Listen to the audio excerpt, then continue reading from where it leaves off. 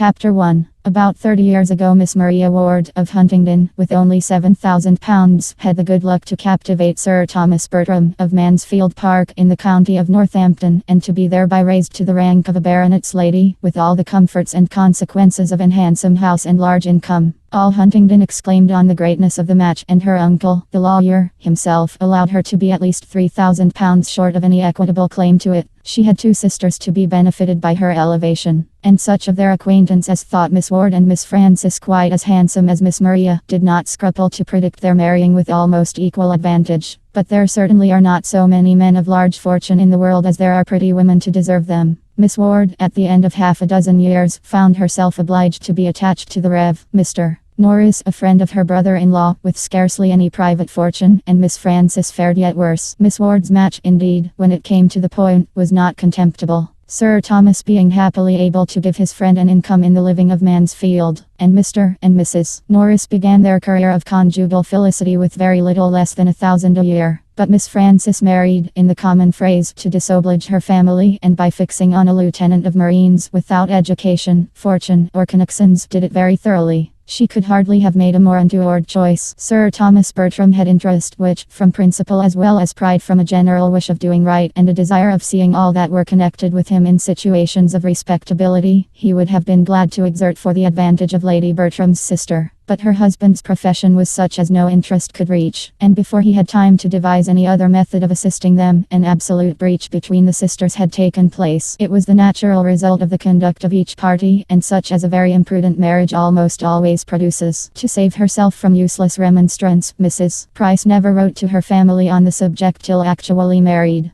Lady Bertram, who was a woman of very tranquil feelings and a temper remarkably easy and indolent, would have contented herself with merely giving up her sister and thinking no more of the matter. But Mrs. Norris had a spirit of activity which could not be satisfied till she had written a long and angry letter to Fanny to point out the folly of her conduct and threaten her with all its possible ill consequences. Mrs. Price, in her turn, was injured and angry, and an answer, which comprehended each sister in its bitterness and bestowed such very disrespectful reflections on the pride of Sir Thomas as Mrs. Norris could not possibly keep to herself, put an end to all intercourse between them for a considerable period. Their homes were so distant, and the circles in which they moved so distinct, as almost to preclude the means of ever hearing of each other's existence during the 11 following years, or, at least, to make it very wonderful to Sir Thomas that Mrs. Norris should ever have it in her power to tell them, as she now and then did, in an angry voice, that Fanny had got another child. By the end of 11 years, however, Mrs. Price could no longer afford to cherish pride or resentment, or to lose one connection that might possibly assist her. A large and still increasing family, and husband disabled for active service but not the less equal to company and good liquor, and a very small income to supply their wants, made her eager to regain the friends she had so carelessly sacrificed, and she addressed Lady Bertram in a letter which spoke so much contrition and despondence, such a superfluity of children, and such a want of almost everything else, as could not but dispose them all to a reconciliation. She was preparing for her 9th lying in, and after bailing the circumstance and imploring their countenance as sponsors to the expected child, she could not conceal how important she felt they might be to the future maintenance of the 8 already in being. Her eldest was a boy of 10 years old, a fine-spirited fellow, who longed to be out in the world. But what could she do? Was there any chance of his being hereafter useful to Sir Thomas in the concerns of his West Indian property? No situation would be beneath him. Or what did Sir Thomas think of Woolwich? Or how could a boy be sent out to the East? The letter was not unproductive. It re-established peace and kindness. Sir Thomas sent friendly advice and professions. Lady Bertram dispatched money and baby linen, and Mrs. Norris wrote the letters. Such were its immediate effects, and within a 12-month a more important advantage to Mrs. Price resulted from it. Mrs. Norris was often observing to the others that she could not get her poor sister and her family out of her head, and that, much as they had all done for her, she seemed to be wanting to do more. And at length she could not but own it to be her wish that poor Mrs. Price should be relieved from the charge and expense of one child entirely out of her great number. What if they were among them to undertake the care of her eldest daughter, a girl now 9 years old, of an age to require more attention than her poor mother could possibly give? The trouble and expense of it to them would be nothing, compared with the benevolence of the action. Lady Bertram agreed with her instantly. "I think we cannot do better," said she. "Let us send for the child." Sir Thomas could not give so instantaneous and unqualified a consent. He debated and hesitated. It was a serious charge. A girl so brought up must be adequately provided for, or there would be cruelty instead of kindness in taking her from her family. He thought of his own 4 children, of his 2 sons, of cousins-in-law, etc. But no sooner had he deliberately begun to state his objections than Mrs. Norris interrupted him with a reply to them all, whether stated or not. My dear Sir Thomas, I perfectly comprehend you, and do justice to the generosity and delicacy of your notions, which indeed are quite of a piece with your general conduct. And I entirely agree with you in the main as to the propriety of doing everything one could by way of providing for a child one had in a manner taken into one's own hands. And I am sure I should be the last person in the world to withhold my mite upon such an occasion. Having no children of my own, who should I look to in any little matter I may ever have to bestow, but the children of my sisters, and I am sure Mr. Norris is too just, but you know I am a woman of few words and professions. Do not let us be frightened from a good deed by a trifle. Give a girl an education, and introduce her properly into the world, and 10 to 1 but she has the means of settling well, without farther expense to anybody. A niece of ours, Sir Thomas, I may say, or at least of yours, would not grow up in this neighborhood without many advantages. I don't say she would be so handsome as her cousins. I dare say she would not, but she would be introduced into the society of this country under such very favorable circumstances as, in all human probability, would get her a creditable establishment. You are thinking of your sons, but do not you know that, of all things upon earth, that is the least likely to happen, brought up as they would be always together like brothers and sisters? It is morally impossible. I never knew an instance of it. It is, in fact, the only sure way of providing against the connection. Suppose her a pretty girl, and seen by Tom or Edmund for the first time 7 years hence, and I dare say there would be mischief. The very idea of her having been suffered to grow up at a distance from us all in poverty and neglect would be enough to make either of the dear, sweet-tempered boys in love with her. But breed her up with them from this time, and suppose her even to have the beauty of an angel, and she will never be more to either than a sister. There is a great deal of truth in what you say, replied Sir Thomas, and far be it from me to throw any fanciful impediment in the way of a plan which would be so consistent with the relative situations of each. I only meant to observe that it ought not to be lightly engaged in, and that to make it really serviceable to Mrs. Price and creditable to ourselves, we must secure to the child, or consider ourselves engaged to secure to her hereafter, as circumstances may arise, the provision of a gentlewoman, if no such establishment should offer as you are so sanguine in expecting. I thoroughly understand you, cried Mrs. Norris. You are everything that is generous and considerate, and I am sure we shall never disagree on this point. Whatever I can do, as you well know, I am always ready enough to do for the good of those I love. And, though I could never feel for this little girl the 100th part of the regard I bear your own dear children, nor consider her, in any respect, so much my own, I should hate myself if I were capable of neglecting her. Is not she a sister's child? And could I bear to see her want while I had a bit of bread to give her? My dear Sir Thomas, with all my faults I have a warm heart, and, poor as I am, would rather deny myself the necessaries of life than do an ungenerous thing. So, if you are not against it, I will write to my poor sister tomorrow and make the proposal. And, as soon as matters are settled, I will engage to get the child to Mansfield. You shall have no trouble about it. My own trouble, you know, I never regard. I will send Nanny to London on purpose, and she may have a bed at her cousin the saddler's, and the child be appointed to meet her there. They may easily get her from Portsmouth to town by the coach under the care of any creditable person that may chance to be going. I dare say there is always some reputable tradesman's wife or other going up. Except to the attack on Nanny's cousin, Sir Thomas no longer made any objection, and a more respectable, though less economical rendezvous being accordingly substituted, everything was considered as settled, and the pleasures of so benevolent a scheme were already enjoyed. The division of gratifying sensations ought not, in strict justice, to have been equal. For Sir Thomas was fully resolved to be the real and consistent patron of the selected child, and Mrs. Norris had not the least intention of being at any expense whatever in her maintenance. As far as walking, talking, and contriving reached, she was thoroughly benevolent, and nobody knew better how to dictate liberality to others. But her love of money was equal to her love of directing, and she knew quite as well how to save her own as to spend that of her friends. Having married on a narrower income than she had been used to look forward to, she had, from the first, fancied a very strict line of economy necessary, and what was begun as a matter of prudence soon grew into a matter of choice as an object of that needful solicitude which there were no children to supply. Had there been a family to provide for, Mrs. Norris might never have saved her money, but having no care of that kind, there was nothing to impede her frugality or lessen the comfort of making a yearly addition to an income which they had never lived up to. Under this infatuating principle, counteracted by no real affection for her sister, it was impossible for her to aim at more than the credit of projecting and arranging so expensive a charity. Though perhaps she might so little know herself as to walk home to the parsonage after this conversation, in the happy belief of being the most liberal-minded sister and aunt in the world. When the subject was brought forward again, her views were more fully explained. And, in reply to Lady Bertram's calm inquiry of where shall the child come to first, sister, to you or to us, Sir Thomas heard with some surprise that it would be totally out of Mrs. Norris's power to take any share in the personal charge of her. He had been considering her as a particularly welcome addition at the parsonage, as a desirable companion to an aunt who had no children of her own. But he found himself wholly mistaken.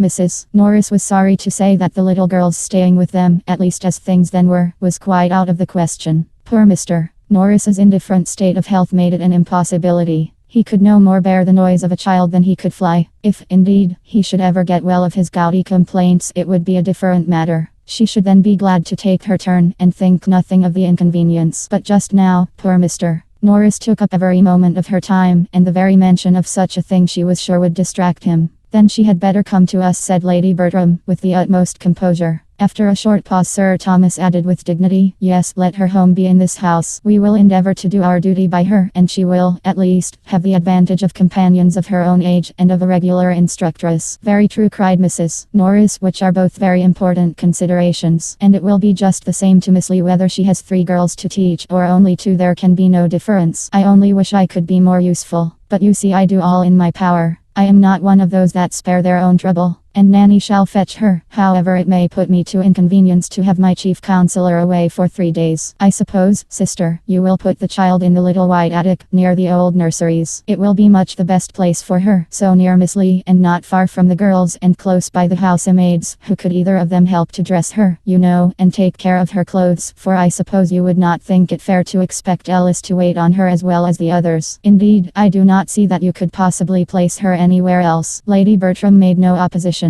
I hope she will prove a well-disposed girl, continued Mrs. Norris, and be sensible of her uncommon good fortune in having such friends. Should her disposition be really bad, said Sir Thomas, we must not, for our own children's sake, continue her in the family. But there is no reason to expect so great an evil. We shall probably see much to wish altered in her, and must prepare ourselves for gross ignorance, some meanness of opinions, and very distressing vulgarity of manner. But these are not incurable faults, nor, I trust, can they be dangerous for her associates. Had my daughters been younger than herself, I should have considered the introduction of such a companion as a matter of very serious moment. But as it is, I hope there can be nothing to fear for them, and everything to hope for her, from the association. That is exactly what I think, cried Mrs. Norris, and what I was saying to my husband this morning. It will be an education for the child, said I, only being with her cousins. If Miss Lee taught her nothing, she would learn to be good and clever from them. I hope she will not tease my poor pug, said Lady Bertram. I have but just got Julia to leave it alone. There will be some difficulty in our way, Mrs. Norris, observed Sir Thomas, as to the distinction proper to be made between the girls as they grow up.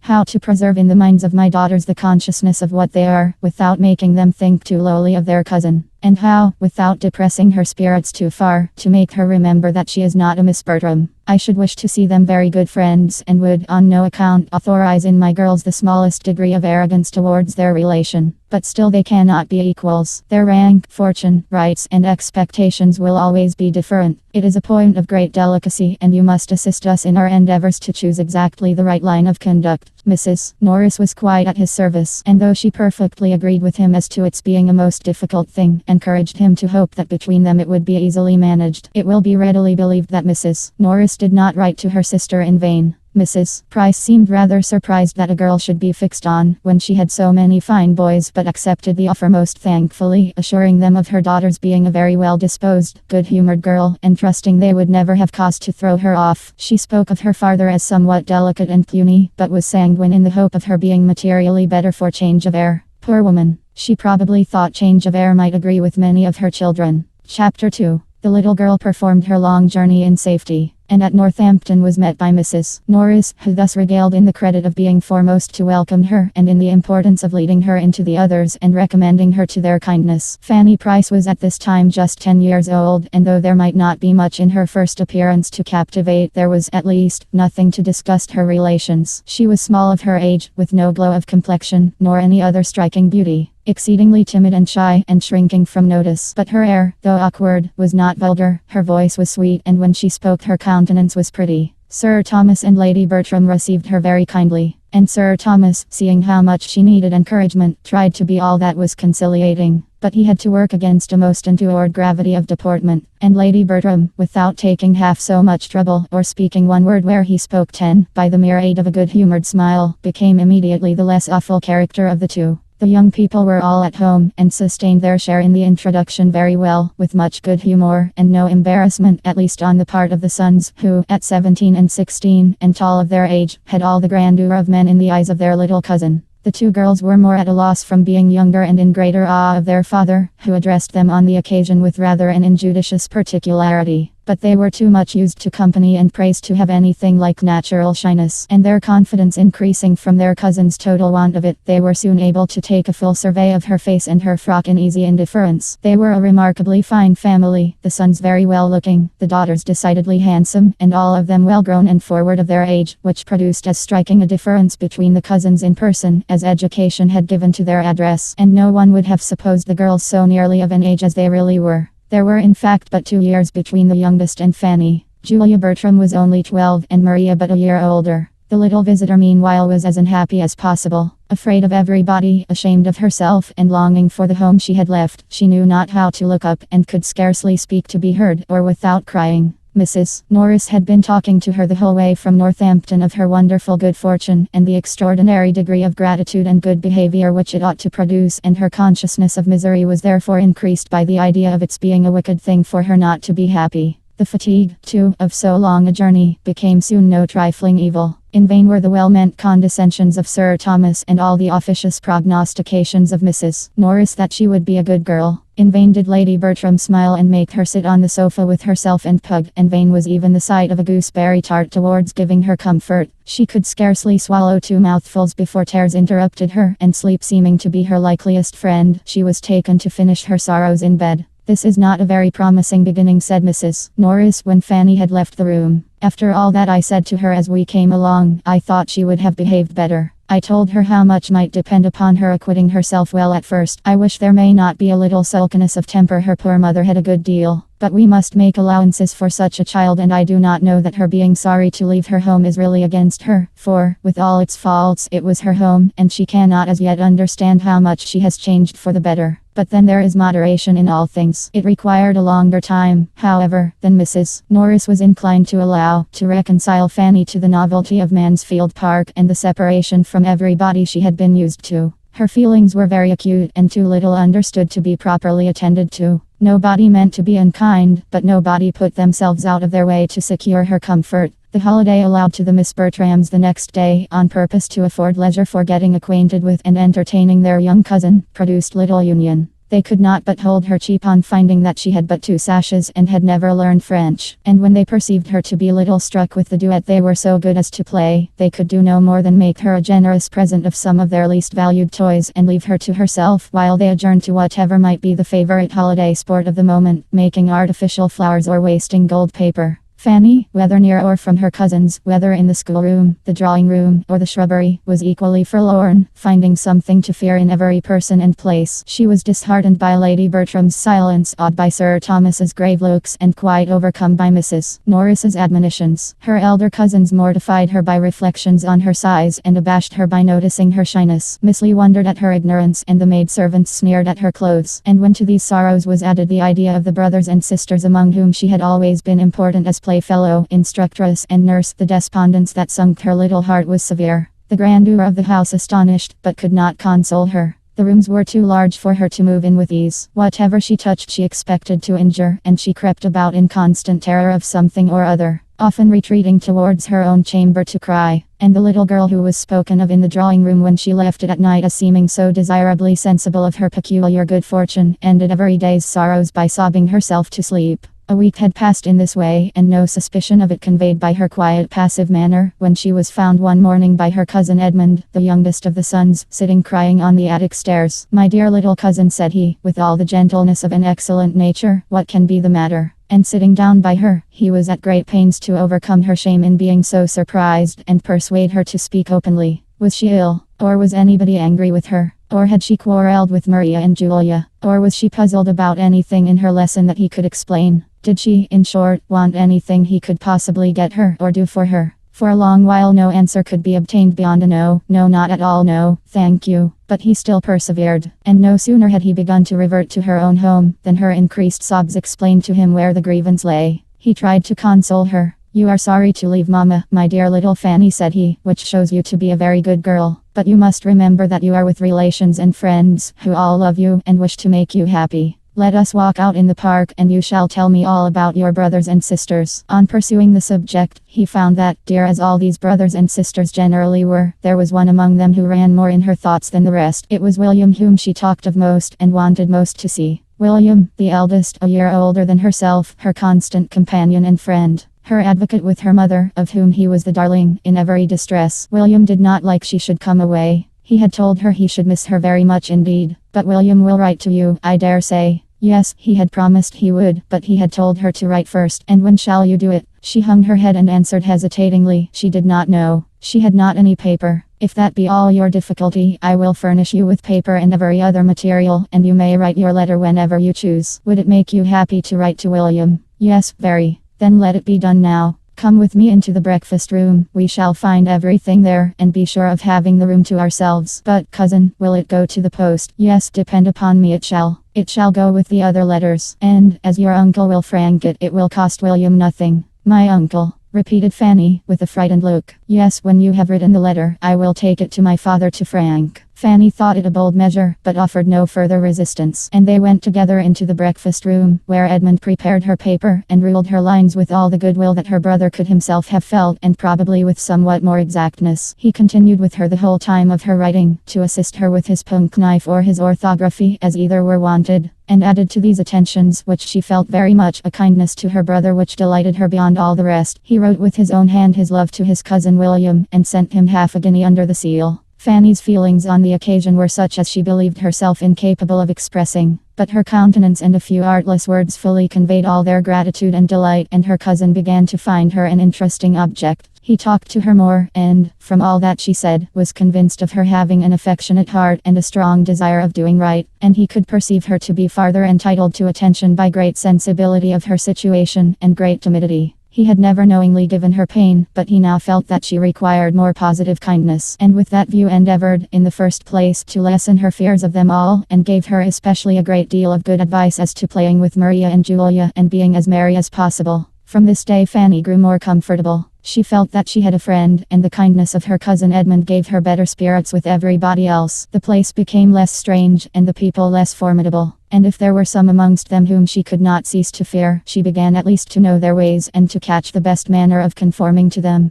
The little rusticities and awkwardnesses which had at first made grievous inroads on the tranquillity of all, and not least of herself, necessarily wore away, and she was no longer materially afraid to appear before her uncle, nor did her Aunt Norris's voice make her start very much. To her cousins she became occasionally an acceptable companion. Though unworthy, from inferiority of age and strength, to be their constant associate, their pleasures and schemes were sometimes of a nature to make a third very useful, especially when that third was of an obliging, yielding temper. And they could not but own, when their aunt inquired into her faults, or their brother Edmund urged her claims to their kindness, that Fanny was good-natured enough. Edmund was uniformly kind himself, and she had nothing worse to endure on the part of Tom than that sort of merriment which a young man of 17 will always think fair with a child of 10. He was just entering into life, full of spirits, and with all the liberal dispositions of an eldest son, who feels born only for expense and enjoyment. His kindness to his little cousin was consistent with his situation and rights. He made her some very pretty presents, and laughed at her. As her appearance and spirits improved, Sir Thomas and Mrs. Norris thought with greater satisfaction of their benevolent plan, and it was pretty soon decided between them that, though far from clever, she showed a tractable disposition, and seemed likely to give them little trouble. A mean opinion of her abilities was not confined to them. Fanny could read, work, and write, but she had been taught nothing more. And as her cousins found her ignorant of many things with which they had been long familiar, they thought her prodigiously stupid, and for the first 2 or 3 weeks were continually bringing some fresh report of it into the drawing room.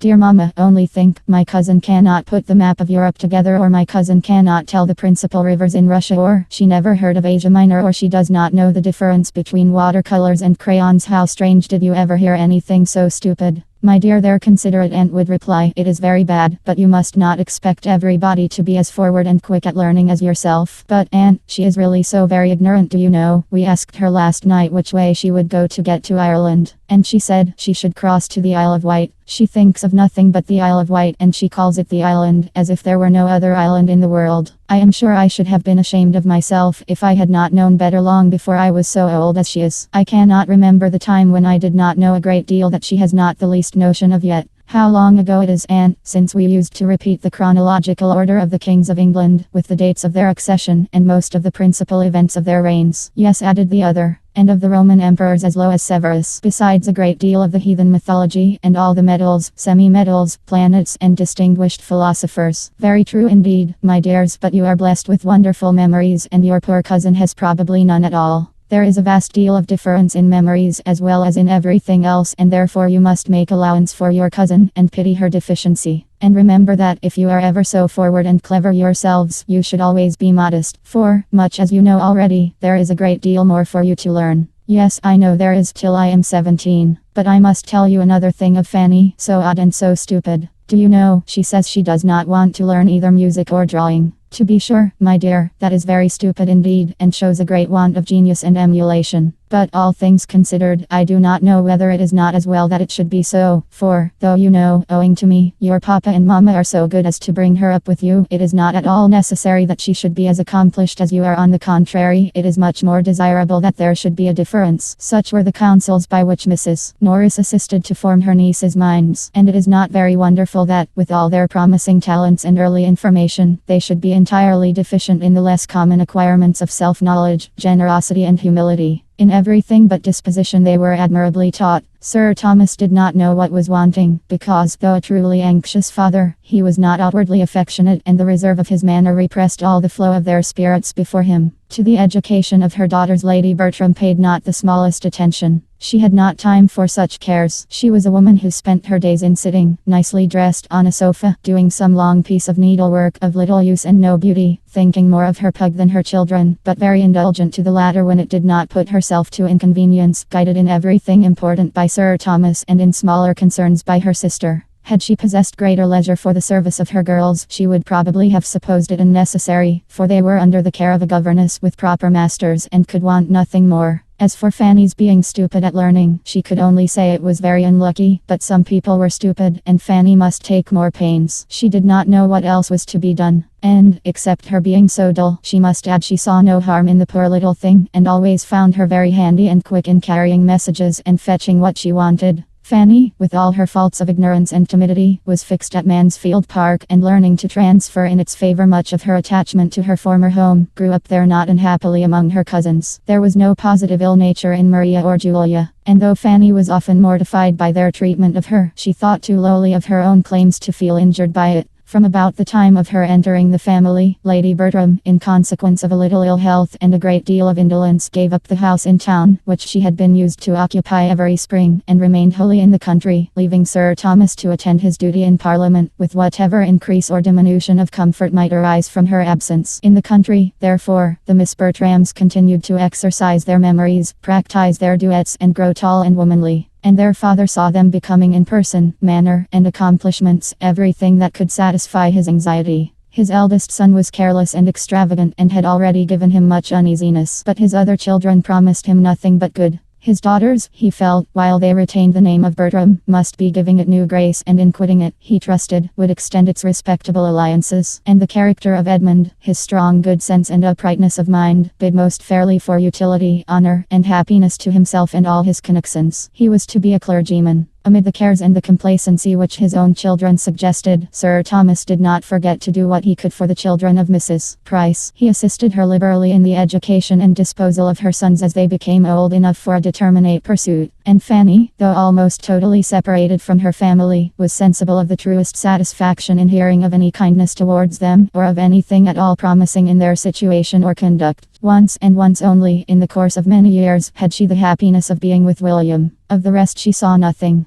Nobody seemed to think of her ever going amongst them again, even for a visit. Nobody at home seemed to want her. But William, determining, soon after her removal, to be a sailor, was invited to spend a week with his sister in Northamptonshire before he went to sea. Their eager affection in meeting, their exquisite delight in being together, their hours of happy mirth and moments of serious conference may be imagined, as well as the sanguine views and spirits of the boy even to the last, and the misery of the girl when he left her. Luckily the visit happened in the Christmas holidays when she could directly look for comfort to her cousin Edmund, and he told her such charming things of what William was to do and be hereafter, in consequence of his profession, as made her gradually admit that the separation might have some use. Edmund's friendship never failed her. His leaving Eton for Oxford made no change in his kind dispositions and only afforded more frequent opportunities of proving them. Without any display of doing more than the rest or any fear of doing too much, he was always true to her interests and considerate of her feelings, trying to make her good qualities understood and to conquer the diffidence which prevented their being more apparent, giving her advice, consolation, and encouragement. Kept back as she was by everybody else, his single support could not bring her forward, but his attentions were otherwise of the highest importance in assisting the improvement of her mind and extending its pleasures. He knew her to be clever, to have a quick apprehension as well as good sense and a fondness for reading, which, properly directed, must be an education in itself. Miss Lee taught her French and heard her read the daily portion of history, but he recommended the books which charmed her leisure hours. He encouraged her taste and corrected her judgment. He made reading useful by talking to her of what she read and heightened its attraction by judicious praise. In return for such services she loved him better than anybody in the world except William. Her heart was divided between the two. Chapter 3. The first event of any importance in the family was the death of Mr. Norris, which happened when Fanny was about 15, and necessarily introduced alterations and novelties. Mrs. Norris, on quitting the parsonage, removed first to the park and afterwards to a small house of Sir Thomas's in the village, and consoled herself for the loss of her husband by considering that she could do very well without him, and for her reduction of income by the evident necessity of stricter economy. The living was hereafter for Edmund, and, had his uncle died a few years sooner, it would have been duly given to some friend to hold till he were old enough for orders. But Tom's extravagance had, previous to that event, been so great as to render a different disposal of the next presentation necessary, and the younger brother must help to pay for the pleasures of the elder. There was another family living actually held for Edmund, but though this circumstance had made the arrangement somewhat easier to Sir Thomas's conscience, he could not but feel it to be an act of injustice, and he earnestly tried to impress his eldest son with the same conviction, in the hope of its producing a better effect than anything he had yet been able to say or do. "I blush for you, Tom," said he, in his most dignified manner. "I blush for the expedient which I am driven on, and I trust I may pity your feelings as a brother on the occasion. You have robbed Edmund for 10, 20, 30 years, perhaps for life, of more than half the income which ought to be his. It may hereafter be in my power, or in yours, I hope it will, to procure him better preferment, but it must not be forgotten that no benefit of that sort would have been beyond his natural claims on us, and that nothing can, in fact, be an equivalent for the certain advantage which he is now obliged to forego through the urgency of your debts." Tom listened with some shame and some sorrow, but escaping as quickly as possible, could soon with cheerful selfishness reflect, firstly, that he had not been half so much in debt as some of his friends; secondly, that his father had made a most tiresome piece of work of it; and, thirdly, that the future incumbent, whoever he might be, would, in all probability, die very soon. On Mr.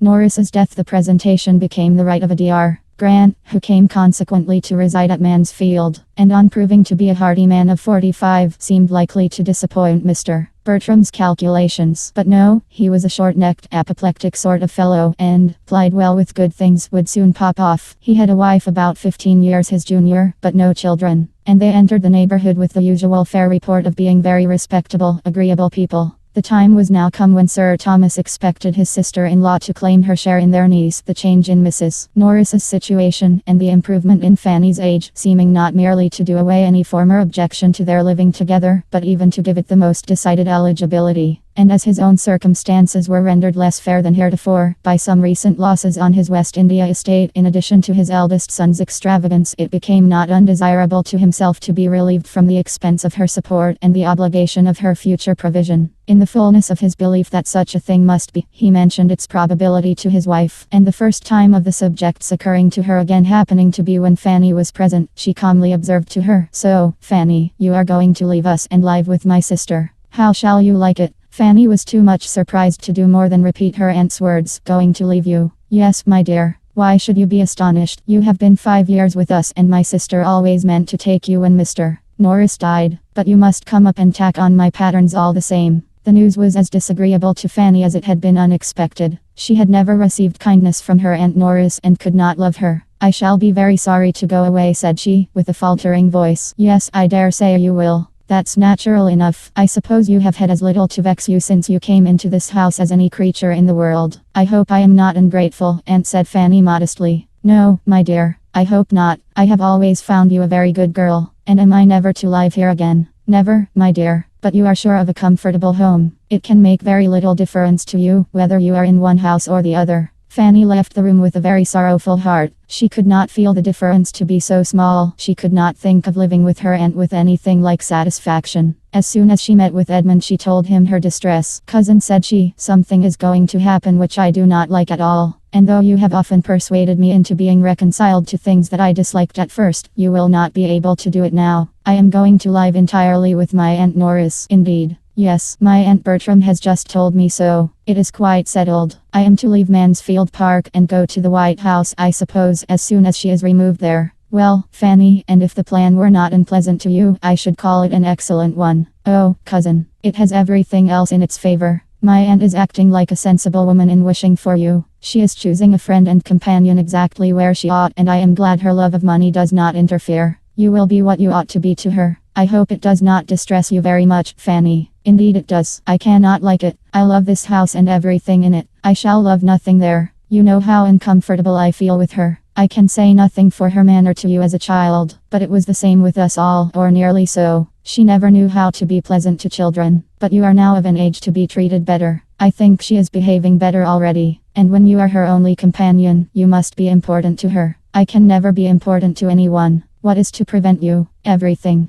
My situation, my foolishness and awkwardness. As to your foolishness and awkwardness, my dear Fanny, believe me, you never have a shadow of either, but in using the words so improperly. There is no reason in the world why you should not be important where you are known. You have good sense and a sweet temper, and I am sure you have a grateful heart that could never receive kindness without wishing to return it. I do not know any better qualifications for a friend and companion. You are too kind, said Fanny, coloring at such praise. How shall I ever thank you as I ought for thinking so well of me? Oh, cousin, if I am to go away, I shall remember your goodness to the last moment of my life. Why, indeed, Fanny, I should hope to be remembered at such a distance as the White House. You speak as if you were going 200 miles off instead of only across the park. But you will belong to us almost as much as ever. The two families will be meeting every day in the year. The only difference will be that, living with your aunt, you will necessarily be brought forward as you ought to be. Here there are too many whom you can hide behind, but with her you will be forced to speak for yourself. Oh, do not say so. I must say it, and say it with pleasure. Mrs. Norris is much better fitted than my mother for having the charge of you now. She is of a temper to do a great deal for anybody she really interests herself about, and she will force you to do justice to your natural powers. Fanny sighed and said, I cannot see things as you do, but I ought to believe you to be right rather than myself, and I am very much obliged to you for trying to reconcile me to what must be. If I could suppose my aunt really to care for me, it would be delightful to feel myself of consequence to anybody. Here, I know, I am of none, and yet I love the place so well. The place, Fanny, is what you will not quit. Though you quit the house, you will have as free a command of the park and gardens as ever. Even your constant little heart need not take fright at such a nominal change. You will have the same walks to frequent, the same library to choose from, the same people to look at, the same horse to ride. Very true. Yes, dear old grey pony. Ah,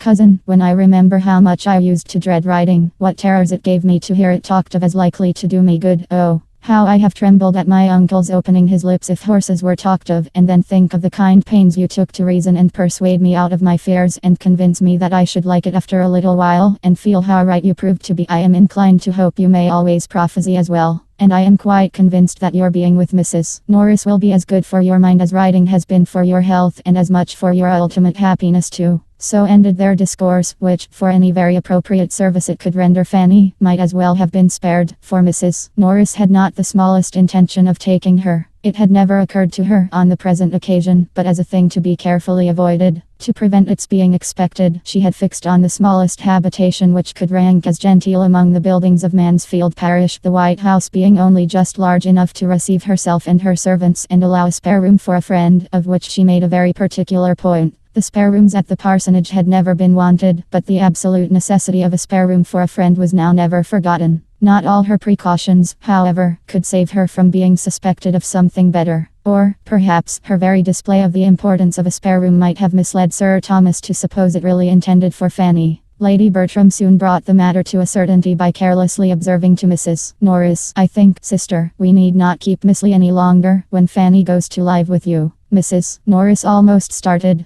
"Live with me, dear Lady Bertram? What do you mean? Is she not to live with you? I thought you had settled it with Sir Thomas." "Me? Never. I never spoke a syllable about it to Sir Thomas, nor he to me. Fanny live with me? The last thing in the world for me to think of, or for anybody to wish that really knows us both. Good heaven! What could I do with Fanny? Me, a poor, helpless, forlorn widow, unfit for anything." My spirits quite broke down. What could I do with a girl at her time of life, a girl of 15, the very age of all others to need most attention and care, and put the cheerfulest spirits to the test? Sure, Sir Thomas could not seriously expect such a thing. Sir Thomas is too much my friend. Nobody that wishes me well, I am sure, would propose it. How came Sir Thomas to speak to you about it? Indeed, I do not know. I suppose he thought it best, but what did he say? He could not say he wished me to take Fanny. I am sure in his heart he could not wish me to do it. No, he only said he thought it very likely, and I thought so too. We both thought it would be a comfort to you, but if you do not like it, there is no more to be said. She is no encumbrance here. Dear sister, if you consider my unhappy state, how can she be any comfort to me? Here am I, a poor desolate widow, deprived of the best of husbands, my health gone in attending and nursing him, my spirits still worse, all my peace in this world destroyed, with hardly enough to support me in the rank of a gentlewoman, and enable me to live so as not to disgrace the memory of the dear departed. What possible comfort could I have in taking such a charge upon me as Fanny? If I could wish it for my own sake, I would not do so unjust a thing by the poor girl. She is in good hands, and sure of doing well. I must struggle through my sorrows and difficulties as I can.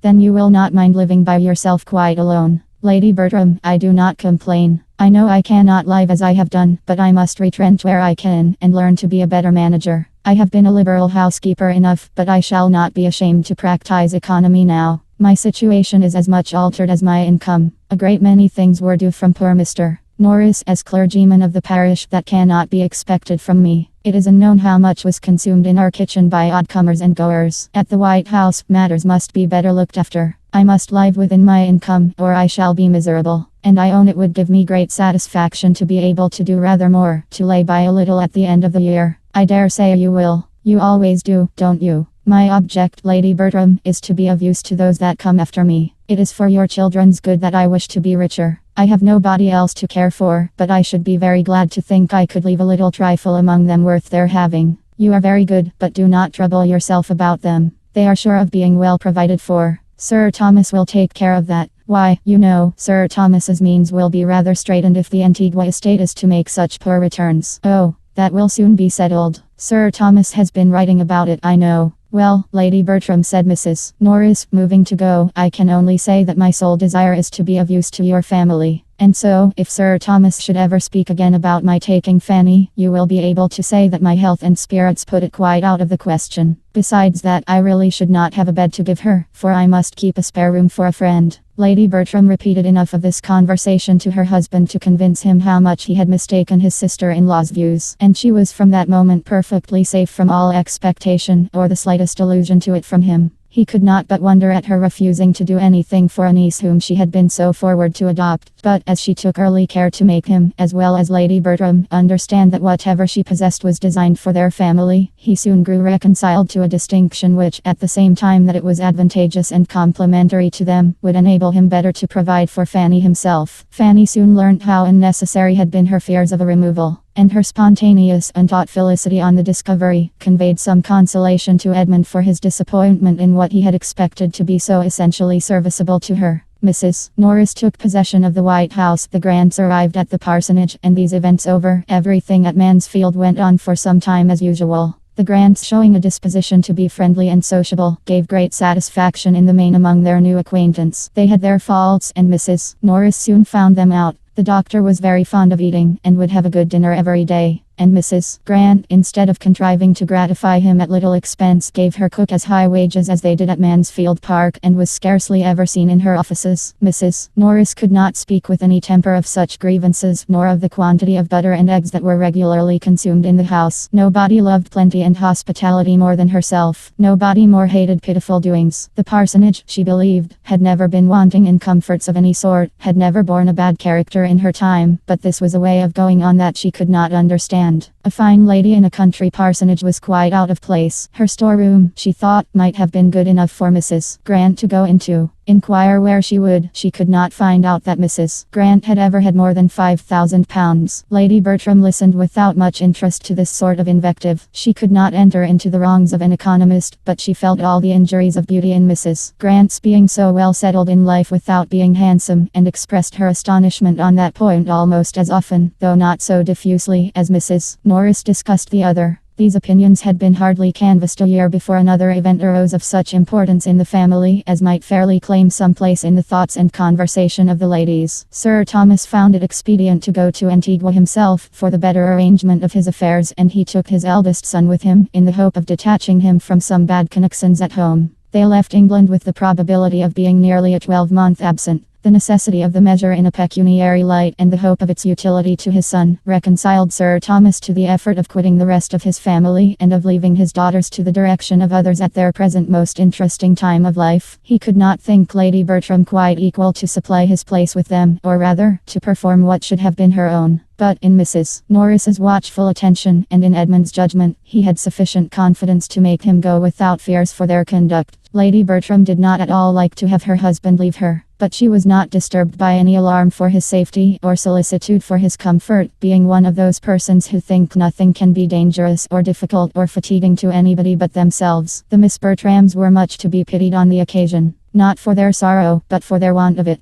Their father was no object of love to them. He had never seemed the friend of their pleasures, and his absence was unhappily most welcome. They were relieved by it from all restraint, and without aiming at one gratification that would probably have been forbidden by Sir Thomas, they felt themselves immediately at their own disposal, and to have every indulgence within their reach. Fanny's relief, and her consciousness of it, were quite equal to her cousin's, but a more tender nature suggested that her feelings were ungrateful, and she really grieved because she could not grieve. Sir Thomas, who had done so much for her and her brothers, and who was gone perhaps never to return, that she should see him go without a tear. It was a shameful insensibility. He had said to her, moreover, on the very last morning, that he hoped she might see William again in the course of the ensuing winter, and had charged her to write and invite him to Mansfield as soon as the squadron to which he belonged should be known to be in England. This was so thoughtful and kind, and would he only have smiled upon her and called her my dear Fanny while he said it, every former frown or cold address might have been forgotten. But he had ended his speech in a way to sink her in sad mortification, by adding, "If William does come to Mansfield, I hope you may be able to convince him that the many years which have passed since you parted have not been spent on your side entirely without improvement. Though, I fear, he must find his sister at 16 in some respects too much like his sister at 10. She cried bitterly over this reflection when her uncle was gone, and her cousins, on seeing her with red eyes, set her down as a hypocrite. Chapter 4. Tom Bertram had of late spent so little of his time at home that he could be only nominally missed, and Lady Bertram was soon astonished to find how very well they did even without his father, how well Edmund could supply his place in carving, talking to the steward, writing to the attorney, settling with the servants, and equally saving her from all possible fatigue or exertion in every particular but that of directing her letters. The earliest intelligence of the traveller's safe arrival at Antigua, after a favourable voyage, was received, though not before Mrs. Norris had been indulging in very dreadful fears and trying to make Edmund participate them whenever she could get him alone. And as she depended on being the first person made acquainted with any fatal catastrophe, she had already arranged the manner of breaking it to all the others, when Sir Thomas's assurances of their both being alive and well made it necessary to lay by her agitation and affectionate preparatory speeches for a while. The winter came and passed without their being called for. The accounts continued perfectly good, and Mrs. Norris, in promoting gaieties for her nieces, assisting their toilets, displaying their accomplishments, and looking about for their future husbands, had so much to do as, in addition to all her own household cares, some interference in those of her sister and Mrs. Grant's wasteful doings to overlook, left her very little occasion to be occupied in fears for the absent.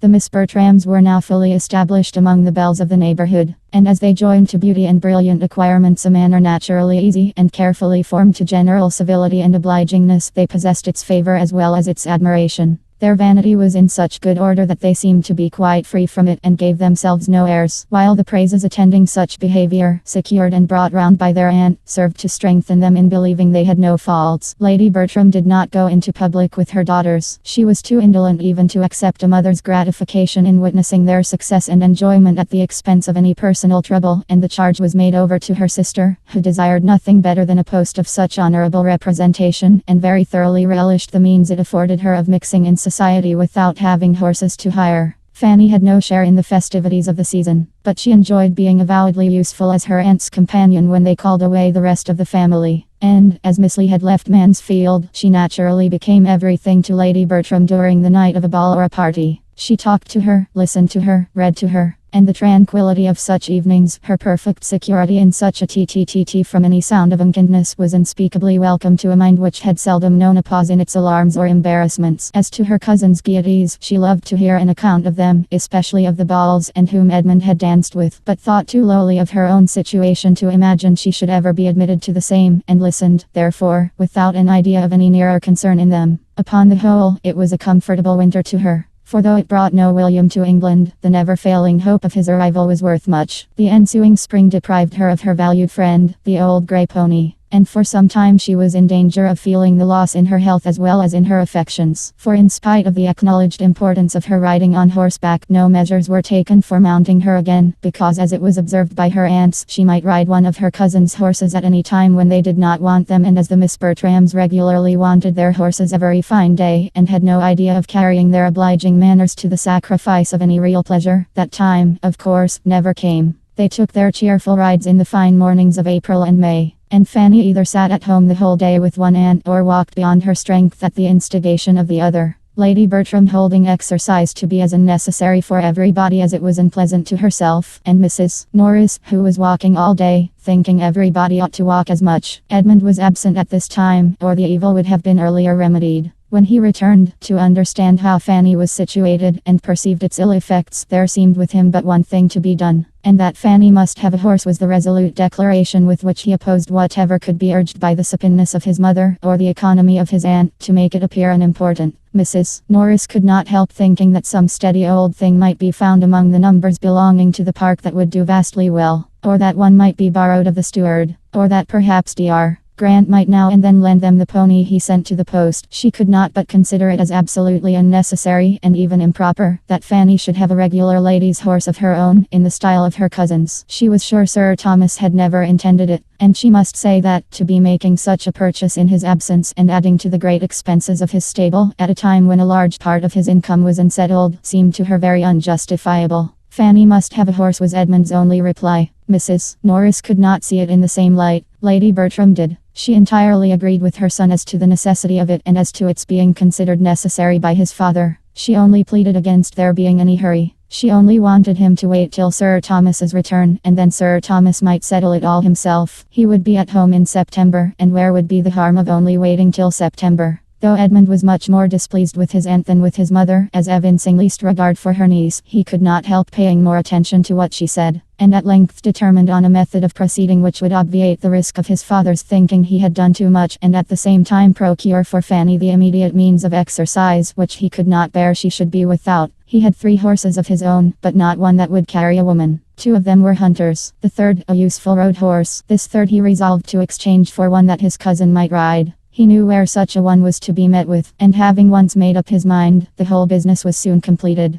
The new mare proved a treasure. With a very little trouble she became exactly calculated for the purpose, and Fanny was then put in almost full possession of her. She had not supposed before that anything could ever suit her like the old grey pony, but her delight in Edmund's mare was far beyond any former pleasure of the sort, and the addition it was ever receiving in the consideration of that kindness from which her pleasure sprung, was beyond all her words to express. She regarded her cousin as an example of everything good and great, as possessing worth which no one but herself could ever appreciate, and as entitled to such gratitude from her as no feelings could be strong enough to pay. Her sentiments towards him were compounded of all that was respectful, grateful, confiding, and tender. As the horse continued in name as well as fact the property of Edmund, Mrs. Norris could tolerate its being for Fanny's use, and had Lady Bertram ever thought about her own objection again, he might have been excused in her eyes for not waiting till Sir Thomas's return in September, for when September came Sir Thomas was still abroad, and without any near prospect of finishing his business. Unfavorable circumstances had suddenly arisen at a moment when he was beginning to turn all his thoughts towards England, and the very great uncertainty in which everything was then involved determined him on sending home his son and waiting the final arrangement by himself. Tom arrived safely, bringing an excellent account of his father's health, but to very little purpose as far as Mrs. Norris was concerned. Sir Thomas's sending away his son seemed to her so like a parent's care, under the influence of a foreboding of evil to himself, that she could not help feeling dreadful presentiments, and as the long evenings of autumn came on, was so terribly haunted by these ideas in the sad solitariness of her cottage, as to be obliged to take daily refuge in the dining room of the park. The return of winter engagements, however, was not without its effect, and in the course of their progress her mind became so pleasantly occupied in superintending the fortunes of her eldest niece as tolerably to quiet her nerves. If poor Sir Thomas were fated never to return, it would be peculiarly consoling to see their dear Maria well married, she very often thought, always when they were in the company of men of fortune, and particularly on the introduction of a young man who had recently succeeded to one of the largest estates and finest places in the country.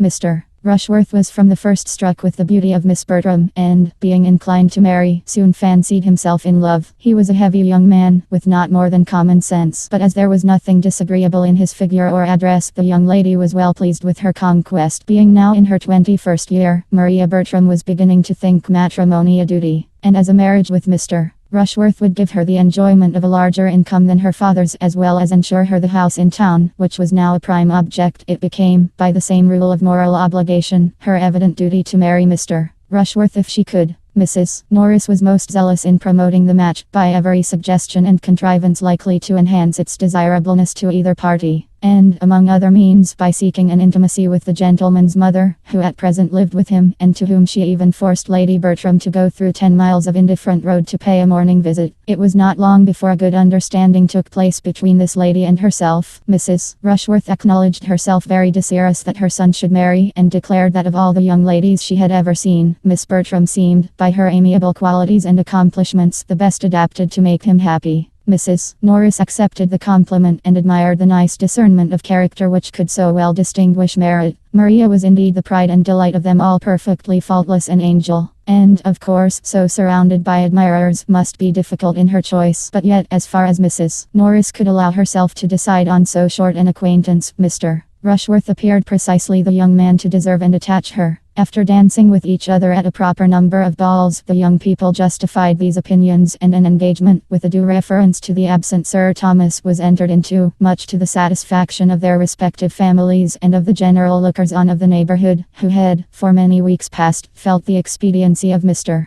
Rushworth's marrying Miss Bertram. It was some months before Sir Thomas's consent could be received, but in the meanwhile, as no one felt a doubt of his most cordial pleasure in the connection, the intercourse of the two families was carried on without restraint, and no other attempt made at secrecy than Mrs. Norris's talking of it everywhere as a matter not to be talked of at present. Edmund was the only one of the family who could see a fault in the business, but no representation of his aunts could induce him to find Mr. Rushworth a desirable companion. He could allow his sister to be the best judge of her own happiness, but he was not pleased that her happiness should center in a large income, nor could he refrain from often saying to himself, in Mr. Rushworth's company, if this man had not 12,000 a year, he would be a very stupid fellow. Sir Thomas, however, was truly happy in the prospect of an alliance so unquestionably advantageous, and of which he heard nothing but the perfectly good and agreeable. It was a connection exactly of the right sort in the same county, and the same interest, and his most hearty concurrence was conveyed as soon as possible. He only conditioned that the marriage should not take place before his return, which he was again looking eagerly forward to. He wrote in April, and had strong hopes of settling everything to his entire satisfaction, and leaving Antigua before the end of the summer. Such was the state of affairs in the month of July, and Fanny had just reached her 18th year, when the society of the village received an addition in the brother and sister of Mrs. Grant, a Mr. and Miss Crawford, the children of her mother by a second marriage.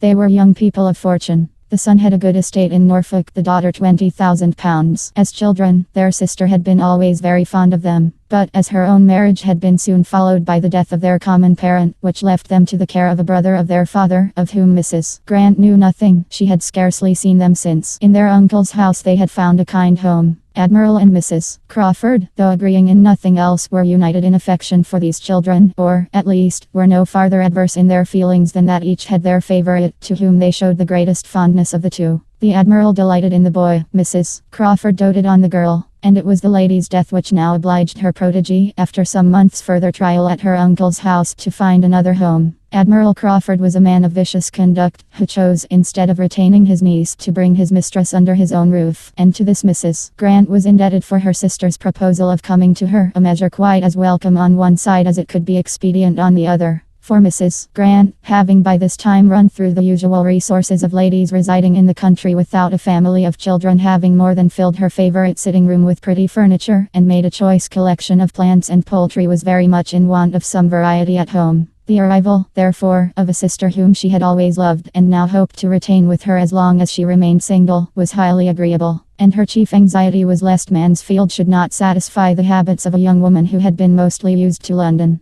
Miss Crawford was not entirely free from similar apprehensions, though they arose principally from doubts of her sister's style of living and tone of society. And it was not till after she had tried in vain to persuade her brother to settle with her at his own country house that she could resolve to hazard herself among her other relations to anything like a permanence of abode or limitation of society. Henry Crawford had, unluckily, a great dislike. He could not accommodate his sister in an article of such importance, but he escorted her, with the utmost kindness, into Northamptonshire, and as readily engaged to fetch her away again, at half an hour's notice, whenever she were weary of the place. The meeting was very satisfactory on each side. Miss Crawford found a sister without preciseness or rusticity, a sister's husband who looked the gentleman, and a house commodious and well fitted up. And Mrs. Grant received in those whom she hoped to love better than ever a young man and woman of very prepossessing appearance. Mary Crawford was remarkably pretty. Henry, though not handsome, had air and countenance. The manners of both were lively and pleasant, and Mrs. Grant immediately gave them credit for everything else. She was delighted with each, but Mary was her dearest object, and having never been able to glory in beauty of her own, she thoroughly enjoyed the power of being proud of her sisters. She had not waited her arrival to look out for a suitable match for her. She had fixed on Tom Bertram. The eldest son of a baronet was not too good for a girl of £20,000, with all the elegance and accomplishments which Mrs. Grant foresaw in her. And being a warm-hearted, unreserved woman, Mary had not been 3 hours in the house before she told her what she had planned. Miss Crawford was glad to find a family of such consequence so very near them, and not at all displeased either at her sister's early care, or the choice it had fallen on. Matrimony was her object, provided she could marry well, and having seen Mr. Bertram in town, she knew that objection could no more be made to his person than to his situation in life. While she treated it as a joke, therefore, she did not forget to think of it seriously. The scheme was soon repeated to Henry. And now, added Mrs. Grant, I have thought of something to make it complete. I should dearly love to settle you both in this country. And therefore, Henry, you shall marry the youngest Miss Bertram, a nice, handsome, good-humored, accomplished girl, who will make you very happy. Henry bowed and thanked her. My dear sister, said Mary, if you can persuade him into anything of the sort, it will be a fresh matter of delight to me to find myself allied to anybody so clever, and I shall only regret that you have not half a dozen daughters to dispose of. If you can persuade Henry to marry, you must have the address of a Frenchwoman. All that English abilities can do has been tried already. I have 3 very particular friends who have been all dying for him in their turn, and the pains which they, their mothers, very clever women, as well as my dear aunt and myself, have taken to reason, coax, or trick him into marrying, is inconceivable. He is the most horrible flirt that can be imagined. If your Miss Bertrams do not like to have their hearts broke, let them avoid Henry. My dear brother, I will not believe this of you. No, I am sure you are too good. You will be kinder than Mary. You will allow for the doubts of youth and inexperience. I am of a cautious temper, and unwilling to risk my happiness in a hurry. Nobody can think more highly of the matrimonial state than myself. I consider the blessing of a wife as most justly described in those discreet lines of the poet Heaven's last best gift. There, Mrs. Grant, you see how he dwells on one word, and only look at his smile. I assure you he is very detestable. The Admiral's lessons have quite spoiled him. I pay very little regard, said Mrs. Grant, to what any young person says on the subject of marriage. If they profess a disinclination for it, I only set it down that they have not yet seen the right person. Dr. Grant laughingly congratulated Miss Crawford on feeling no disinclination to the state herself. Oh yes, I am not at all ashamed of it. I would have everybody marry if they can do it properly. I do not like to have people throw themselves away, but everybody should marry as soon as they can do it to advantage. Chapter 5. The young people were pleased with each other from the first. On each side there was much to attract, and their acquaintance soon promised as early an intimacy as good manners would warrant. Miss Crawford's beauty did her no disservice with the Miss Bertrams. They were too handsome themselves to dislike any woman for being so too, and were almost as much charmed as their brothers with her lively dark eye, clear brown complexion, and general prettiness. Had she been tall, full-formed, and fair, it might have been more of a trial, but as it was, there could be no comparison. And she was most allowably a sweet, pretty girl, while they were the finest young women in the country. Her brother was not handsome. No, when they first saw him he was absolutely plain, black and plain. But still he was the gentleman, with a pleasing address. The second meeting proved him not so very plain. He was plain, to be sure, but then he had so much countenance, and his teeth were so good, and he was so well made, that one soon forgot he was plain. And after a third interview, after dining in company with him at the parsonage, he was no longer allowed to be called so by anybody. He was, in fact, the most agreeable young man the sisters had ever known, and they were equally delighted with him. Miss Bertram's engagement made him in equity the property of Julia, of which Julia was fully aware. And before he had been at Mansfield a week, she was quite ready to be fallen in love with. Maria's notions on the subject were more confused and indistinct. She did not want to see or understand. There could be no harm in her liking an agreeable man. Everybody knew her situation. Mr. Crawford must take care of himself. Mr. Crawford did not mean to be in any danger. The Miss Bertrams were worth pleasing, and were ready to be pleased, and he began with no object but of making them like him. He did not want them to die of love, but with sense and temper which ought to have made him judge and feel better, he allowed himself great latitude on such points. "I like your Miss Bertrams exceedingly, sister," said he, as he returned from attending them to their carriage after the said dinner visit. "They are very elegant, agreeable girls." "So they are indeed, and I am delighted to hear you say it. But you like Julia best." "Oh yes, I like Julia best, but do you really?" For Miss Bertram is in general thought the handsomest, so I should suppose. She has the advantage in every feature, and I prefer her countenance. But I like Julia best. Miss Bertram is certainly the handsomest, and I have found her the most agreeable, but I shall always like Julia best, because you order me. I shall not talk to you, Henry, but I know you will like her best at last. Do not I tell you that I like her best at first? And besides, Miss Bertram is engaged. Remember that, my dear brother. Her choice is made.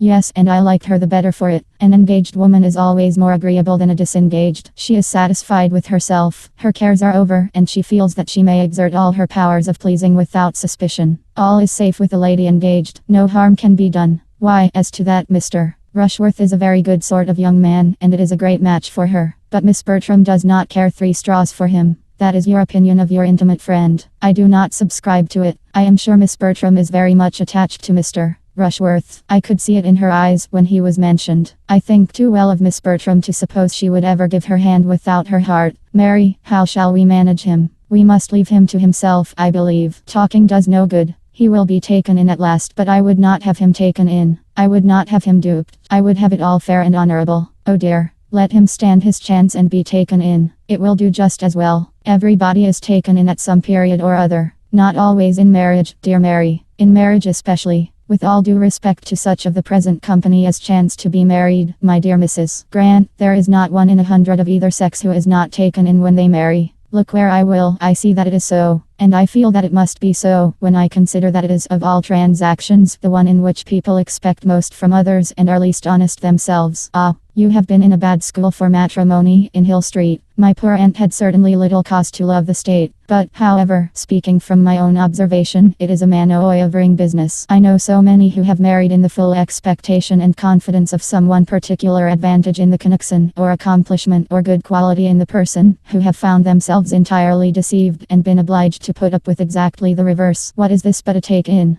My dear child, there must be a little imagination here. I beg your pardon, but I cannot quite believe you. Depend upon it, you see but half. You see the evil, but you do not see the consolation. There will be little rubs and disappointments everywhere, and we are all apt to expect too much. But then, if one scheme of happiness fails, human nature turns to another. If the first calculation is wrong, we make a second better. We find comfort somewhere, and those evil-minded observers, dearest Mary, who make much of a little, are more taken in and deceived than the parties themselves. Well done, sister. I honor your esprit du corps. When I am a wife, I mean to be just as staunch myself, and I wish my friends in general would be so too. It would save me many a heartache. You are as bad as your brother, Mary, but we will cure you both. Mansfield shall cure you both, and without any taking in. Stay with us and we will cure you. The Crawfords, without wanting to be cured, were very willing to stay. Mary was satisfied with the parsonage as a present home, and Henry equally ready to lengthen his visit. He had come, intending to spend only a few days with them, but Mansfield promised well, and there was nothing to call him elsewhere. It delighted Mrs. Grant to keep them both with her, and Dr. Grant was exceedingly well contented to have it so. A talking pretty young woman like Miss Crawford is always pleasant society to an indolent, stay-at-home man, and Mr.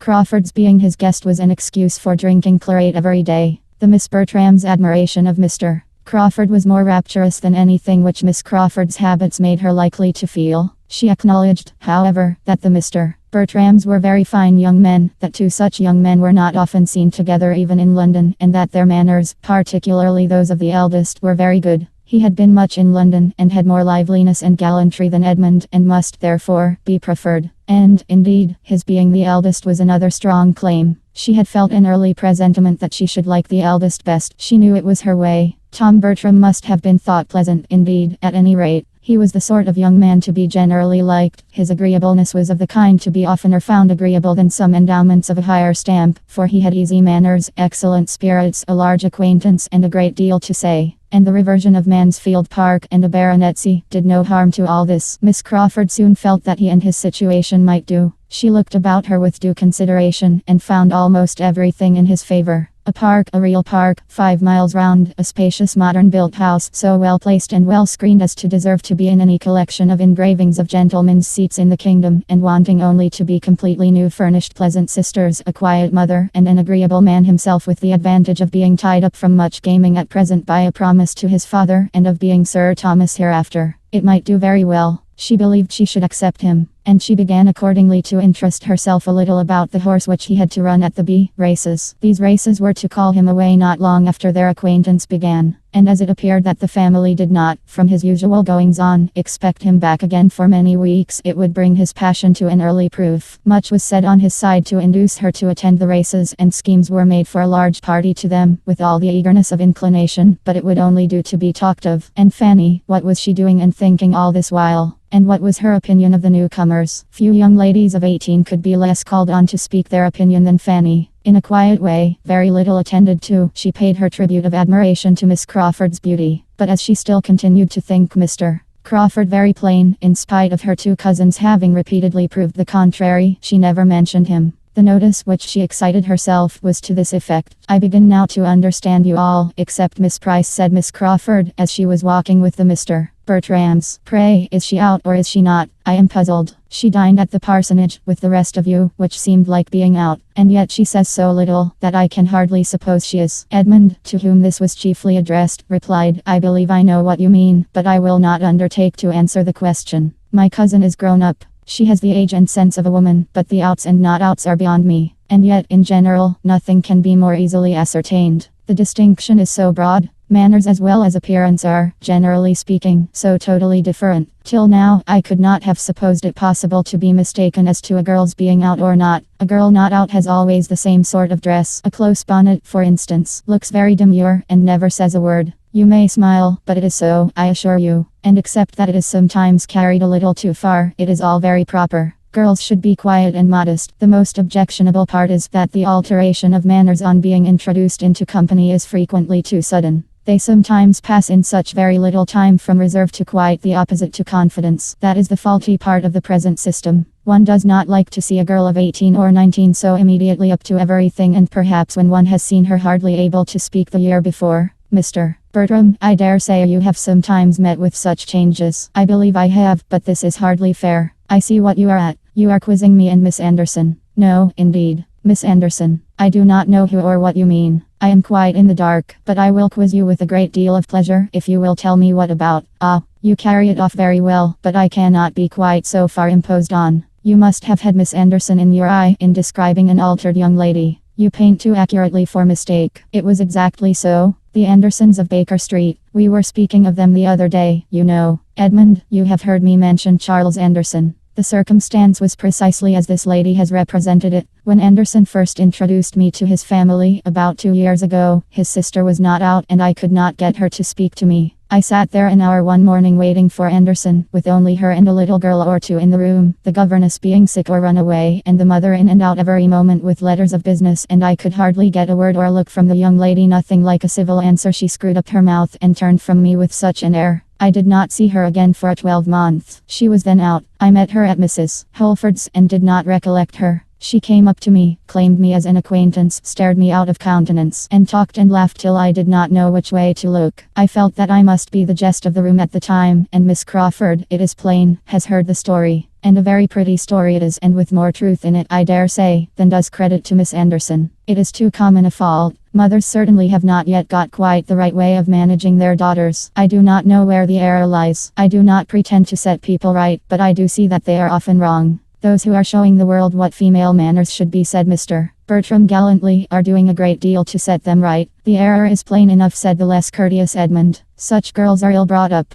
They are given wrong notions from the beginning. They are always acting upon motives of vanity, and there is no more real modesty in their behavior before they appear in public than afterwards. I do not know, replied Miss Crawford hesitatingly. Yes, I cannot agree with you there. It is certainly the modestest part of the business. It is much worse to have girls not out give themselves the same airs and take the same liberties as if they were, which I have seen done. That is worse than anything, quite disgusting. Yes, that is very inconvenient indeed, said Mr. Bertram. It leads one astray. One does not know what to do. The close bonnet and demure air you describe so well, and nothing was ever juster, tell one what is expected. But I got into a dreadful scrape last year from the want of them. I went down to Ramsgate for a week with a friend last September, just after my return from the West Indies. My friend Sneyd, you have heard me speak of Sneyd. Edmund, his father, and mother, and sisters were there, all new to me. When we reached Albion Place they were out. We went after them, and found them on the pier. Mrs. and the two Miss Sneyds, with others of their acquaintance. I made my bow in form, and as Mrs. Sneyd was surrounded by men, attached myself to one of her daughters, walked by her side all the way home, and made myself as agreeable as I could.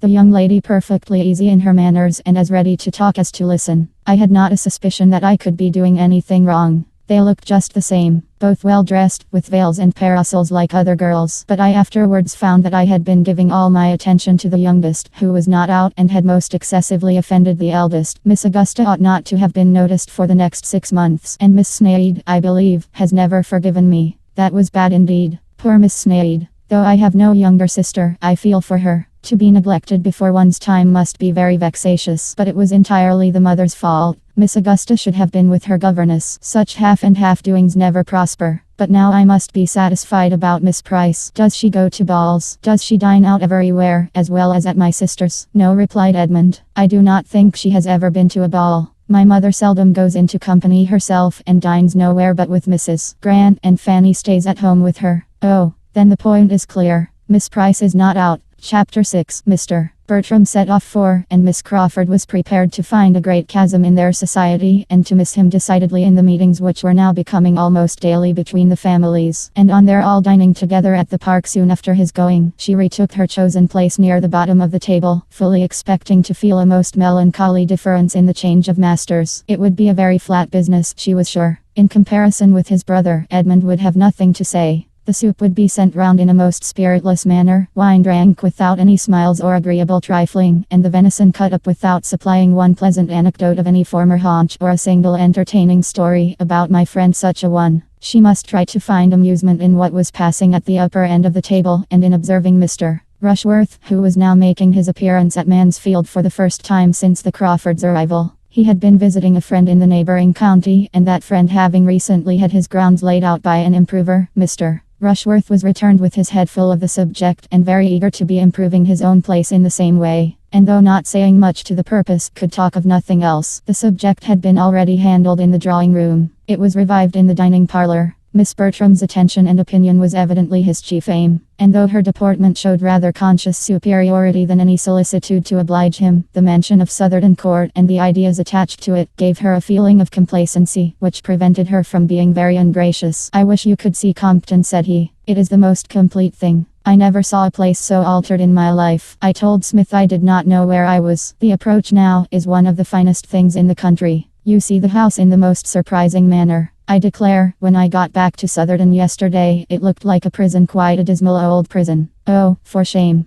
cried Mrs. Norris. A prison indeed. Southerton Court is the noblest old place in the world. It wants improvement, ma'am, beyond anything. I never saw a place that wanted so much improvement in my life, and it is so forlorn that I do not know what can be done with it. No wonder that Mr. Rushworth should think so at present, said Mrs. Grant to Mrs. Norris with a smile. But depend upon it, Southerton will have every improvement in time which his heart can desire. I must try to do something with it, said Mr. Rushworth, but I do not know what. I hope I shall have some good friend to help me. Your best friend upon such an occasion, said Miss Bertram calmly, would be Mr. Repton, I imagine. That is what I was thinking of. As he has done so well by Smith, I think I had better have him at once. His terms are 5 guineas a day. Well, and if they were 10, cried Mrs. Norris, I am sure you need not regard it. The expense need not be any impediment. If I were you, I should not think of the expense. I would have everything done in the best style, and made as nice as possible. Such a place as Southerton Court deserves everything that taste and money can do. You have space to work upon there, and grounds that will well reward you. For my own part, if I had anything within the 50th part of the size of Southerton, I should be always planting and improving, for naturally I am excessively fond of it. It would be too ridiculous for me to attempt anything where I am now, with my little half-acre. It would be quite a burlesque, but if I had more room, I should take a prodigious delight in improving and planting. We did a vast deal in that way at the parsonage. We made it quite a different place from what it was when we first had it. You young ones do not remember much about it, perhaps, but if dear Sir Thomas were here, he could tell you what improvements we made, and a great deal more would have been done, but for poor Mr. Norris's sad state of health. He could hardly ever get out, poor man, to enjoy anything, and that disheartened me from doing several things that Sir Thomas and I used to talk of. If it had not been for that, we should have carried on the garden wall, and made the plantation to shut out the churchyard, just as Dr. Grant has done. We were always doing something as it was. It was only the spring 12-month before Mr. Norris's death that we put in the apricot against the stable wall, which is now grown such a noble tree and getting to such perfection. Sir, addressing herself then to Dr. Grant, the tree thrives well, beyond a doubt, madam, replied Dr. Grant. The soil is good, and I never pass it without regretting that the fruit should be so little worth the trouble of gathering. Sir, it is a moor park. We bought it as a moor park, and it cost us, that is, it was a present from Sir Thomas, but I saw the bill and I know it cost 7 shillings and was charged as a moor park. You were imposed on, ma'am, replied Dr. Grant. These potatoes have as much the flavor of a moor park apricot as the fruit from that tree. It is an insipid fruit at the best, but a good apricot is eatable, which none from my garden are. The truth is, ma'am, said Mrs. Grant, pretending to whisper across the table to Mrs. Norris, that Dr. Grant hardly knows what the natural taste of our apricot is. He is scarcely ever indulged with one, for it is so valuable a fruit. With a little assistance, and ours is such a remarkably large, fair sort, that what with early tarts and preserves, my cook contrives to get them all. Mrs. Norris, who had begun to redden, was appeased, and, for a little while, other subjects took place of the improvements of Southerton. Dr. Grant and Mrs. Norris were seldom good friends. Their acquaintance had begun in dilapidations, and their habits were totally dissimilar. After a short interruption, Mr.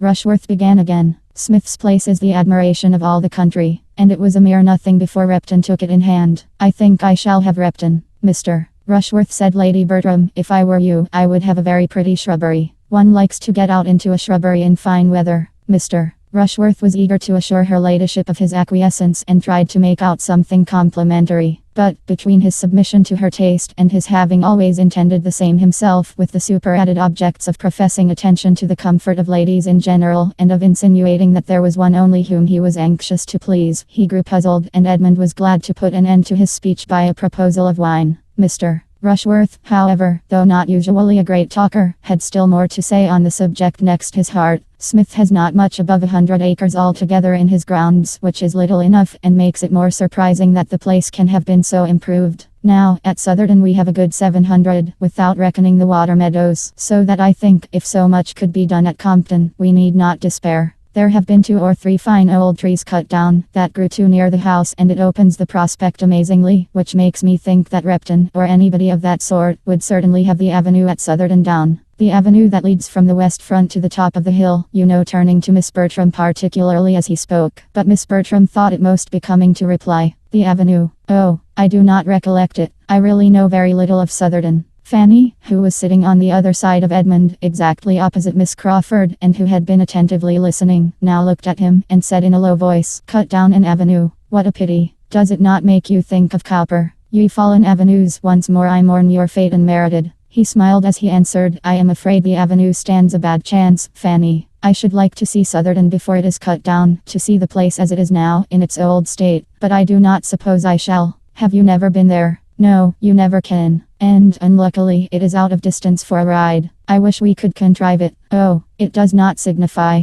Whenever I do see it, you will tell me how it has been altered. I collect, said Miss Crawford, that Southerton is an old place and a place of some grandeur, in any particular style of building. The house was built in Elizabeth's time, and is a large, regular, brick building. Heavy, but respectable looking, and has many good rooms. It is ill-placed. It stands in one of the lowest spots of the park, in that respect unfavorable for improvement. But the woods are fine, and there is a stream, which, I dare say, might be made a good deal of. Mr. Rushworth is quite right, I think, in meaning to give it a modern dress, and I have no doubt that it will be all done extremely well. Miss Crawford listened with submission, and said to herself, he is a well-bred man. He makes the best of it. I do not wish to influence Mr. Rushworth, he continued, but had I a place to new fashion, I should not put myself into the hands of an improver. I would rather have an inferior degree of beauty of my own choice and acquired progressively. I would rather abide by my own blunders than by his. You would know what you were about, of course, but that would not suit me. I have no eye or ingenuity for such matters but as they are before me, and had I a place of my own in the country, I should be most thankful to any Mr. Repton who would undertake it and give me as much beauty as he could for my money. And I should never look at it till it was complete. It would be delightful to me to see the progress of it all, said Fanny. You have been brought up to it. It was no part of my education, and the only dose I ever had, being administered by not the first favorite in the world, has made me consider improvements in hand as the greatest of nuisances. 3 years ago the Admiral, my honoured uncle, bought a cottage at Twickenham for us all to spend our summers in, and my aunt and I went down to it quite in raptures. But it being excessively pretty, it was soon found necessary to be improved, and for 3 months we were all dirt and confusion, without a gravel walk to step on, or a bench fit for use. I would have everything as complete as possible in the country, shrubberies and flower gardens and rustic seats innumerable. But it must all be done without my care. Henry is different. He loves to be doing. Edmund was sorry to hear Miss Crawford, whom he was much disposed to admire, speak so freely of her uncle. It did not suit his sense of propriety, and he was silenced, till induced by further smiles and liveliness to put the matter by for the present. Mr. Bertram, said she, I have tidings of my harp at last. I am assured that it is safe at Northampton, and there it has probably been these 10 days, in spite of the solemn assurances we have so often received to the contrary. Edmund expressed his pleasure and surprise. The truth is that our inquiries were too direct. We sent a servant, we went ourselves. This will not do 70 miles from London, but this morning we heard of it in the right way. It was seen by some farmer, and he told the miller, and the miller told the butcher, and the butcher's son-in-law left word at the shop.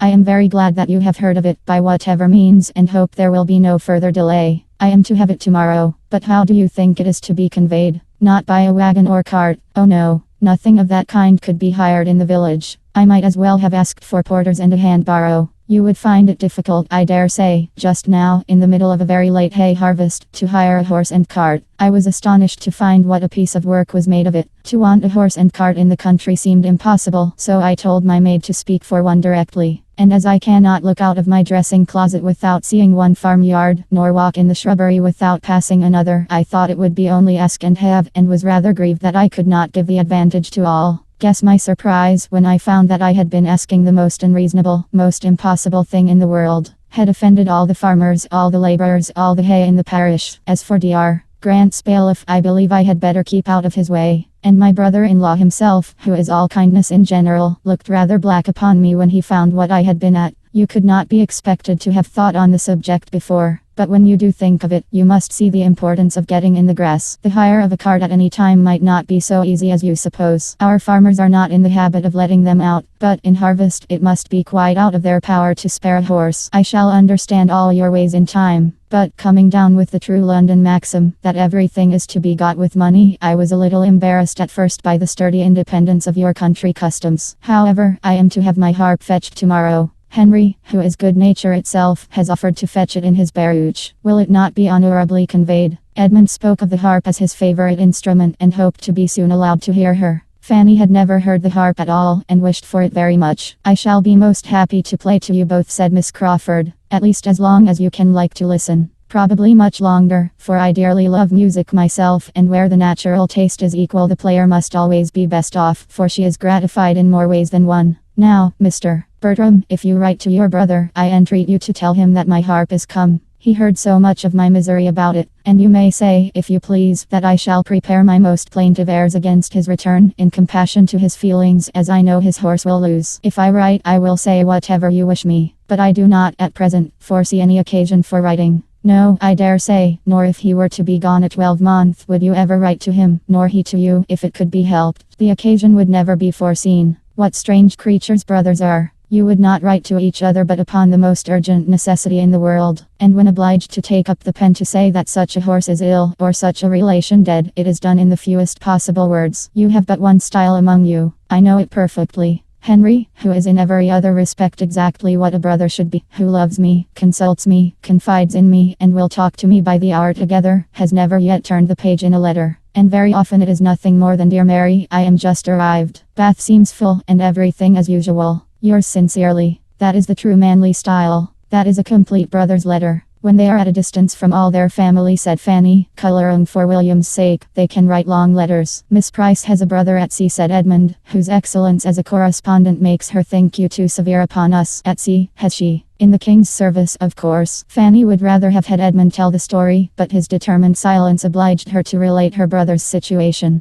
Her voice was animated in speaking of his profession and the foreign stations he had been on, but she could not mention the number of years that he had been absent without tears in her eyes. Miss Crawford civilly wished him an early promotion. "Do you know anything of my cousin's captain?" said Edmund. "Captain Marshall. You have a large acquaintance in the Navy, I conclude." "Among admirals, large enough, but with an air of grandeur. We know very little of the inferior ranks. Post-captains may be very good sort of men, but they do not belong to us. Of various admirals I could tell you a great deal. Of them and their flags, and the gradation of their pay, and their bickerings and jealousies. But, in general, I can assure you that they are all passed over, and all very ill used. Certainly, my home at my uncle's brought me acquainted with a circle of admirals. Of rears and vices I saw enough. Now do not be suspecting me of a pun, I entreat." Edmund again felt grave, and only replied, "It is a noble profession." Yes, the profession is well enough under two circumstances: if it make the fortune, and there be discretion in spending it. But, in short, it is not a favorite profession of mine. It has never worn an amiable form to me. Edmund reverted to the harp, and was again very happy in the prospect of hearing her play. The subject of improving grounds, meanwhile, was still under consideration among the others, and Mrs. Grant could not help addressing her brother, though it was calling his attention from Miss Julia Bertram. "My dear Henry, have you nothing to say? You have been an improver yourself, and from what I hear of Everingham, it may vie with any place in England. Its natural beauties, I am sure, are great. Everingham, as it used to be, was perfect in my estimation. Such a happy fall of ground, and such timber. What would I not give to see it again? Nothing could be so gratifying to me as to hear your opinion of it," was his answer. "But I fear there would be some disappointment. You would not find it equal to your present ideas. In extent, it is a mere nothing. You would be surprised at its insignificance. And, as for improvement, there was very little for me to do, too little. I should like to have been busy much longer." "You are fond of the sort of thing," said Julia. "Excessively. But what with the natural advantages of the ground, which pointed out even to a very young eye what little remained to be done, and my own consequent resolutions, I had not been of age 3 months before Everingham was all that it is now. My plan was laid at Westminster, a little altered, perhaps, at Cambridge, and at 21 executed. I am inclined to envy Mr. Rushworth for having so much happiness yet before him. I have been a devourer of my own." "Those who see quickly, will resolve quickly, and act quickly," said Julia. "You can never want employment. Instead of envying Mr. Rushworth, you should assist him with your opinion."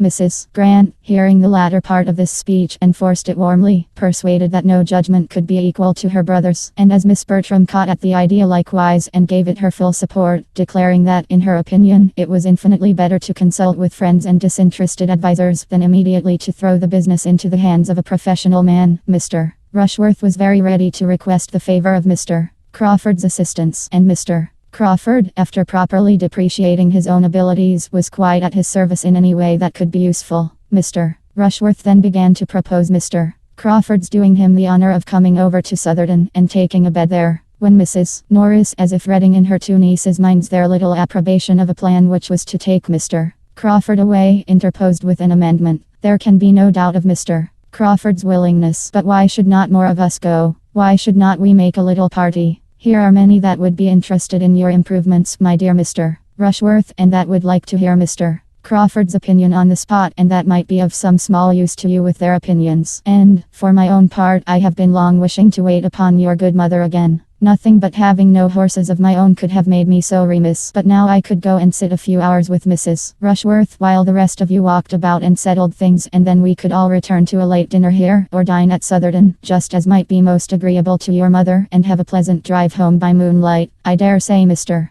Crawford would take my two nieces and me in his barouche, and Edmund can go on horseback, you know, sister, and Fanny will stay at home with you. Lady Bertram made no objection, and everyone concerned in the going was forward in expressing their ready concurrence, excepting Edmund, who heard it all and said nothing. Chapter 7. Well, Fanny, and how do you like Miss Crawford now? Said Edmund the next day, after thinking some time on the subject himself. How did you like her yesterday? Very well, very much. I like to hear her talk. She entertains me, and she is so extremely pretty that I have great pleasure in looking at her. It is her countenance that is so attractive. She has a wonderful play of feature. But was there nothing in her conversation that struck you, Fanny, as not quite right? Oh yes, she ought not to have spoken of her uncle as she did. I was quite astonished. An uncle with whom she has been living so many years, and who, whatever his faults may be, is so very fond of her brother, treating him, they say, quite like a son. I could not have believed it. I thought you would be struck. It was very wrong. Very indecorous, and very ungrateful, I think. Ungrateful is a strong word. I do not know that her uncle has any claim to her gratitude. His wife certainly had, and it is the warmth of her respect for her aunt's memory which misleads her here. She is awkwardly circumstanced. With such warm feelings and lively spirits, it must be difficult to do justice to her affection for Mrs. Crawford, without throwing a shade on the Admiral. I do not pretend to know which was most to blame in their disagreements, though the Admiral's present conduct might incline one to the side of his wife, but it is natural and amiable that Miss Crawford should acquit her aunt entirely. I do not censure her opinions, but there certainly is impropriety in making them public. Do not you think, said Fanny, after a little consideration, that this impropriety is a reflection itself upon Mrs. Crawford, as her niece has been entirely brought up by her? She cannot have given her right notions of what was due to the Admiral. That is a fair remark. Yes, we must suppose the faults of the niece to have been those of the aunt, and it makes one more sensible of the disadvantages she has been under. But I think her present home must do her good.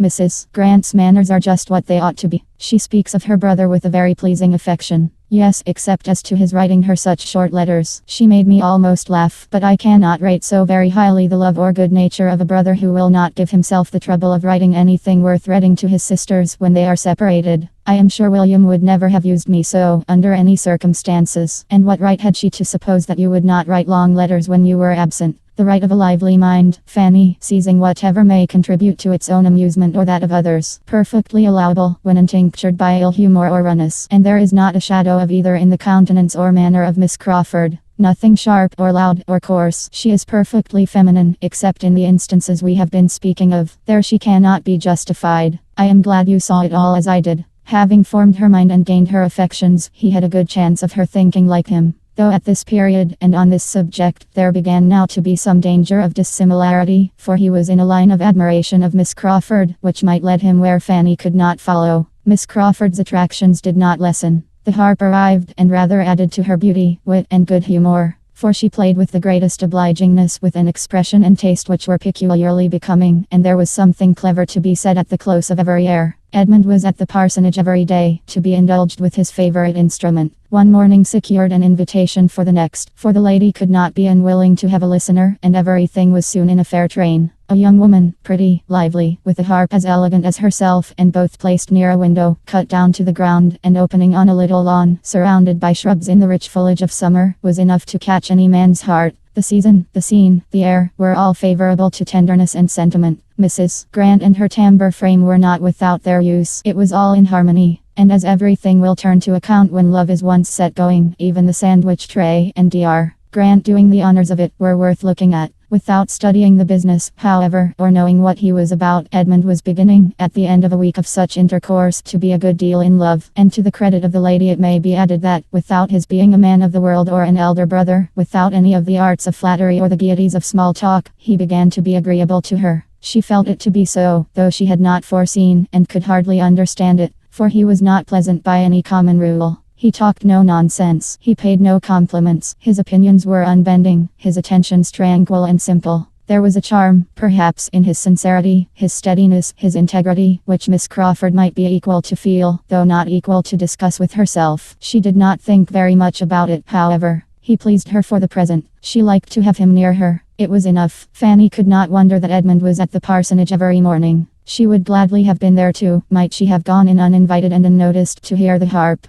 Neither could she wonder that, when the evening stroll was over and the two families parted again, he should think it right to attend Mrs. Grant and her sister to their home, while Mr. Crawford was devoted to the ladies of the park. But she thought it a very bad exchange, and if Edmund were not there to mix the wine and water for her, would rather go without it than not. She was a little surprised that he could spend so many hours with Miss Crawford and not see more of the sort of fault which he had already observed, and of which she was almost always reminded by a something of the same nature whenever she was in her company. But so it was. Edmund was fond of speaking to her of Miss Crawford, but he seemed to think it enough that the Admiral had since been spared, and she scrupled to point out her own remarks to him, lest it should appear like ill nature. The first actual pain which Miss Crawford occasioned her was the consequence of an inclination to learn to ride, which the former caught, soon after her being settled at Mansfield, from the example of the young ladies at the park, and which, when Edmund's acquaintance with her increased, led to his encouraging the wish and the offer of his own quiet mare for the purpose of her first attempts, as the best fitted for a beginner that either stable could furnish. No pain, no injury, however, was designed by him to his cousin in this offer. She was not to lose a day's exercise by it. The mare was only to be taken down to the parsonage half an hour before her ride were to begin, and Fanny, on its being first proposed, so far from feeling slighted, was almost overpowered with gratitude that he should be asking her leave for it. Miss Crawford made her first essay with great credit to herself and no inconvenience to Fanny. Edmund, who had taken down the mare and presided at the whole, returned with it in excellent time, before either Fanny or the steady old coachman, who always attended her when she rode without her cousins, were ready to set forward. The second day's trial was not so guiltless. Miss Crawford's enjoyment of riding was such that she did not know how to leave off. Active and fearless, and though rather small, strongly made, she seemed formed for a horsewoman. And to the pure genuine pleasure of the exercise, something was probably added in Edmund's attendance and instructions, and something more in the conviction of very much surpassing her sex in general by her early progress to make her unwilling to dismount. Fanny was ready and waiting, and Mrs. Norris was beginning to scold her for not being gone, and still no horse was announced, no Edmund appeared. To avoid her aunt and look for him, she went out. The houses, though scarcely half a mile apart, were not within sight of each other, but, by walking 50 yards from the hall door, she could look down the park and command a view of the parsonage and all its denizens, gently rising beyond the village road, and in Dr. Grant's meadow she immediately saw the group Edmund and Miss Crawford both on horseback, riding side by side, Dr. and Mrs. Grant and Mr.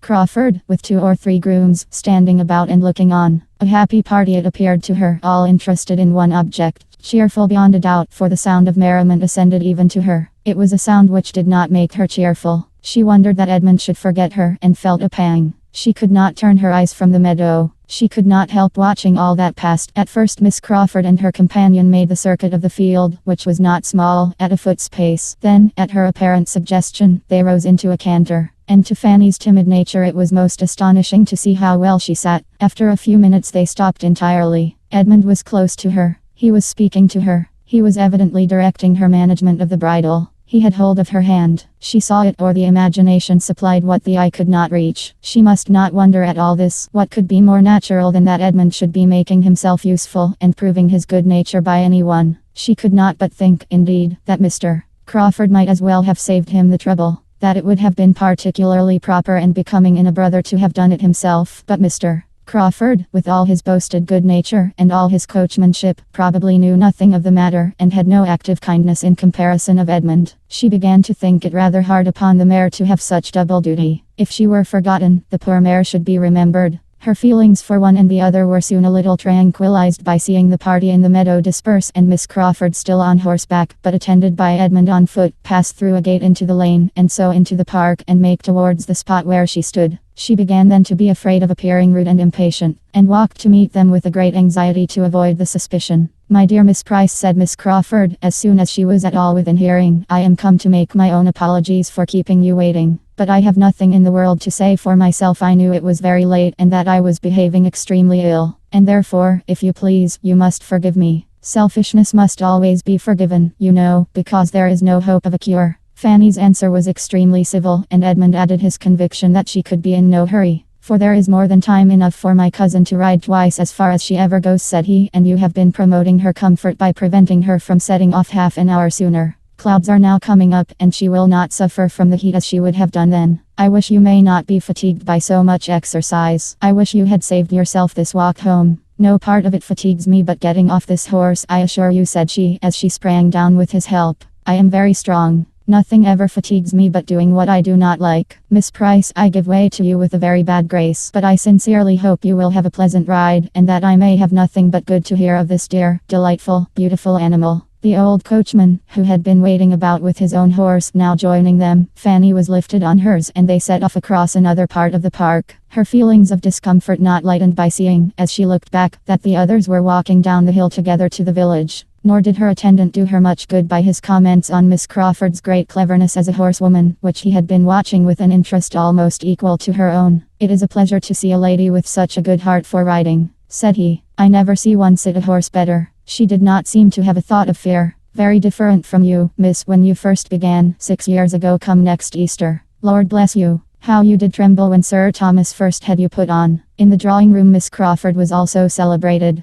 Her merit in being gifted by nature with strength and courage was fully appreciated by the Miss Bertrams. Her delight in riding was like their own. Her early excellence in it was like their own, and they had great pleasure in praising it. "I was sure she would ride well," said Julia. "She has the make for it. Her figure is as neat as her brother's." "Yes," added Maria, "and her spirits are as good, and she has the same energy of character. I cannot but think that good horsemanship has a great deal to do with the mind." When they parted at night, Edmund asked Fanny whether she meant to ride the next day. "No, I do not know, not if you want the mare," was her answer. "I do not want her at all for myself," said he. "But whenever you are next inclined to stay at home, I think Miss Crawford would be glad to have her a longer time for a whole morning. In short, she has a great desire to get as far as Mansfield Common. Mrs. Grant has been telling her of its fine views, and I have no doubt of her being perfectly equal to it. But any morning will do for this. She would be extremely sorry to interfere with you. It would be very wrong if she did. She rides only for pleasure. You for health." "I shall not ride tomorrow, certainly," said Fanny. "I have been out very often lately, and would rather stay at home. You know I am strong enough now to walk very well." Edmund looked pleased, which must be Fanny's comfort, and the ride to Mansfield Common took place the next morning.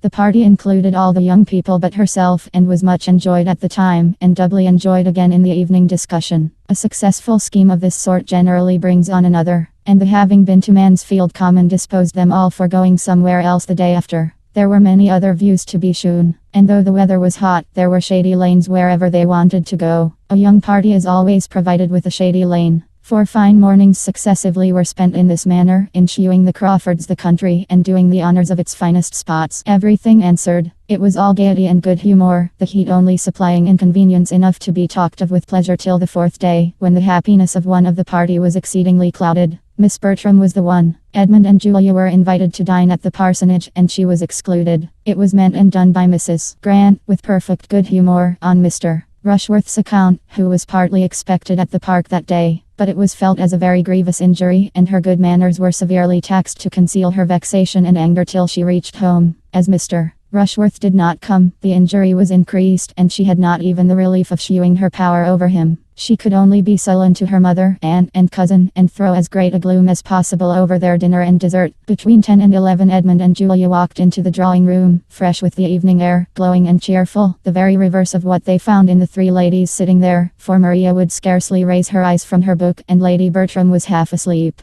And even Mrs. Norris, discomposed by her niece's ill humour, and having asked 1 or 2 questions about the dinner, which were not immediately attended to, seemed almost determined to say no more. For a few minutes the brother and sister were too eager in their praise of the night and their remarks on the stars to think beyond themselves. But when the first pause came, Edmund, looking around, said, "But where is Fanny? Is she gone to bed?" "No, not that I know of," replied Mrs. Norris. "She was here a moment ago." Her own gentle voice, speaking from the other end of the room, which was a very long one, told them that she was on the sofa. Mrs. Norris began scolding. "That is a very foolish trick, Fanny, to be idling away all the evening upon a sofa. Why cannot you come and sit here, and employ yourself as we do? If you have no work of your own, I can supply you from the poor basket. There is all the new calico, that was bought last week, not touched yet. I am sure I almost broke my back by cutting it out. You should learn to think of other people. And, take my word for it, it is a shocking trick for a young person to be always lolling upon a sofa. Before half this was said, Fanny was returned to her seat at the table and had taken up her work again. And Julia, who was in high good humour, from the pleasures of the day, did her the justice of exclaiming, "I must say, ma'am, that Fanny is as little upon the sofa as anybody in the house." "Fanny," said Edmund, after looking at her attentively, "I am sure you have the headache." She could not deny it, but said it was not very bad. "I can hardly believe you," he replied. "I know your looks too well. How long have you had it?" "Since a little before dinner." "It is nothing but the heat." "Did you go out in the heat?" "Go out? To be sure she did," said Mrs. Norris. "Would you have her stay within such a fine day as this? Were not we all out? Even your mother was out today for above an hour." "Yes, indeed, Edmund," added her ladyship, who had been thoroughly awakened by Mrs. Norris's sharp reprimand to Fanny. "I was out above an hour. I sat 3/4 of an hour in the flower garden, while Fanny cut the roses, and very pleasant it was, I assure you, but very hot. It was shady enough in the alcove, but I declare I quite dreaded the coming home again." "Fanny has been cutting roses, has she?" "Yes, and I am afraid they will be the last this year." "Poor thing. She found it hot enough, but they were so full-blown that one could not wait." "There was no help for it, certainly," rejoined Mrs. Norris in a rather softened voice, "but I question whether her headache might not be caught then, sister. There is nothing so likely to give it as standing and stooping in a hot sun. But I dare say it will be well tomorrow. Suppose you let her have your aromatic vinegar. I always forget to have mine filled." "She has got it," said Lady Bertram. "She has had it ever since she came back from your house the second time." "What?" cried Edmund. "Has she been walking as well as cutting roses? Walking across the hot park to your house and doing it twice, ma'am? No wonder her head aches." Mrs. Norris was talking to Julia and did not hear. "I was afraid it would be too much for her," said Lady Bertram. "But when the roses were gathered, your aunt wished to have them, and then you know they must be taken home." "But were there roses enough to oblige her to go twice?" "No, but they were to be put into the spare room to dry. And, unluckily, Fanny forgot to lock the door of the room and bring away the key, so she was obliged to go again." Edmund got up and walked about the room, saying, "And could nobody be employed on such an errand but Fanny? Upon my word, ma'am, it has been a very ill-managed business. I am sure I do not know how it was to have been done better," cried Mrs. Norris, unable to be longer deaf. "Unless I had gone myself, indeed. But I cannot be in two places at once, and I was talking to Mr. Green at that very time about your mother's dairymaid, by her desire, and had promised John Groom to write to Mrs. Jeffries about his son, and the poor fellow was waiting for me half an hour. I think nobody can justly accuse me of sparing myself upon any occasion, but really I cannot do everything at once. And as for Fanny's just stepping down to my house for me, it is not much above 1/4 of a mile. I cannot think I was unreasonable to ask it. How often do I pace it 3 times a day, early and late, and in all weathers too, and say nothing about it? I wish Fanny had half your strength, ma'am. If Fanny would be more regular in her exercise, she would not be knocked up so soon. She has not been out on horseback now this long while, and I am persuaded that, when she does not ride, she ought to walk. If she had been riding before, I should not have asked it of her. But I thought it would rather do her good after being stooping among the roses, for there is nothing so refreshing as a walk after a fatigue of that kind. And though the sun was strong, it was not so very hot. Between ourselves, Edmund nodding significantly at his mother, it was cutting the roses and dawdling about in the flower garden that did the mischief. "I am afraid it was indeed," said the more candid Lady Bertram, who had overheard her. "I am very much afraid she caught the headache there, for the heat was enough to kill anybody. It was as much as I could bear myself. Sitting and calling to Pug, and trying to keep him from the flower beds, was almost too much for me." Edmund said no more to either lady, but going quietly to another table, on which the supper tray yet remained, brought a glass of Madeira to Fanny, and obliged her to drink the greater part. She wished to be able to decline it, but the tears which a variety of feelings created, made it easier to swallow than to speak. Vexed as Edmund was with his mother and aunt, he was still more angry with himself. His own forgetfulness of her was worse than anything which they had done. Nothing of this would have happened had she been properly considered, but she had been left 4 days together without any choice of companions or exercise, and without any excuse for avoiding whatever her unreasonable aunts might require. He was ashamed to think that for 4 days together she had not had the power of riding, and very seriously resolved, however unwilling he must be to check a pleasure of Miss Crawford's, that it should never happen again. Fanny went to bed with her heart as full as on the first evening of her arrival at the park. The state of her spirits had probably had its share in her indisposition, for she had been feeling neglected, and been struggling against discontent and envy for some days past. As she leaned on the sofa, to which she had retreated that she might not be seen, the pain of her mind had been much beyond that in her head, and the sudden change which Edmund's kindness had then occasioned, made her hardly know how to support herself. Chapter 8. Fanny's rides recommenced the very next day. And as it was a pleasant, fresh-feeling morning, less hot than the weather had lately been, Edmund trusted that her losses, both of health and pleasure, would be soon made good. While she was gone, Mr. Rushworth arrived, escorting his mother, who came to be civil and to shew her civility especially in urging the execution of the plan for visiting Southerton, which had been started a fortnight before, and which, in consequence of her subsequent absence from home, had since lain dormant. Mrs. Norris and her nieces were all well pleased with its revival, and an early day was named and agreed to, provided Mr.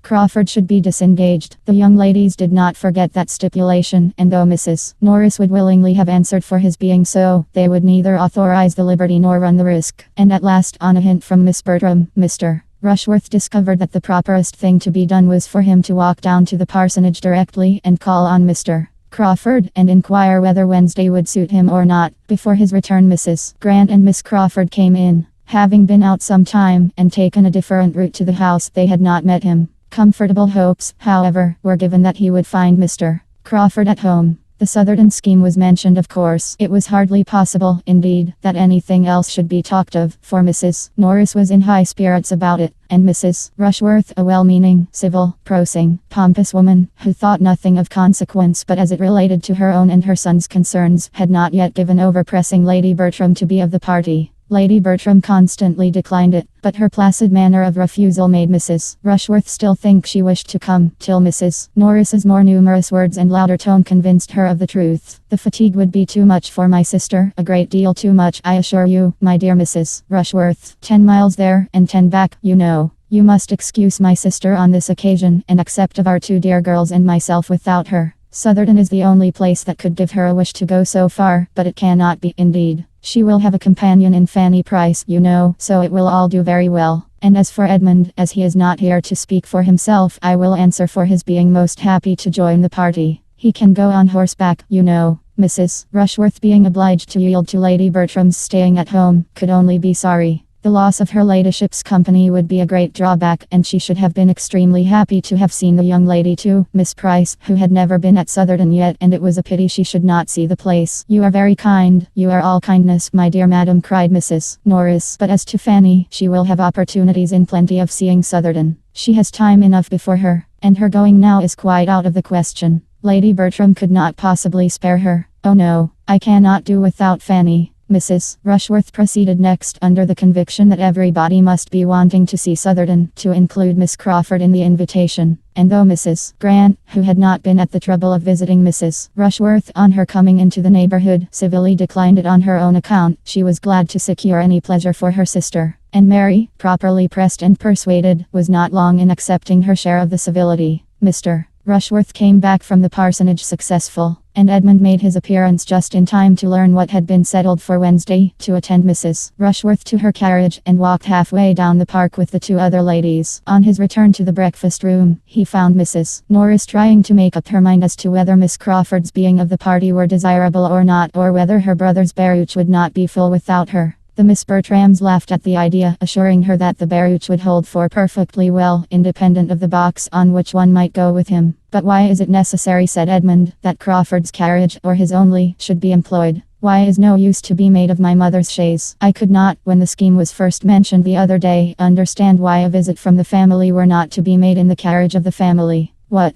Cried Julia. Go boxed up 3 in a post-chaise in this weather, when we may have seats in a barouche. No, my dear Edmund, that will not quite do. Besides, said Maria, I know that Mr. Crawford depends upon taking us. After what passed at first, he would claim it as a promise. And, my dear Edmund, added Mrs. Norris, taking out 2 carriages when one will do, would be trouble for nothing. And, between ourselves, coachman is not very fond of the roads between this and Southerton. He always complains bitterly of the narrow lanes scratching his carriage, and you know one should not like to have dear Sir Thomas, when he comes home, find all the varnish scratched off. That would not be a very handsome reason for using Mr. Crawford's, said Maria. But the truth is that Wilcox is a stupid old fellow, and does not know how to drive. I will answer for it that we shall find no inconvenience from narrow roads on Wednesday. There is no hardship, I suppose. Nothing unpleasant, said Edmund, in going on the barouche box. Unpleasant, cried Maria. Oh dear. I believe it would be generally thought the favorite seat. There can be no comparison as to one's view of the country. Probably Miss Crawford will choose the barouche box herself. There can be no objection, then, to Fanny's going with you. There can be no doubt of your having room for her. Fanny, repeated Mrs. Norris. "My dear Edmund, there is no idea of her going with us. She stays with her aunt. I told Mrs. Rushworth so. She is not expected." "You can have no reason, I imagine, madam," said he, addressing his mother, "for wishing Fanny not to be of the party, but as it relates to yourself, to your own comfort, if you could do without her, you would not wish to keep her at home." "To be sure not, but I cannot do without her." "You can, if I stay at home with you, as I mean to do." There was a general cry out at this. "Yes," he continued, "there is no necessity for my going, and I mean to stay at home. Fanny has a great desire to see Southerton. I know she wishes it very much. She has not often a gratification of the kind, and I am sure, ma'am, you would be glad to give her the pleasure now." "Oh yes, very glad, if your aunt sees no objection." Mrs. Norris was very ready with the only objection which could remain there, having positively assured Mrs. Rushworth that Fanny could not go, and the very strange appearance there would consequently be in taking her, which seemed to her a difficulty quite impossible to be got over. It must have the strangest appearance. It would be something so very unceremonious, so bordering on disrespect for Mrs. Rushworth, whose own manners were such a pattern of good breeding and attention, that she really did not feel equal to it. Mrs. Norris had no affection for Fanny, and no wish of procuring her pleasure at any time. But her opposition to Edmund now arose more from partiality for her own scheme, because it was her own, than from anything else. She felt that she had arranged everything extremely well, and that any alteration must be for the worse. When Edmund, therefore, told her in reply, as he did when she would give him the hearing, that she need not distress herself on Mrs. Rushworth's account, because he had taken the opportunity, as he walked with her through the hall, of mentioning Miss Price as one who would probably be of the party, and had directly received a very sufficient invitation for his cousin, Mrs. Norris was too much vexed to submit with a very good grace, and would only say, very well, just as you choose, settle it your own way, I am sure I do not care about it." "It seems very odd," said Maria, "that you should be staying at home instead of Fanny." "I am sure she ought to be very much obliged to you," added Julia, hastily leaving the room as she spoke, from a consciousness that she ought to offer to stay at home herself. "Fanny will feel quite as grateful as the occasion requires," was Edmund's only reply, and the subject dropped. Fanny's gratitude, when she heard the plan, was, in fact, much greater than her pleasure. She felt Edmund's kindness with all, and more than all, the sensibility which he, unsuspicious of her fond attachment, could be aware of. But that he should forego any enjoyment on her account gave her pain, and her own satisfaction in seeing Southerton would be nothing without him.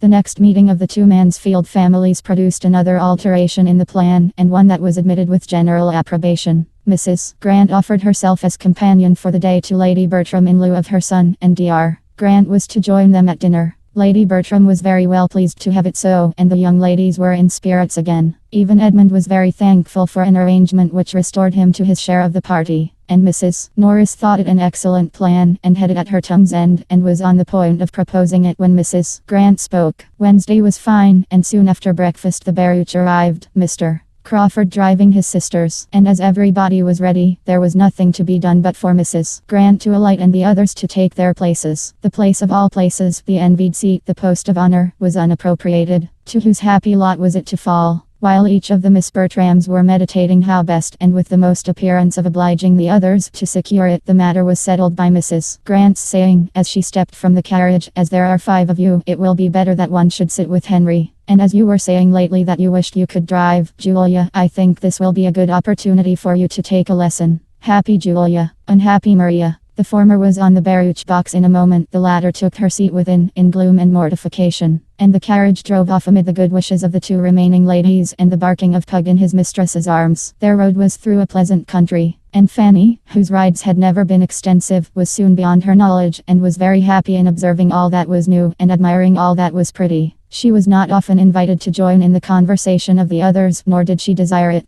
Her own thoughts and reflections were habitually her best companions, and, in observing the appearance of the country, the bearings of the roads, the difference of soil, the state of the harvest, the cottages, the cattle, the children, she found entertainment that could only have been heightened by having Edmund to speak to of what she felt. That was the only point of resemblance between her and the lady who sat by her. In everything but a value for Edmund, Miss Crawford was very unlike her. She had none of Fanny's delicacy of taste, of mind, of feeling. She saw nature, inanimate nature, with little observation. Her attention was all for men and women, her talents for the light and lively. In looking back after Edmund, however, when there was any stretch of road behind them, or when he gained on them in ascending a considerable hill, they were united, and there he is broke at the same moment from them both more than once. For the first 7 miles Miss Bertram had very little real comfort. Her prospect always ended in Mr. Crawford and her sister sitting side by side, full of conversation and merriment, and to see only his expressive profile as he turned with a smile to Julia, or to catch the laugh of the other, was a perpetual source of irritation, which her own sense of propriety could but just smooth over. When Julia looked back, it was with a countenance of delight, and whenever she spoke to them, it was in the highest spirits. Her view of the country was charming, she wished they could all see it, etc. But her only offer of exchange was addressed to Miss Crawford, as they gained the summit of a long hill, and was not more inviting than this. "Here is a fine burst of country. I wish you had my seat, but I dare say you will not take it. Let me press you ever so much." And Miss Crawford could hardly answer before they were moving again at a good pace. When they came within the influence of Southern associations, it was better for Miss Bertram, who might be said to have two strings to her bow. She had Rushworth feelings and Crawford feelings, and in the vicinity of Southern the former had considerable effect. Mr. Rushworth's consequence was hers. She could not tell Miss Crawford that those woods belonged to Southern, and she could not carelessly observe that she believed that it was now all Mr.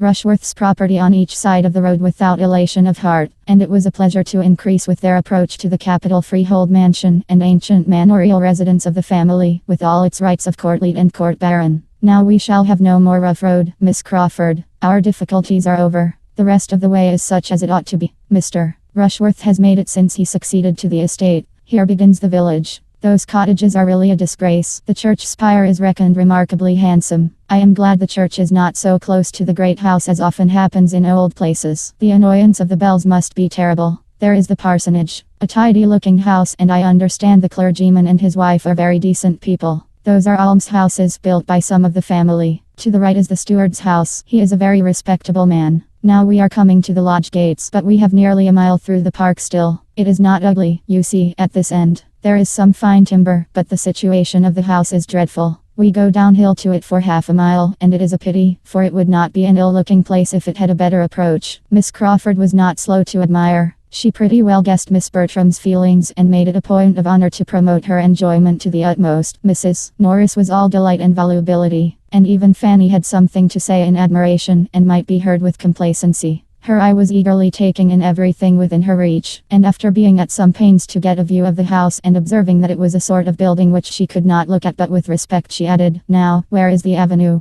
The house fronts the east, I perceive. The avenue, therefore, must be at the back of it." Mr. Rushworth talked of the west front. "Yes, it is exactly behind the house, begins at a little distance and ascends for half a mile to the extremity of the grounds. You may see something of it here, something of the more distant trees. It is oak entirely." Miss Bertram could now speak with decided information of what she had known nothing about when Mr. Rushworth had asked her opinion, and her spirits were in as happy a flutter as vanity and pride could furnish when they drove up to the spacious stone steps before the principal entrance. Chapter 9. Mr. Rushworth was at the door to receive his fair lady, and the whole party were welcomed by him with due attention. In the drawing room they were met with equal cordiality by the mother, and Miss Bertram had all the distinction with each that she could wish. After the business of arriving was over, it was first necessary to eat, and the doors were thrown open to admit them through one or two intermediate rooms into the appointed dining parlour, where a collation was prepared with abundance and elegance. Much was said, and much was ate, and all went well. The particular object of the day was then considered. How would Mr.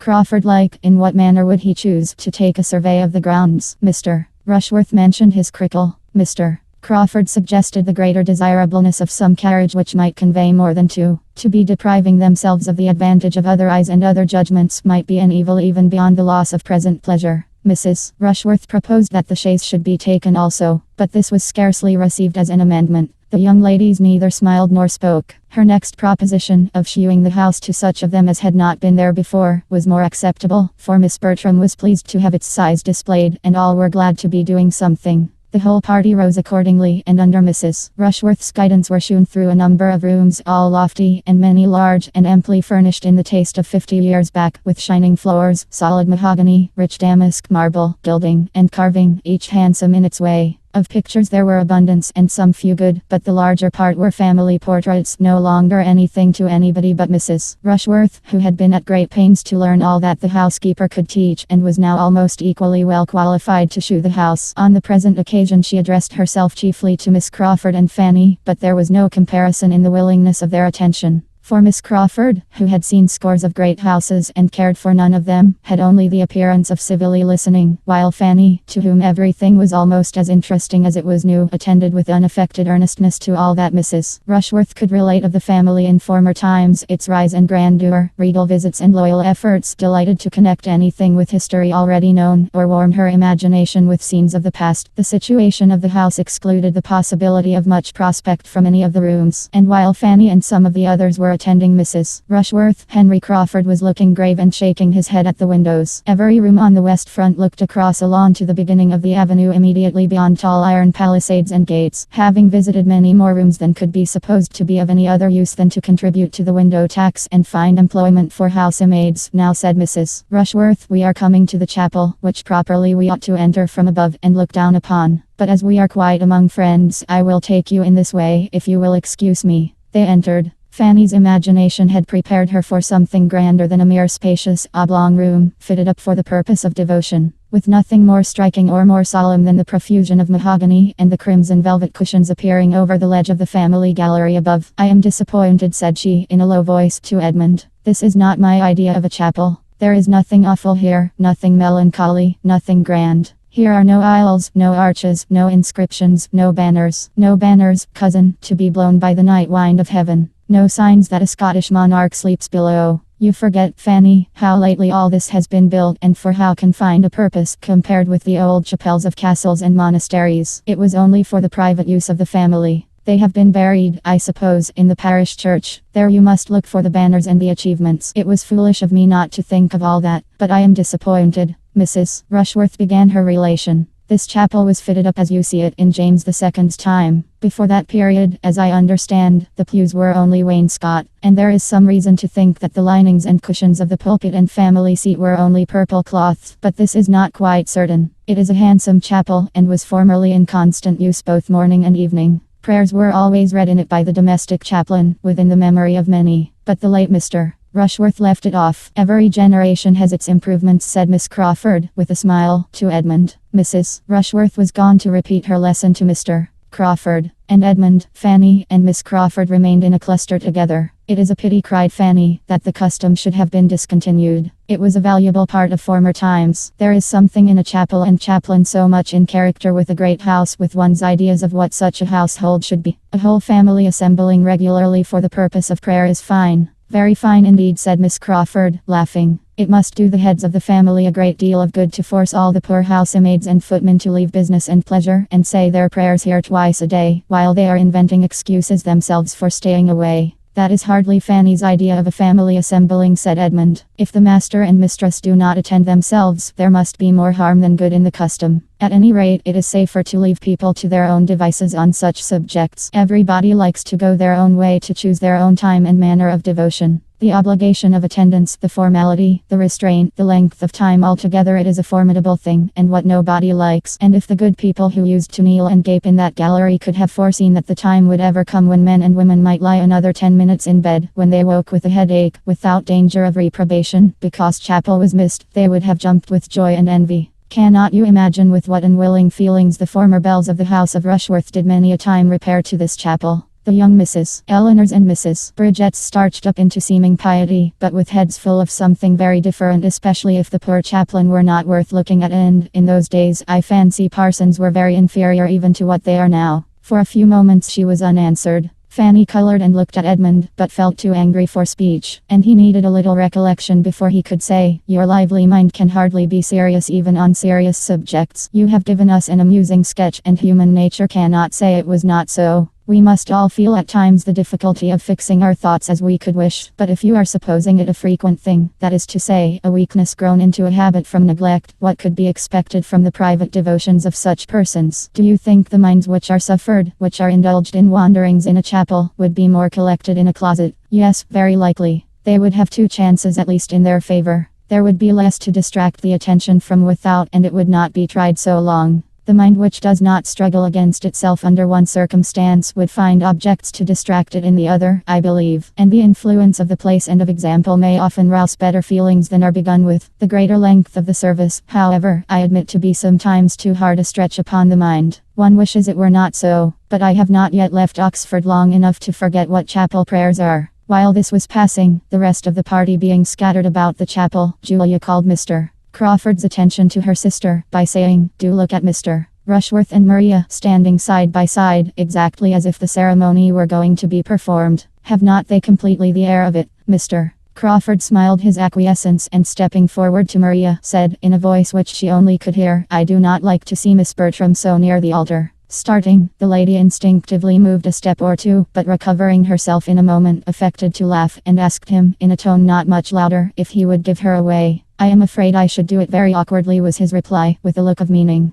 Julia, joining them at the moment, carried on the joke. "Upon my word, it is really a pity that it should not take place directly, if we had but a proper license, for here we are all together, and nothing in the world could be more snug and pleasant." And she talked and laughed about it with so little caution as to catch the comprehension of Mr. Rushworth and his mother, and expose her sister to the whispered gallantries of her lover, while Mrs. Rushworth spoke with proper smiles and dignity of its being a most happy event to her whenever it took place. "If Edmund were but in orders!" cried Julia, and running to where he stood with Miss Crawford and Fanny. "My dear Edmund, if you were but in orders now, you might perform the ceremony directly. How unlucky that you are not ordained. Mr. Rushworth and Maria are quite ready." Miss Crawford's countenance, as Julia spoke, might have amused a disinterested observer. She looked almost aghast under the new idea she was receiving. Fanny pitied her. How distressed she will be at what she said just now passed across her mind. "Ordained," said Miss Crawford. "What, are you to be a clergyman?" "Yes, I shall take orders soon after my father's return, probably at Christmas." Miss Crawford, rallying her spirits and recovering her complexion, replied only, "If I had known this before, I would have spoken of the cloth with more respect and turned the subject." The chapel was soon afterwards left to the silence and stillness which reigned in it, with few interruptions, throughout the year. Miss Bertram, displeased with her sister, led the way, and all seemed to feel that they had been there long enough. The lower part of the house had been now entirely shewn, and Mrs. Rushworth, never weary in the cause, would have proceeded towards the principal staircase and taken them through all the rooms above, if her son had not interposed with a doubt of there being time enough. "For if," said he, with the sort of self-evident proposition which many a clearer head does not always avoid, "we are too long going over the house, we shall not have time for what is to be done out of doors. It is past 2, and we are to dine at 5. Mrs. Rushworth submitted, and the question of surveying the grounds, with the who and the how, was likely to be more fully agitated, and Mrs. Norris was beginning to arrange by what junction of carriages and horses most could be done, when the young people, meeting with an outward door, temptingly open on a flight of steps which led immediately to turf and shrubs, and all the suites of pleasure grounds, as by one impulse, one wish for air and liberty, all walked out. "Suppose we turn down here for the present," said Mrs. Rushworth, civilly taking the hint and following them. "Here are the greatest number of our plants, and here are the curious pheasants." "Query," said Mr. Crawford, looking round him, "whether we may not find something to employ us here before we go farther. I see walls of great promise." "Mr. Rushworth, shall we summon a council on this lawn?" "James," said Mrs. Rushworth to her son, "I believe the wilderness will be new to all the party. The Miss Bertrams have never seen the wilderness yet." No objection was made, but for some time there seemed no inclination to move in any plan, or to any distance. All were attracted at first by the plants or the pheasants, and all dispersed about in happy independence. Mr. Crawford was the first to move forward to examine the capabilities of that end of the house. The lawn, bounded on each side by a high wall, contained beyond the first planted area a bowling green, and beyond the bowling green a long terrace walk, backed by iron palisades, and commanding a view over them into the tops of the trees of the wilderness immediately adjoining. It was a good spot for fault-finding. Mr. Crawford was soon followed by Miss Bertram and Mr. Rushworth, and when, after a little time, the others began to form into parties, these three were found in busy consultation on the terrace by Edmund, Miss Crawford, and Fanny, who seemed as naturally to unite, and who, after a short participation of their regrets and difficulties, left them and walked on.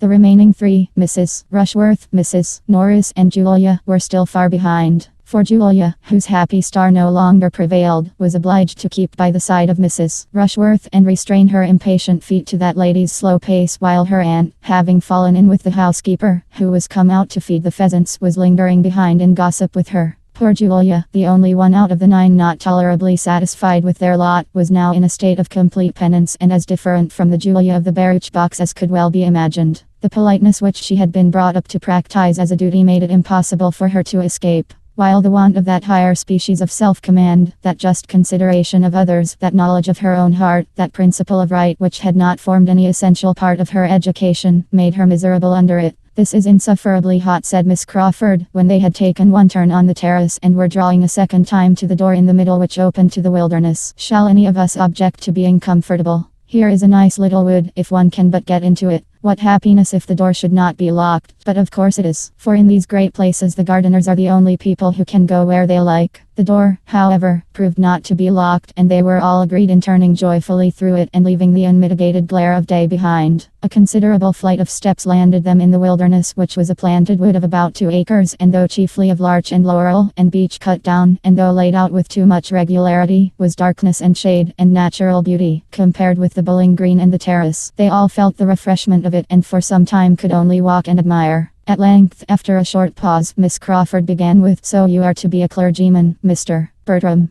This is rather a surprise to me." "Why should it surprise you? You must suppose me designed for some profession, and might perceive that I am neither a lawyer, nor a soldier, nor a sailor." "Very true, but, in short, it had not occurred to me. And you know there is generally an uncle or a grandfather to leave a fortune to the second son." "A very praiseworthy practice," said Edmund, "but not quite universal. I am one of the exceptions, and being one, must do something for myself." "But why are you to be a clergyman? I thought that was always the lot of the youngest, where there were many to choose before him." "Do you think the church itself never chosen, then?" "Never is a black word, but yes, in the never of conversation, which means not very often, I do think it. For what is to be done in the church? Men love to distinguish themselves, and in either of the other lines distinction may be gained, but not in the church. A clergyman is nothing. The nothing of conversation has its gradations, I hope, as well as the never. A clergyman cannot be high in state or fashion. He must not head mobs or set the ton in dress, but I cannot call that situation nothing which has the charge of all that is of the first importance to mankind, individually or collectively considered, temporally and eternally, which has the guardianship of religion and morals, and consequently of the manners which result from their influence. No one here can call the office nothing. If the man who holds it is so, it is by the neglect of his duty, by foregoing its just importance, and stepping out of his place to appear what he ought not to appear. You assign greater consequence to the clergyman than one has been used to hear given, or than I can quite comprehend. One does not see much of this influence and importance in society, and how can it be acquired where they are so seldom seen themselves? How can 2 sermons a week, even supposing them worth hearing, supposing the preacher to have the sense to prefer Blair's to his own, do all that you speak of, govern the conduct and fashion the manners of a large congregation for the rest of the week? One scarcely sees a clergyman out of his pulpit. You are speaking of London, I am speaking of the nation at large. The metropolis, I imagine, is a pretty fair sample of the rest, not, I should hope, of the proportion of virtue to vice throughout the kingdom. We do not look in great cities for our best morality. It is not there that respectable people of any denomination can do most good, and it certainly is not there that the influence of the clergy can be most felt. A fine preacher is followed and admired, but it is not in fine preaching only that a good clergyman will be useful in his parish and his neighborhood, where the parish and neighborhood are of a size capable of knowing his private character and observing his general conduct, which in London can rarely be the case. The clergy are lost there in the crowds of their parishioners. They are known to the largest part only as preachers, and with regard to their influencing public manners, Miss Crawford must not misunderstand me, or suppose I mean to call them the arbiters of good breeding, the regulators of refinement and courtesy, the masters of the ceremonies of life. The manners I speak of might rather be called conduct, perhaps the result of good principles, the effect, in short, of those doctrines which it is their duty to teach and recommend. And it will, I believe, be everywhere found, that as the clergy are, or are not what they ought to be, so are the rest of the nation. "Certainly," said Fanny, with gentle earnestness. "There," cried Miss Crawford, "you have quite convinced Miss Price already. I wish I could convince Miss Crawford too." "I do not think you ever will," said she, with an arch smile. "I am just as much surprised now as I was at first that you should intend to take orders. You really are fit for something better.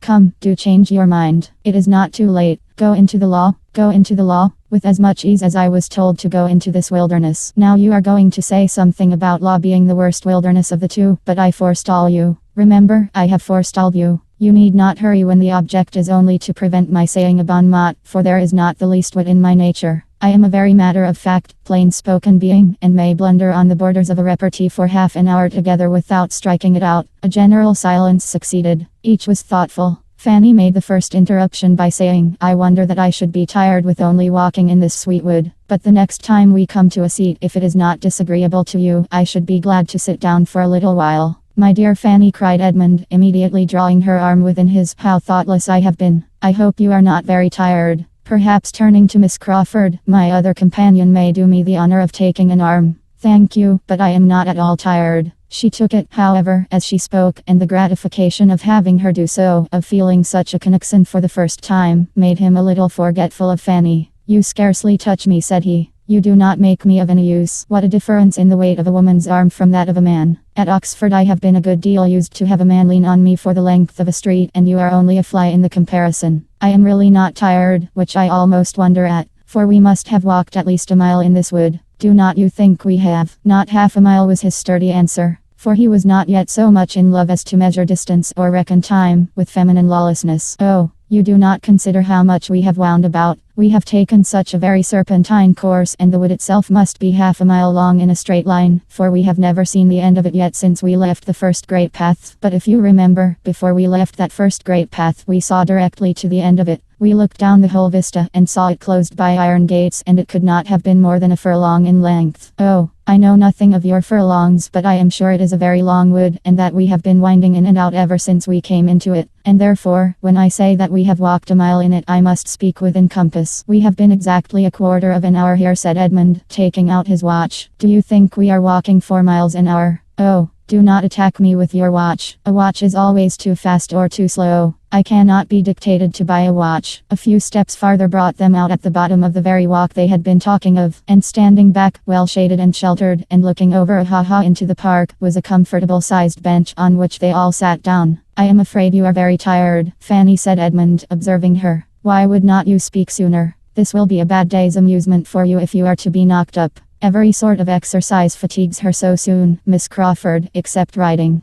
How abominable in you, then, to let me engross her horse as I did all last week. I am ashamed of you and of myself, but it shall never happen again. Your attentiveness and consideration makes me more sensible of my own neglect. Fanny's interest seems in safer hands with you than with me. That she should be tired now, however, gives me no surprise, for there is nothing in the course of one's duties so fatiguing as what we have been doing this morning. Seeing a great house, dawdling from one room to another, straining one's eyes and one's attention, hearing what one does not understand, admiring what one does not care for. It is generally allowed to be the greatest bore in the world, and Miss Price has found it so, though she did not know it. I shall soon be rested, said Fanny. To sit in the shade on a fine day and look upon verdure is the most perfect refreshment. After sitting a little while, Miss Crawford was up again. I must move, said she. Resting fatigues me. I have looked across the ha-ha till I am weary. I must go and look through that iron gate at the same view, without being able to see it so well. Edmund left the seat likewise. Now, Miss Crawford, if you will look up the walk, you will convince yourself that it cannot be half a mile long, or half a mile. It is an immense distance, said she. I see that with a glance. He still reasoned with her, but in vain. She would not calculate, she would not compare. She would only smile and assert.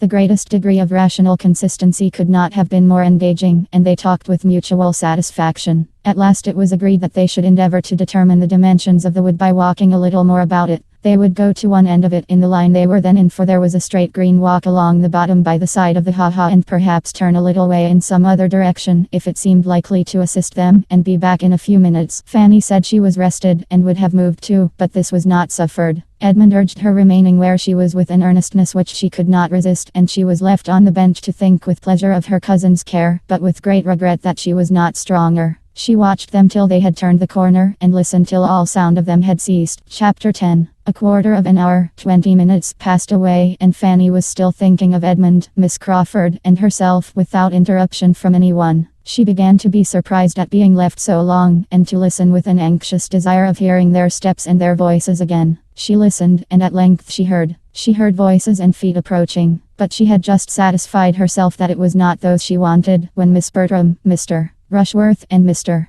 Crawford issued from the same path which she had trod herself, and were before her. Miss Price all alone, and my dear Fanny, how comes this? Were the first salutations. She told her story. Poor dear Fanny, cried her cousin, how ill you have been used by them. You had better have stayed with us. Then seating herself with a gentleman on each side, she resumed the conversation which had engaged them before, and discussed the possibility of improvements with much animation. Nothing was fixed on, but Henry Crawford was full of ideas and projects, and, generally speaking, whatever he proposed was immediately approved, first by her and then by Mr. Rushworth, whose principal business seemed to be to hear the others and who scarcely risked an original thought of his own beyond a wish that they had seen his friend Smith's place. After some minutes spent in this way, Miss Bertram, observing the iron gate, expressed a wish of passing through it into the park, that their views and their plans might be more comprehensive. It was the very thing of all others to be wished. It was the best, it was the only way of proceeding with any advantage, in Henry Crawford's opinion. And he directly saw a knoll not half a mile off, which would give them exactly the requisite command of the house. Go therefore they must to that knoll, and through that gate. But the gate was locked. Mr.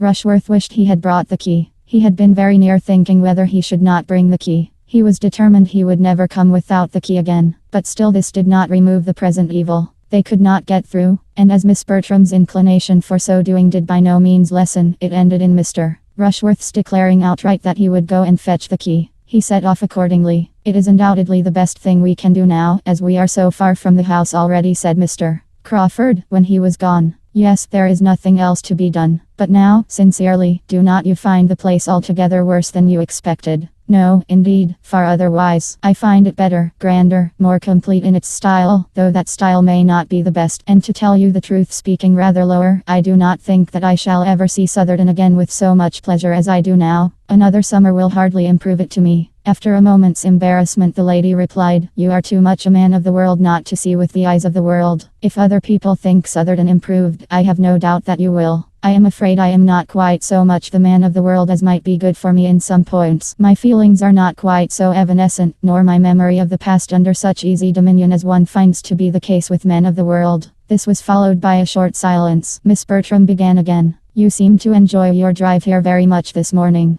I was glad to see you so well entertained. You and Julia were laughing the whole way, were we? Yes, I believe we were, but I have not the least recollection at what. Oh, I believe I was relating to her some ridiculous stories of an old Irish groom of my uncle's. Your sister loves to laugh. You think her more light-hearted than I am. More easily amused, he replied. Consequently, you know, smiling, better company. I could not have hoped to entertain you with Irish anecdotes during a 10 miles drive. Naturally, I believe I am as lively as Julia, but I have more to think of now. You have, undoubtedly. And there are situations in which very high spirits would denote insensibility. Your prospects, however, are too fair to justify want of spirits. You have a very smiling scene before you. Do you mean literally or figuratively? Literally, I conclude. Yes, certainly, the sun shines and the park looks very cheerful. But unluckily that iron gate, that give me a feeling of restraint and hardship. I cannot get out, as the starling said. As she spoke, and it was with expression, she walked to the gate. He followed her. Mr. Rushworth is so long fetching this key, and for the world you would not get out without the key and without Mr. Rushworth's authority and protection, or I think you might with little difficulty pass round the edge of the gate, here, with my assistance. I think it might be done, if you really wished to be more at large, and could allow yourself to think it not prohibited. Prohibited? Nonsense. I certainly can get out that way, and I will. Mr.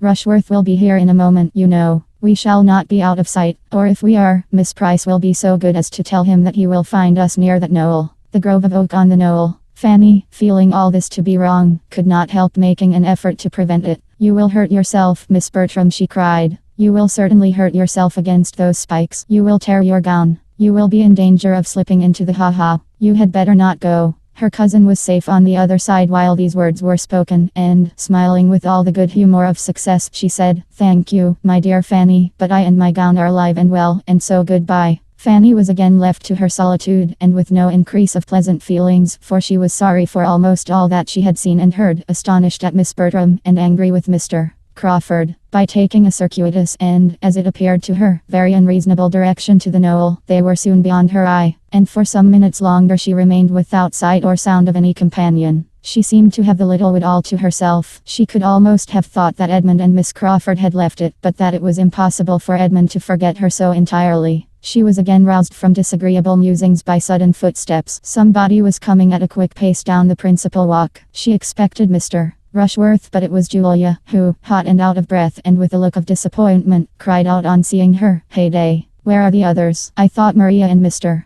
Crawford were with you. Fanny explained. A pretty trick, upon my word. I cannot see them anywhere, looking eagerly into the park, but they cannot be very far off, and I think I am equal to as much as Maria, even without help. But, Julia, Mr. Rushworth will be here in a moment with the key. Do wait for Mr. Rushworth. Not I, indeed. I have had enough of the family for one morning. Why, child, I have but this moment escaped from his horrible mother. Such a penance as I have been enduring, while you were sitting here so composed and so happy. It might have been as well, perhaps, if you had been in my place, but you always contrive to keep out of these scrapes. This was a most unjust reflection, but Fanny could allow for it and let it pass. Julia was vexed, and her temper was hasty, but she felt that it would not last, and therefore, taking no notice, only asked her if she had not seen Mr. Rushworth. Yes, we saw him. He was posting away as if upon life and death, and could but just spare time to tell us his errand, and where you all were. It is a pity he should have so much trouble for nothing. That is Miss Maria's concern. I am not obliged to punish myself for her sins. The mother I could not avoid, as long as my tiresome aunt was dancing about with the housekeeper, but the son I can get away from. And she immediately scrambled across the fence and walked away, not attending to Fanny's last question of whether she had seen anything of Miss Crawford and Edmund. The sort of dread in which Fanny now sat of seeing Mr.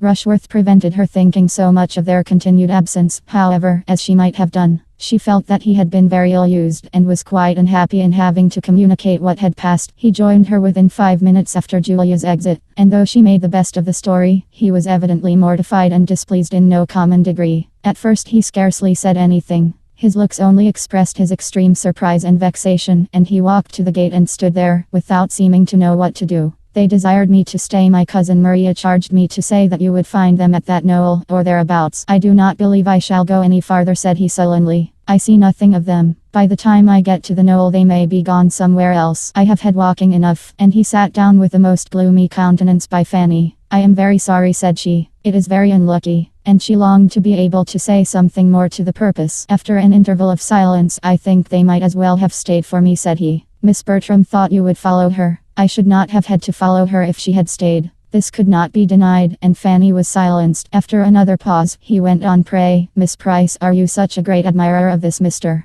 Crawford as some people are? For my part, I can see nothing in him. I do not think him at all handsome. Handsome? Nobody can call such an undersized man handsome. He is not 5'9". I should not wonder if he is not more than 5'8". I think he is an ill-looking fellow. In my opinion, these Crawfords are no addition at all. We did very well without them. A small sigh escaped Fanny here, and she did not know how to contradict him. If I had made any difficulty about fetching the key, there might have been some excuse, but I went the very moment she said she wanted it. Nothing could be more obliging than your manner, I am sure, and I dare say you walked as fast as you could. But still it is some distance, you know, from this spot to the house, quite into the house. And when people are waiting, they are bad judges of time, and every half minute seems like 5. He got up and walked to the gate again, and wished he had had the key about him at the time. Fanny thought she discerned in his standing there an indication of relenting, which encouraged her to another attempt, and she said, therefore, it is a pity you should not join them. They expected to have a better view of the house from that part of the park, and will be thinking how it may be improved. And nothing of that sort, you know, can be settled without you. She found herself more successful in sending away than in retaining a companion.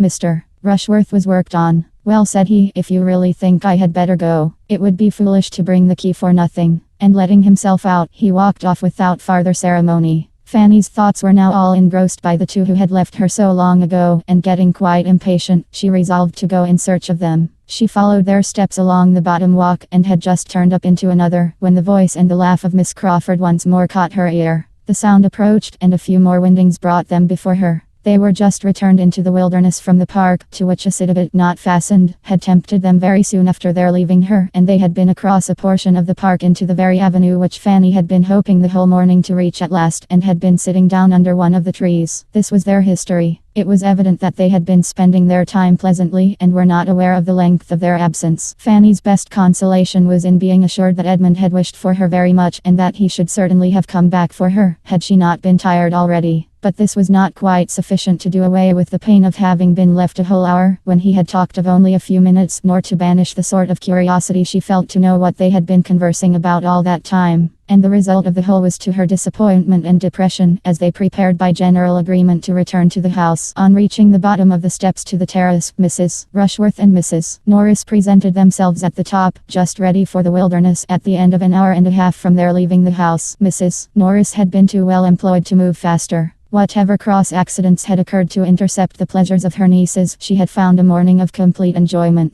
For the housekeeper, after a great many courtesies on the subject of pheasants, had taken her to the dairy, told her all about their cows, and given her the receipt for a famous cream cheese. And since Julia's leaving them, they had been met by the gardener, with whom she had made a most satisfactory acquaintance, for she had set him right as to his grandson's illness, convinced him that it was an ague, and promised him a charm for it. And he, in return, had shewn her all his choicest nursery of plants, and actually presented her with a very curious specimen of heath. On this rencontre they all returned to the house together, there to lounge away the time as they could with sofas and chit-chat and quarterly reviews, till the return of the others and the arrival of dinner. It was late before the Miss Bertrams and the two gentlemen came in, and their ramble did not appear to have been more than partially agreeable, or at all productive of anything useful with regard to the object of the day. By their own accounts they had been all walking after each other, and the junction which had taken place at last seemed, to Fanny's observation, to have been as much too late for re-establishing harmony, as it confessedly had been for determining on any alteration. She felt, as she looked at Julia and Mr. Rushworth, that hers was not the only dissatisfied bosom amongst them.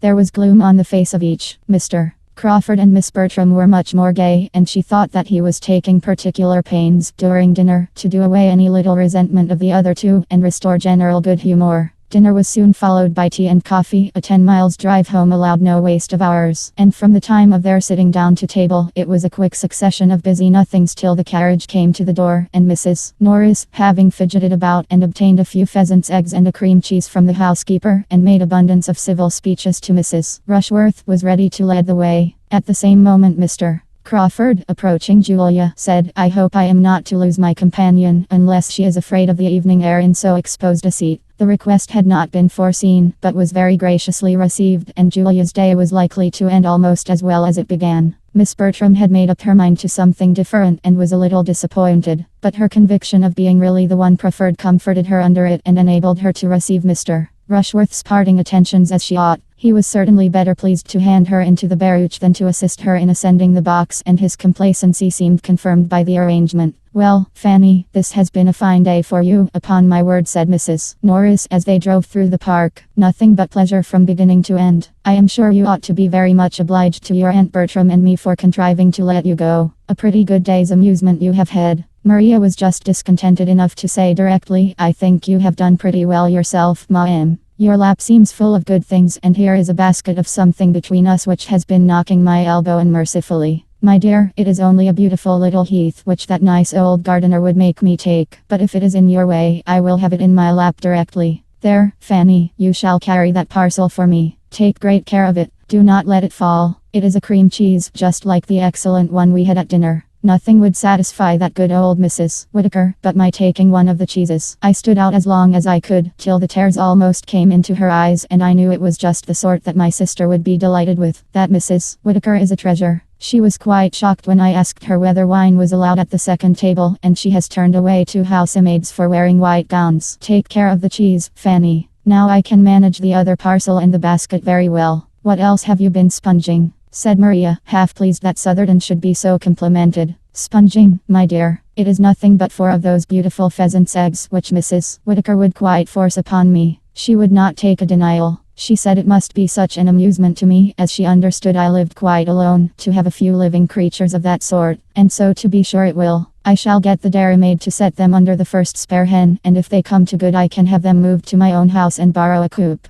And it will be a great delight to me in my lonely hours to attend to them. And if I have good luck, your mother shall have some." It was a beautiful evening, mild and still, and the drive was as pleasant as the serenity of nature could make it. But when Mrs. Norris ceased speaking, it was altogether a silent drive to those within. Their spirits were in general exhausted, and to determine whether the day had afforded most pleasure or pain, might occupy the meditations of almost all. Chapter 11. The day at Southerton, with all its imperfections, afforded the Miss Bertrams much more agreeable feelings than were derived from the letters from Antigua, which soon afterwards reached Mansfield. It was much pleasanter to think of Henry Crawford than of their father, and to think of their father in England again within a certain period, which these letters obliged them to do, was a most unwelcome exercise. November was the black month fixed for his return. Sir Thomas wrote of it with as much decision as experience and anxiety could authorize. His business was so nearly concluded as to justify him in proposing to take his passage in the September packet, and he consequently looked forward with the hope of being with his beloved family again early in November. Maria was more to be pitied than Julia. For to her the father brought a husband, and the return of the friend most solicitous for her happiness would unite her to the lover on whom she had chosen that happiness should depend. It was a gloomy prospect, and all she could do was to throw a mist over it and hope when the mist cleared away she should see something else. It would hardly be early in November. There were generally delays, a bad passage or something.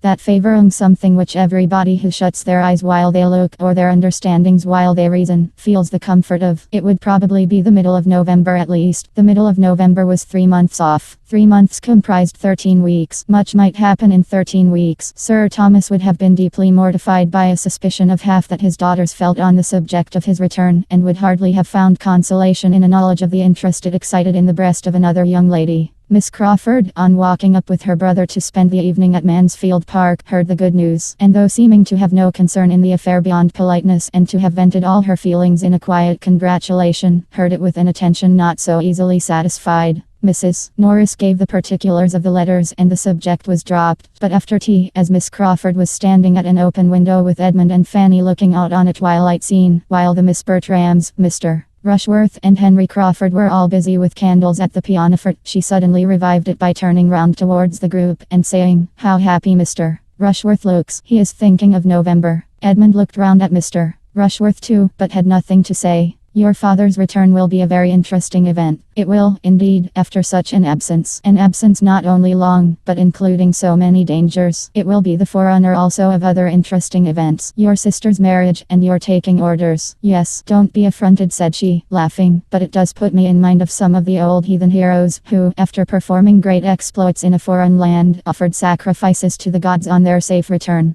"There is no sacrifice in the case," replied Edmund, with a serious smile, and glancing at the pianoforte again. "It is entirely her own doing." "Oh yes, I know it is. I was merely joking. She has done no more than whatever a young woman would do, and I have no doubt of her being extremely happy. My other sacrifice, of course, you do not understand. My taking orders, I assure you, is quite as voluntary as Maria's marrying. It is fortunate that your inclination and your father's convenience should accord so well. There is a very good living kept for you, I understand, hereabouts, which you suppose has biassed me, but that I am sure it has not," cried Fanny. "Thank you for your good word, Fanny, but it is more than I would affirm myself. On the contrary, the knowing that there was such a provision for me probably did bias me, nor can I think it wrong that it should. There was no natural disinclination to be overcome, and I see no reason why a man should make a worse clergyman for knowing that he will have a competence early in life. I was in safe hands. I hope I should not have been influenced myself in a wrong way, and I am sure my father was too conscientious to have allowed it. I have no doubt that I was biased, but I think it was blamelessly." "It is the same sort of thing," said Fanny, after a short pause, "as for the son of an admiral to go into the navy, or the son of a general to be in the army, and nobody sees anything wrong in that. Nobody wonders that they should prefer the line where their friends can serve them best, or suspects them to be less in earnest in it than they appear. No, my dear Miss Price, and for reasons good.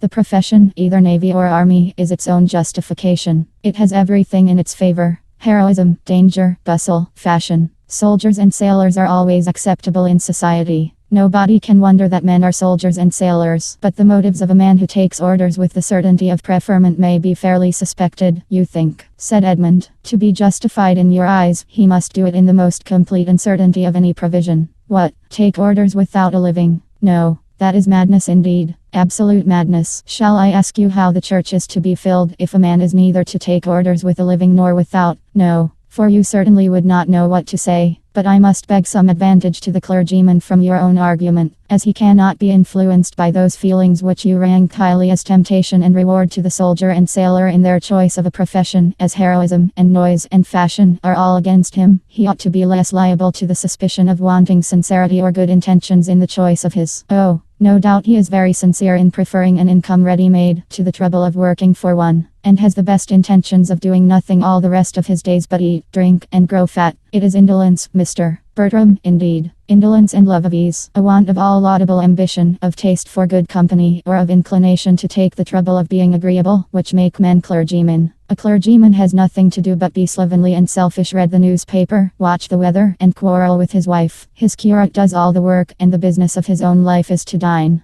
There are such clergymen, no doubt, but I think they are not so common as to justify Miss Crawford in esteeming it their general character. I suspect that in this comprehensive and, may I say, commonplace censure, you are not judging from yourself, but from prejudiced persons, whose opinions you have been in the habit of hearing. It is impossible that your own observation can have given you much knowledge of the clergy. You can have been personally acquainted with very few of a set of men you condemn so conclusively. You are speaking what you have been told at your uncle's table. I speak what appears to me the general opinion. And where an opinion is general, it is usually correct. Though I have not seen much of the domestic lives of clergymen, it is seen by too many to leave any deficiency of information. Where any one body of educated men, of whatever denomination, are condemned indiscriminately, there must be a deficiency of information, or, smiling, of something else. Your uncle and his brother admirals perhaps knew little of clergymen beyond the chaplains whom, good or bad, they were always wishing away. Poor William! He has met with great kindness from the chaplain of the Antwerp, was a tender apostrophe of Fanny's, very much to the purpose of her own feelings if not of the conversation. I have been so little addicted to take my opinions from my uncle, said Miss Crawford, that I can hardly suppose, and since you push me so hard, I must observe that I am not entirely without the means of seeing what clergymen are, being at this present time the guest of my own brother, Dr. Grant, and though Dr.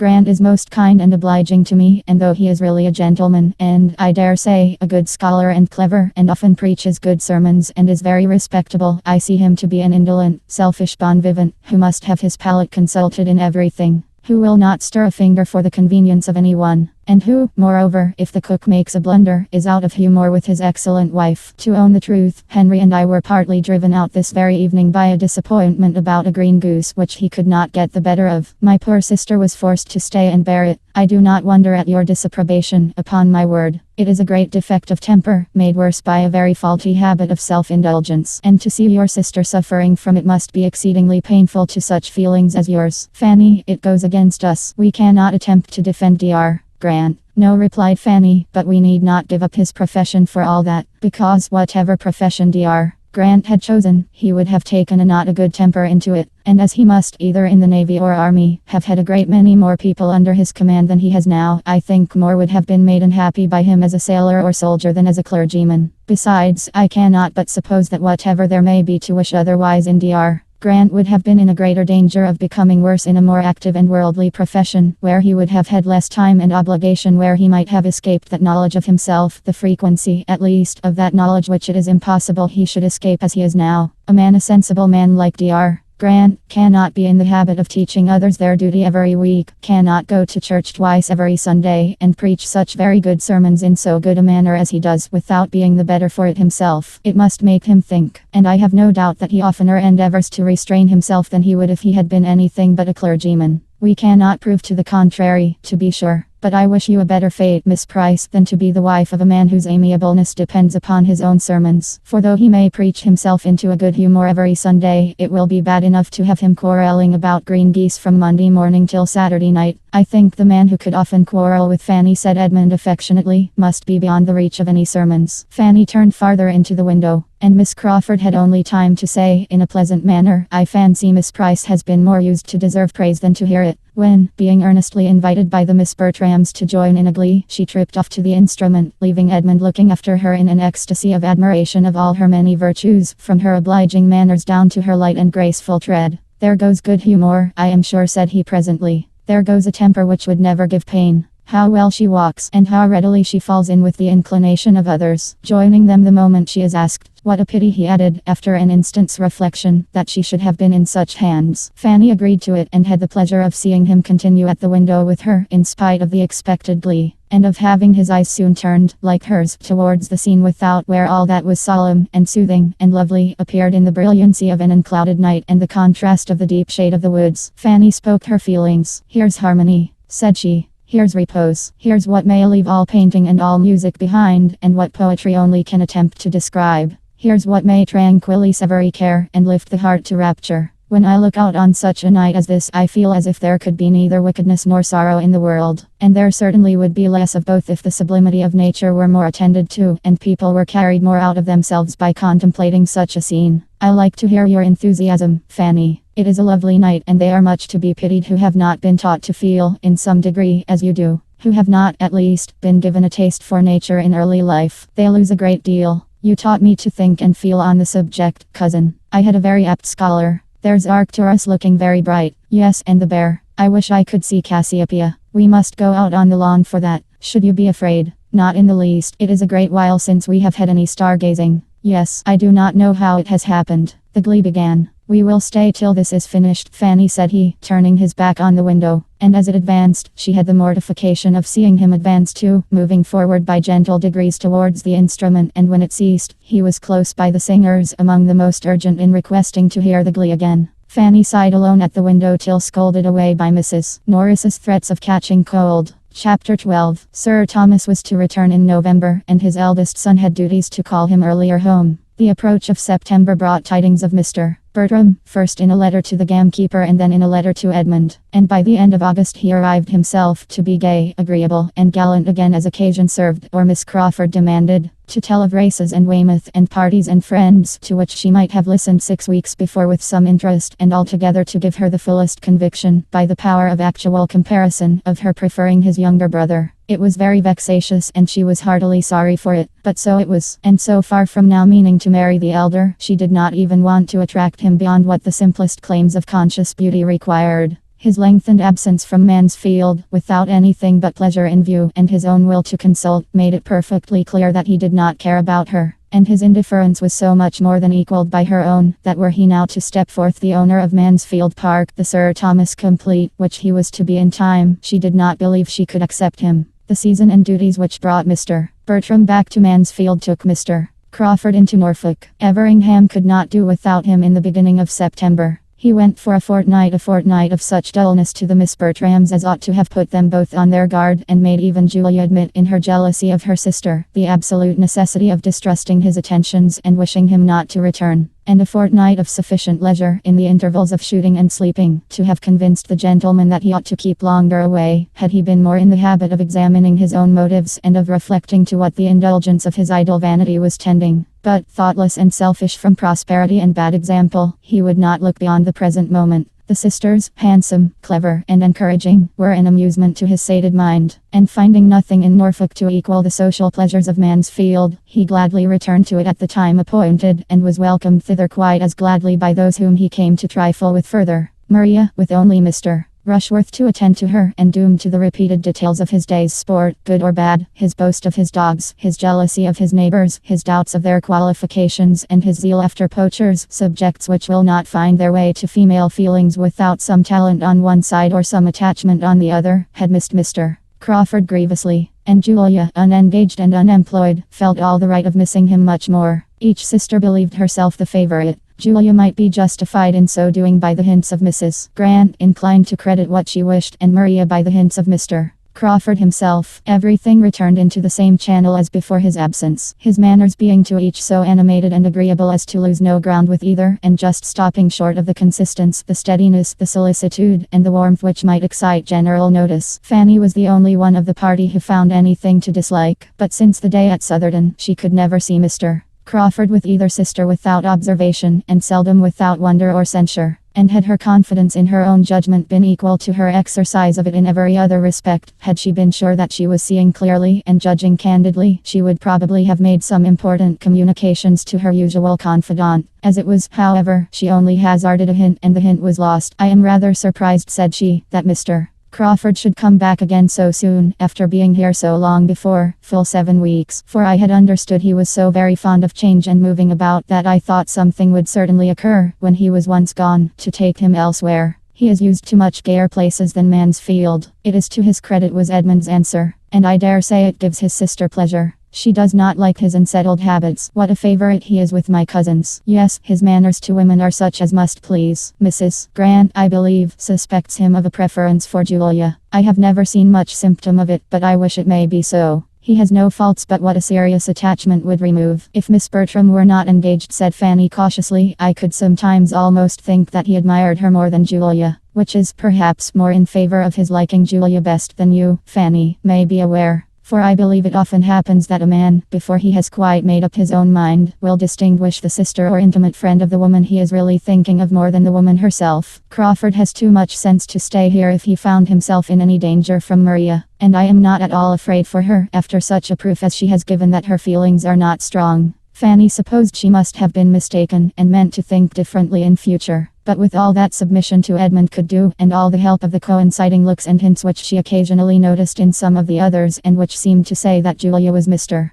Crawford's choice, she knew not always what to think. She was privy, one evening, to the hopes of her Aunt Norris on the subject, as well as to her feelings and the feelings of Mrs. Rushworth on a point of some similarity, and could not help wondering as she listened. And glad would she have been not to be obliged to listen, for it was while all the other young people were dancing, and she sitting, most unwillingly, among the chaperons at the fire, longing for the re-entrance of her elder cousin, on whom all her own hopes of a partner then depended. It was Fanny's first ball, though without the preparation or splendor of many a young lady's first ball, being the thought only of the afternoon, built on the late acquisition of a violin player in the servants' hall, and the possibility of raising 5 couple with the help of Mrs. Grant and a new intimate friend of Mr. Bertram's just arrived on a visit. It had, however, been a very happy one to Fanny through 4 dances, and she was quite grieved to be losing even a quarter of an hour. While waiting and wishing, looking now at the dancers and now at the door, this dialogue between the 2 above-mentioned ladies was forced on her. "I think, ma'am," said Mrs. Norris, her eyes directed towards Mr. Rushworth and Maria, who were partners for the second time, "we shall see some happy faces again now." "Yes, ma'am, indeed," replied the other, with a stately simper. "There will be some satisfaction in looking on now, and I think it was rather a pity they should have been obliged to part. Young folks in their situation should be excused complying with the common forms. I wonder my son did not propose it." "I dare say he did, ma'am. Mr. Rushworth is never remiss, but dear Maria has such a strict sense of propriety, so much of that true delicacy which one seldom meets with nowadays. Mrs. Rushworth, that wish of avoiding particularity. Dear ma'am, only look at her face at this moment. How different from what it was the 2 last dances." Miss Bertram did indeed look happy. Her eyes were sparkling with pleasure, and she was speaking with great animation, for Julia and her partner, Mr.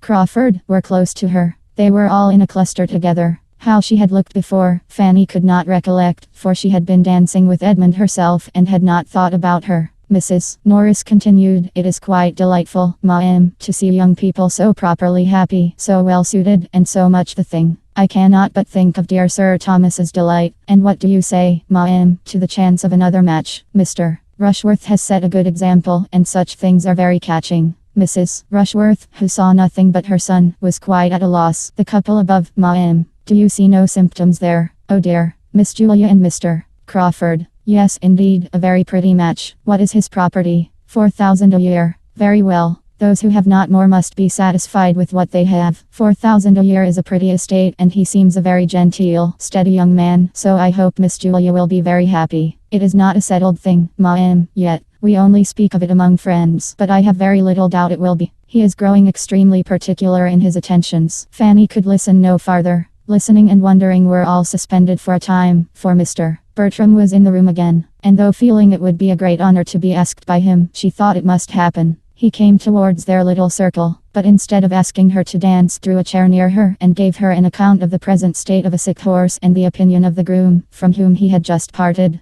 Fanny found that it was not to be, and in the modesty of her nature immediately felt that she had been unreasonable in expecting it. When he had told of his horse, he took a newspaper from the table, and looking over it, said in a languid way, "If you want to dance, Fanny, I will stand up with you." With more than equal civility the offer was declined. She did not wish to dance. "I am glad of it," said he, in a much brisker tone, and throwing down the newspaper again, "for I am tired to death. I only wonder how the good people can keep it up so long. They had need be all in love to find any amusement in such folly. And so they are, I fancy. If you look at them you may see they are so many couple of lovers, all but Yates and Mrs. Grant, and, between ourselves, she, poor woman, must want a lover as much as any one of them. A desperate dull life hers must be," with the doctor making a sly face as he spoke towards the chair of the latter, who proving, however, to be close at his elbow, made so instantaneous a change of expression and subject necessary, as Fanny, in spite of everything, could hardly help laughing at. "A strange business this in America, Dr. Grant. What is your opinion? I always come to you to know what I am to think of public matters." "My dear Tom," cried his aunt soon afterwards, "as you are not dancing, I dare say you will have no objection to join us in a rubber. Shall you?"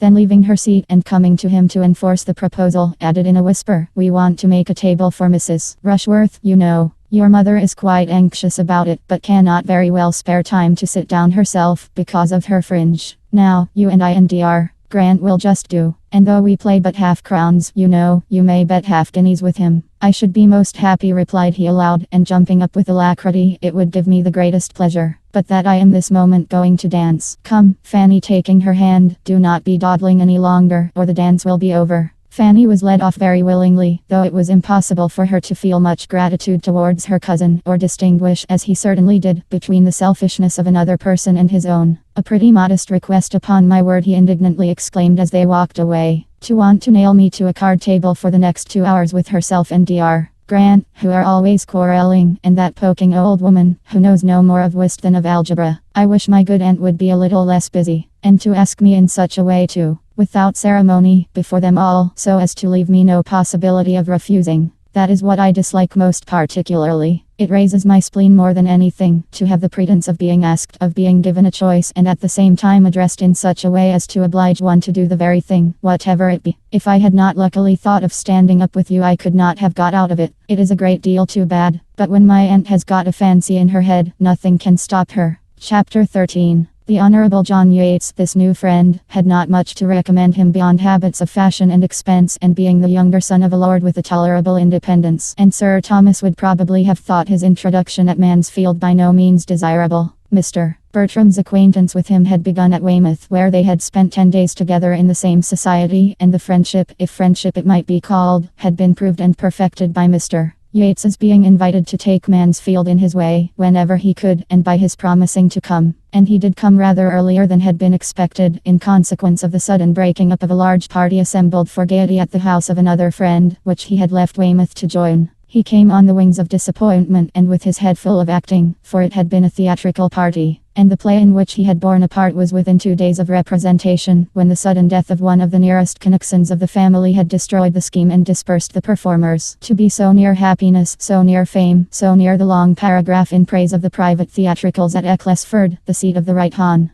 Lord Ravenshaw in Cornwall, which would of course have immortalized the whole party for at least a 12-month, and being so near, to lose it all, was an injury to be keenly felt, and Mr. Yates could talk of nothing else. Ecclesford and its theatre, with its arrangements and dresses, rehearsals and jokes, was his never-failing subject, and to boast of the past his only consolation. Happily for him, a love of the theatre is so general, and itch for acting so strong among young people, that he could hardly outtalk the interest of his hearers. From the first casting of the parts to the epilogue it was all bewitching, and there were few who did not wish to have been a party concerned, or would have hesitated to try their skill. The play had been Lovers' Vows, and Mr. Yates was to have been Count Castle. "A trifling part," said he, "and not at all to my taste, and such a one as I certainly would not accept again." But I was determined to make no difficulties. Lord Ravenshaw and the Duke had appropriated the only 2 characters worth playing before I reached Ecclesford, and though Lord Ravenshaw offered to resign his to me, it was impossible to take it, you know. I was sorry for him that he should have so mistaken his powers, for he was no more equal to the Baron, a little man with a weak voice, always hoarse after the first 10 minutes. It must have injured the piece materially. But I was resolved to make no difficulties. Sir Henry thought the Duke not equal to Frederick, but that was because Sir Henry wanted the part himself, whereas it was certainly in the best hands of the 2.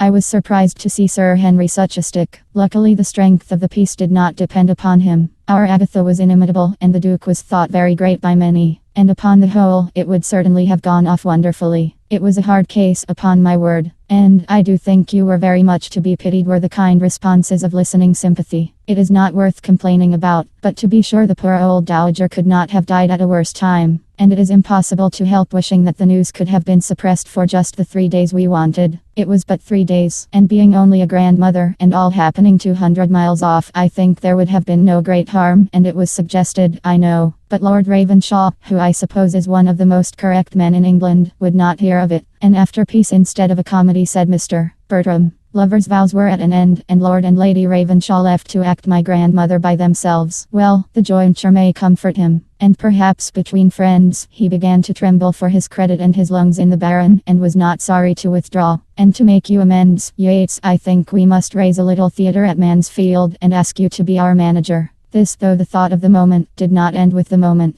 For the inclination to act was awakened, and in no one more strongly than in him who was now master of the house, and who, having so much leisure as to make almost any novelty a certain good, had likewise such a degree of lively talents and comic taste as were exactly adapted to the novelty of acting. The thought returned again and again. Oh, for the Ecclesford Theatre and scenery to try something with. Each sister could echo the wish, and Henry Crawford, to whom, in all the riot of his gratifications it was yet an untasted pleasure, was quite alive at the idea. I really believe, said he, I could be fool enough at this moment to undertake any character that ever was written, from Shylock or Richard II down to the singing hero of a farce in his scarlet coat and cocked hat. I feel as if I could be anything or everything. As if I could rant and storm, or sigh or cut capers in any tragedy or comedy in the English language. Let us be doing something, be it only half a play, an act, a scene. What should prevent us? Not these countenances, I am sure, looking towards the Miss Bertrams. And for a theatre, what signifies a theatre? We shall be only amusing ourselves. Any room in this house might suffice. We must have a curtain, said Tom Bertram. A few yards of green baize for a curtain, and perhaps that may be enough. Oh, quite enough, cried Mr. Yates, with only just a side wing or two run up, doors in flat, and 3 or 4 scenes to be let down. Nothing more would be necessary on such a plan as this. For mere amusement among ourselves we should want nothing more. I believe we must be satisfied with less, said Maria. There would not be time, and other difficulties would arise. We must rather adopt Mr.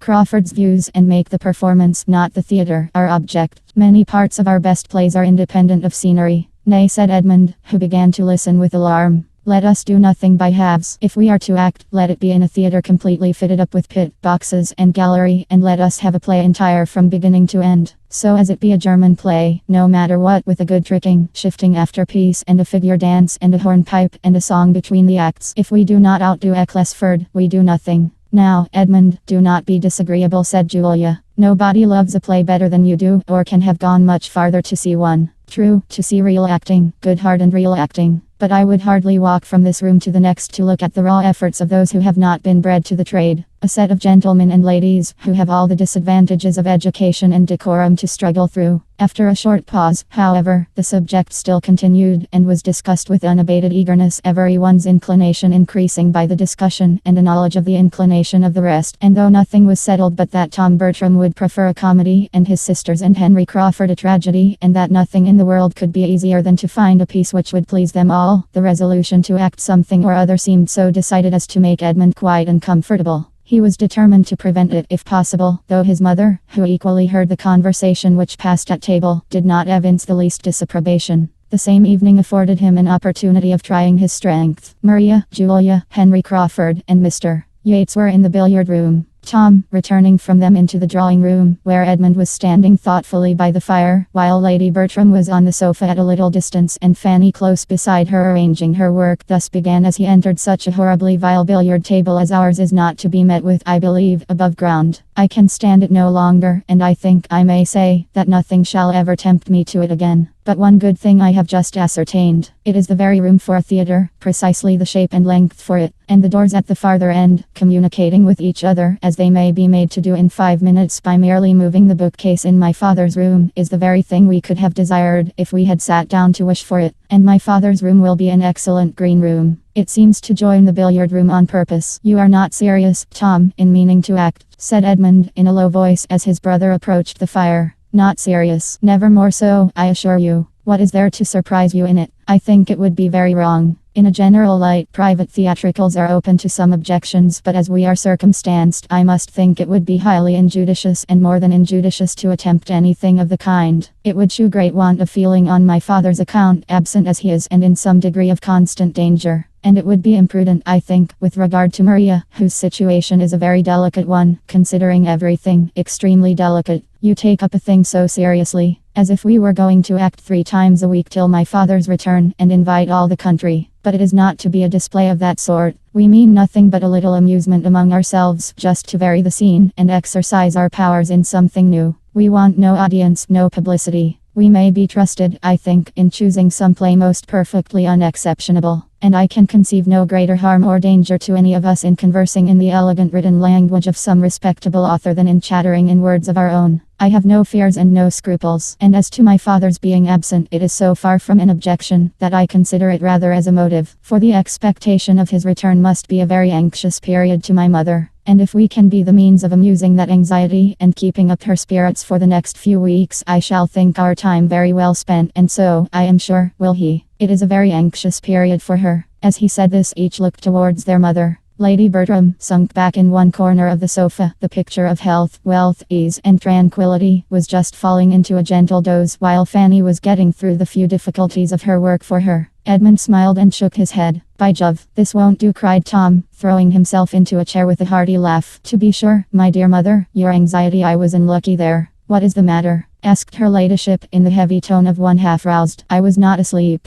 "Oh dear, no, ma'am, nobody suspected you." "Well, Edmund," he continued, returning to the former subject, posture, and voice as soon as Lady Bertram began to nod again, "but this I will maintain, that we shall be doing no harm. I cannot agree with you. I am convinced that my father would totally disapprove it, and I am convinced to the contrary. Nobody is fonder of the exercise of talent in young people, or promotes it more, than my father, and for anything of the acting, spouting, reciting kind, I think he has always a decided taste. I am sure he encouraged it in us as boys. How many a time have we mourned over the dead body of Julius Caesar, and to be'd and not to be'd, in this very room, for his amusement. And I am sure, my name was Norval, every evening of my life through one Christmas holidays. It was a very different thing. You must see the difference yourself. My father wished us as schoolboys to speak well, but he would never wish his grown-up daughters to be acting plays. His sense of decorum is strict." "I know all that," said Tom, displeased. "I know my father as well as you do, and I'll take care that his daughters do nothing to distress him. Manage your own concerns, Edmund, and I'll take care of the rest of the family." "If you are resolved on acting," replied the persevering Edmund, "I must hope it will be in a very small and quiet way. And I think a theatre ought not to be attempted. It would be taking liberties with my father's house in his absence which could not be justified." "For everything of that nature I will be answerable," said Tom, in a decided tone. "His house shall not be hurt. I have quite as great an interest in being careful of his house as you can have. And as to such alterations as I was suggesting just now, such as moving a bookcase or unlocking a door, or even as using the billiard room for the space of a week without playing at billiards in it, you might just as well suppose he would object to our sitting more in this room, and less in the breakfast room, than we did before he went away, or to my sister's pianoforte being moved from one side of the room to the other. Absolute nonsense. The innovation, if not wrong as an innovation, will be wrong as an expense. Yes, the expense of such an undertaking would be prodigious. Perhaps it might cost a whole £20. Something of a theatre we must have undoubtedly, but it will be on the simplest plan. A green curtain and a little carpenter's work, and that's all. And as the carpenter's work may be all done at home by Christopher Jackson himself, it will be too absurd to talk of expense. And as long as Jackson is employed, everything will be right with Sir Thomas. Don't imagine that nobody in this house can see or judge but yourself. Don't act yourself if you do not like it, but don't expect to govern everybody else." "No, as to acting myself," said Edmund, "that I absolutely protest against." Tom walked out of the room as he said it, and Edmund was left to sit down and stir the fire in thoughtful vexation. Fanny, who had heard it all, and borne Edmund company in every feeling throughout the whole, now ventured to say, in her anxiety to suggest some comfort, "Perhaps they may not be able to find any play to suit them. Your brother's taste and your sister's seem very different." "I have no hope there, Fanny. If they persist in the scheme, they will find something. I shall speak to my sisters and try to dissuade them, and that is all I can do. I should think my Aunt Norris would be on your side." "I dare say she would, but she has no influence with either Tom or my sisters that could be of any use. And if I cannot convince them myself, I shall let things take their course without attempting it through her. Family squabbling is the greatest evil of all, and we had better do anything than be altogether by the ears." His sisters, to whom he had an opportunity of speaking the next morning, were quite as impatient of his advice, quite as unyielding to his representation, quite as determined in the cause of pleasure, as Tom. Their mother had no objection to the plan, and they were not in the least afraid of their father's disapprobation. There could be no harm in what had been done in so many respectable families and by so many women of the first consideration. And it must be scrupulousness run mad that could see anything to censure in a plan like theirs, comprehending only brothers and sisters and intimate friends, and which would never be heard of beyond themselves. Julia did seem inclined to admit that Maria's situation might require particular caution and delicacy, but that could not extend to her. She was at liberty. And Maria evidently considered her engagement as only raising her so much more above restraint, and leaving her less occasion than Julia to consult either father or mother. Edmund had little to hope, but he was still urging the subject when Henry Crawford entered the room, fresh from the parsonage, calling out, "No want of hands in our theatre, Miss Bertram. No want of understrappers. My sister desires her love, and hopes to be admitted into the company, and will be happy to take the part of any old duenna or tame confidant, that you may not like to do yourselves." Maria gave Edmund a glance which meant, "What say you now? Can we be wrong if Mary Crawford feels the same?" and Edmund, silenced, was obliged to acknowledge that the charm of acting might well carry fascination to the mind of genius, and with the ingenuity of love, to dwell more on the obliging, accommodating purport of the message than on anything else. The scheme advanced, opposition was vain, and as to Mrs. Norris, he was mistaken in supposing she would wish to make any. She started no difficulties that were not talked down in 5 minutes by her eldest nephew and niece, who were all powerful with her. And as the whole arrangement was to bring very little expense to anybody, and none at all to herself, as she foresaw in it all the comforts of hurry, bustle, and importance, and derived the immediate advantage of fancying herself obliged to leave her own house where she had been living a month at her own cost, and take up her abode in theirs, that every hour might be spent in their service, she was, in fact, exceedingly delighted with the project. Chapter 14. Fanny seemed nearer being right than Edmund had supposed. The business of finding a play that would suit everybody proved to be no trifle, and the carpenter had received his orders and taken his measurements, had suggested and removed at least 2 sets of difficulties, and having made the necessity of an enlargement of plan and expense fully evident, was already at work while a play was still to seek. Other preparations were also in hand. An enormous roll of green baize had arrived from Northampton, and been cut out by Mrs. Norris with a saving by her good management of full 3/4 of a yard, and was actually forming into a curtain by the housemaids, and still the play was wanting. And as 2 or 3 days passed away in this manner, Edmund began almost to hope that none might ever be found. There were, in fact, so many things to be attended to, so many people to be pleased, so many best characters required, and, above all, such a need that the play should be at once both tragedy and comedy, that there did seem as little chance of a decision as anything pursued by youth and zeal could hold out. On the tragic side were the Miss Bertrams, Henry Crawford, and Mr. Yates. On the comic, Tom Bertram, not quite alone, because it was evident that Mary Crawford's wishes, though politely kept back, inclined the same way. But his determinateness and his power seemed to make allies unnecessary. And, independent of this great irreconcilable difference, they wanted a piece containing very few characters in the whole, but every character first-rate, and 3 principal women. All the best plays were run over in vain. Neither Hamlet, nor Macbeth, nor Othello, nor Douglas, nor the Gamester presented anything that could satisfy even the tragedians. And the rivals, the School for Scandal, Wheel of Fortune, Heir at Law, and Along, etc., were successively dismissed with yet warmer objections. No piece could be proposed that did not supply somebody with a difficulty, and on one side or the other it was a continual repetition of, "Oh no, that will never do. Let us have no ranting tragedies. Too many characters. Not a tolerable woman's part in the play. Anything but that, my dear Tom. It would be impossible to fill it up.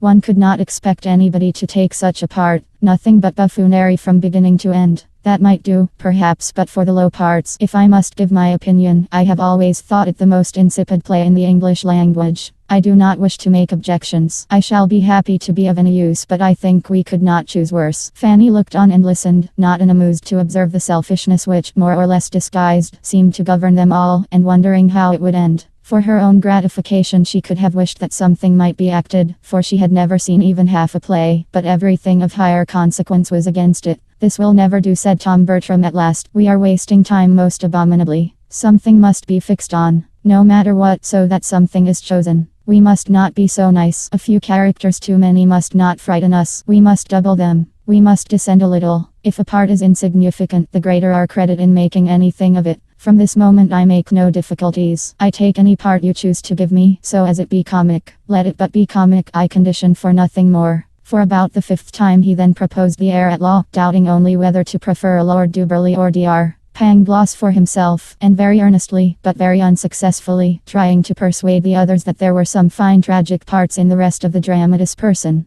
The pause which followed this fruitless effort was ended by the same speaker, who, taking up one of the many volumes of plays that lay on the table, and turning it over, suddenly exclaimed, "Lovers' Vows! And why should not Lovers' Vows do for us as well as for the Ravenshaws? How came it never to be thought of before? It strikes me as if it would do exactly. What say you all? Here are 2 capital tragic parts for Yates and Crawford, and here is the rhyming butler for me, if nobody else wants it. A trifling part, but the sort of thing I should not dislike, and, as I said before, I am determined to take anything and do my best, and as for the rest, they may be filled up by anybody. It is only Count Castle and Anhalt." The suggestion was generally welcome. Everybody was growing weary of indecision, and the first idea with everybody was that nothing had been proposed before so likely to suit them all. Mr. Yates was particularly pleased. He had been sighing and longing to do the Baron at Ecclesford, had grudged every rant of Lord Ravenshaw's, and been forced to re-rant it all in his own room. The storm through Baron Wildenheim was the height of his theatrical ambition, and with the advantage of knowing half the scenes by heart already, he did now, with the greatest alacrity, offer his services for the part. To do him justice, however, he did not resolve to appropriate it, for remembering that there was some very good ranting ground in Frederick, he professed an equal willingness for that. Henry Crawford was ready to take either, whichever Mr. Yates did not choose would perfectly satisfy him, and a short parley of compliment ensued.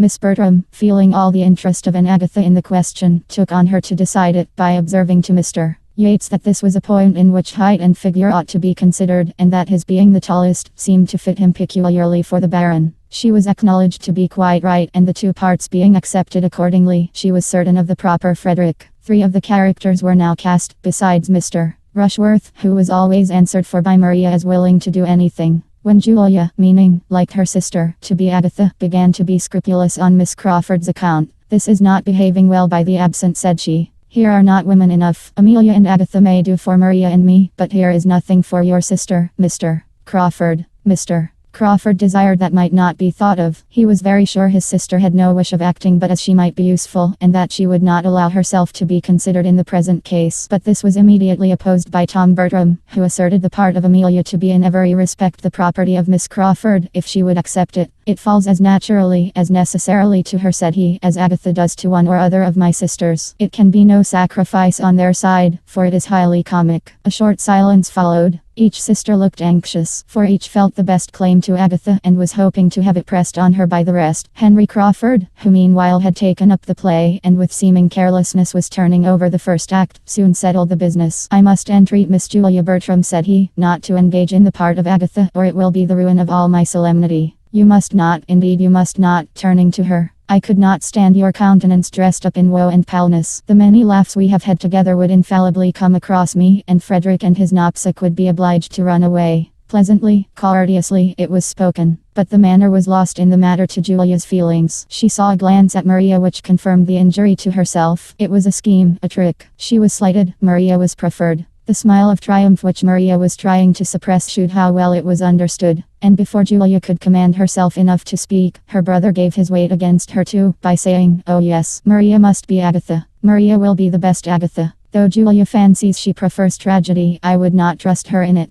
There is nothing of tragedy about her. She has not the look of it. Her features are not tragic features, and she walks too quick and speaks too quick and would not keep her countenance. She had better do the old countrywoman. The cottager's wife. You had, indeed, Julia. Cottager's wife is a very pretty part, I assure you. The old lady relieves the high-flown benevolence of her husband with a good deal of spirit. You shall be cottager's wife." "Cottager's wife," cried Mr. Yates. "What are you talking of? The most trivial, paltry, insignificant part. The merest commonplace. Not a tolerable speech in the whole. Your sister do that. It is an insult to propose it. At Ecclesford the governess was to have done it. We all agreed that it could not be offered to anybody else. A little more justice, Mr. Manager, if you please. You do not deserve the office if you cannot appreciate the talents of your company a little better. Why, as to that, my good friend, till I and my company have really acted there must be some guesswork. But I mean no disparagement to Julia. We cannot have 2 Agathas, and we must have 1 cottager's wife. And I am sure I set her the example of moderation myself in being satisfied with the old butler. If the part is trifling she will have more credit in making something of it. And if she is so desperately bent against everything humorous, let her take cottager's speeches instead of cottager's wife's, and so change the parts all through. He is solemn and pathetic enough, I am sure. It could make no difference in the play, and as for Cottager himself, when he has got his wife's speeches, I would undertake him with all my heart." "With all your partiality for Cottager's wife," said Henry Crawford, "it will be impossible to make anything of it fit for your sister, and we must not suffer her good nature to be imposed on. We must not allow her to accept the part. She must not be left to her own complacence. Her talents will be wanted in Amelia. Amelia is a character more difficult to be well represented than even Agatha. I consider Amelia is the most difficult character in the whole piece. It requires great powers, great nicety, to give her playfulness and simplicity without extravagance. I have seen good actresses fail in the part. Simplicity, indeed, is beyond the reach of almost every actress by profession. It requires a delicacy of feeling which they have not. It requires a gentlewoman, a Julia Bertram. You will undertake it, I hope." Turning to her with a look of anxious entreaty, which softened her a little. But while she hesitated what to say, her brother again interposed with Miss Crawford's better claim. No, Julia must not be Amelia. It is not at all the part for her. She would not like it. She would not do well. She is too tall and robust. Amelia should be a small, light, girlish, skipping figure. It is fit for Miss Crawford and Miss Crawford only. She looks the part and I am persuaded will do it admirably. Without attending to this, Henry Crawford continued his supplication. You must oblige us, said he. Indeed you must. When you have studied the character, I am sure you will feel it suit you. Tragedy may be your choice, but it will certainly appear that comedy chusses you. You will be to visit me in prison with a basket of provisions. You will not refuse to visit me in prison. I think I see you coming in with your basket. The influence of his voice was felt. Julia wavered. But was he only trying to soothe and pacify her and make her overlook the previous affront? She distrusted him. The slight had been most determined. He was, perhaps, but at treacherous play with her. She looked suspiciously at her sister. Maria's countenance was to decide it. If she were vexed and alarmed, but Maria looked all serenity and satisfaction, and Julia well knew that on this ground Maria could not be happy but at her expense. With hasty indignation, therefore, and a tremulous voice, she said to him, You do not seem afraid of not keeping your countenance when I come in with a basket of provisions, though one might have supposed, but it is only as Agatha that I was to be so overpowering. She stopped. Henry Crawford looked rather foolish and as if he did not know what to say. Tom Bertram began again. Miss Crawford must be Amelia. She will be an excellent Amelia. Do not be afraid of my wanting the character, cried Julia, with angry quickness. I am not to be Agatha, and I am sure I will do nothing else. And as to Amelia, it is of all parts in the world the most disgusting to me. I quite detest her. An odious, little, pert, unnatural, impudent girl. I have always protested against comedy, and this is comedy in its worst form. And so saying, she walked hastily out of the room, leaving awkward feelings to more than one, but exciting small compassion in any except Fanny, who had been a quiet auditor of the whole, and who could not think of her as under the agitations of jealousy without great pity. A short silence succeeded her leaving them, but her brother soon returned to business and lovers' vows, and was eagerly looking over the play, with Mr.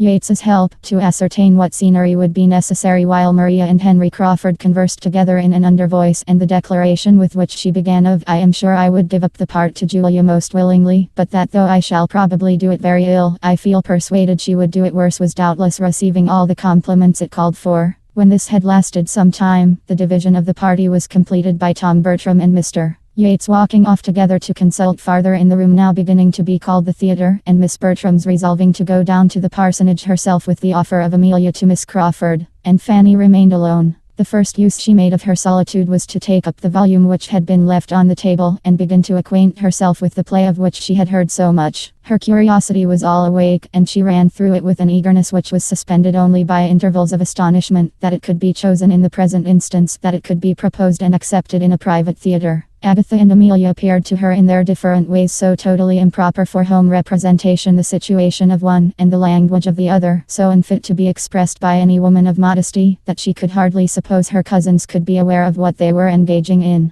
and longed to have them roused as soon as possible by the remonstrance which Edmund would certainly make. Chapter 15. Miss Crawford accepted the part very readily, and soon after Miss Bertram's return from the parsonage, Mr. Rushworth arrived, and another character was consequently cast. He had the offer of Count Castle and Anholt, and at first did not know which to choose, and wanted Miss Bertram to direct him. But upon being made to understand the different style of the characters, and which was which, and recollecting that he had once seen the play in London, and had thought Anholt a very stupid fellow, he soon decided for the Count. Miss Bertram approved the decision, for the less he had to learn the better. And though she could not sympathize in his wish that the Count and Agatha might be to act together, nor wait very patiently while he was slowly turning over the leaves with the hope of still discovering such a scene, she very kindly took his part in hand, and curtailed every speech that admitted being shortened, besides pointing out the necessity of his being very much dressed, and choosing his colors. Mr. Rushworth liked the idea of his finery very well, though affecting to despise it, and was too much engaged with what his own appearance would be to think of the others, or draw any of those conclusions, or feel any of that displeasure which Maria had been half prepared for. Thus much was settled before Edmund, who had been out all the morning, knew anything of the matter. But when he entered the drawing room before dinner, the buzz of discussion was high between Tom, Maria, and Mr.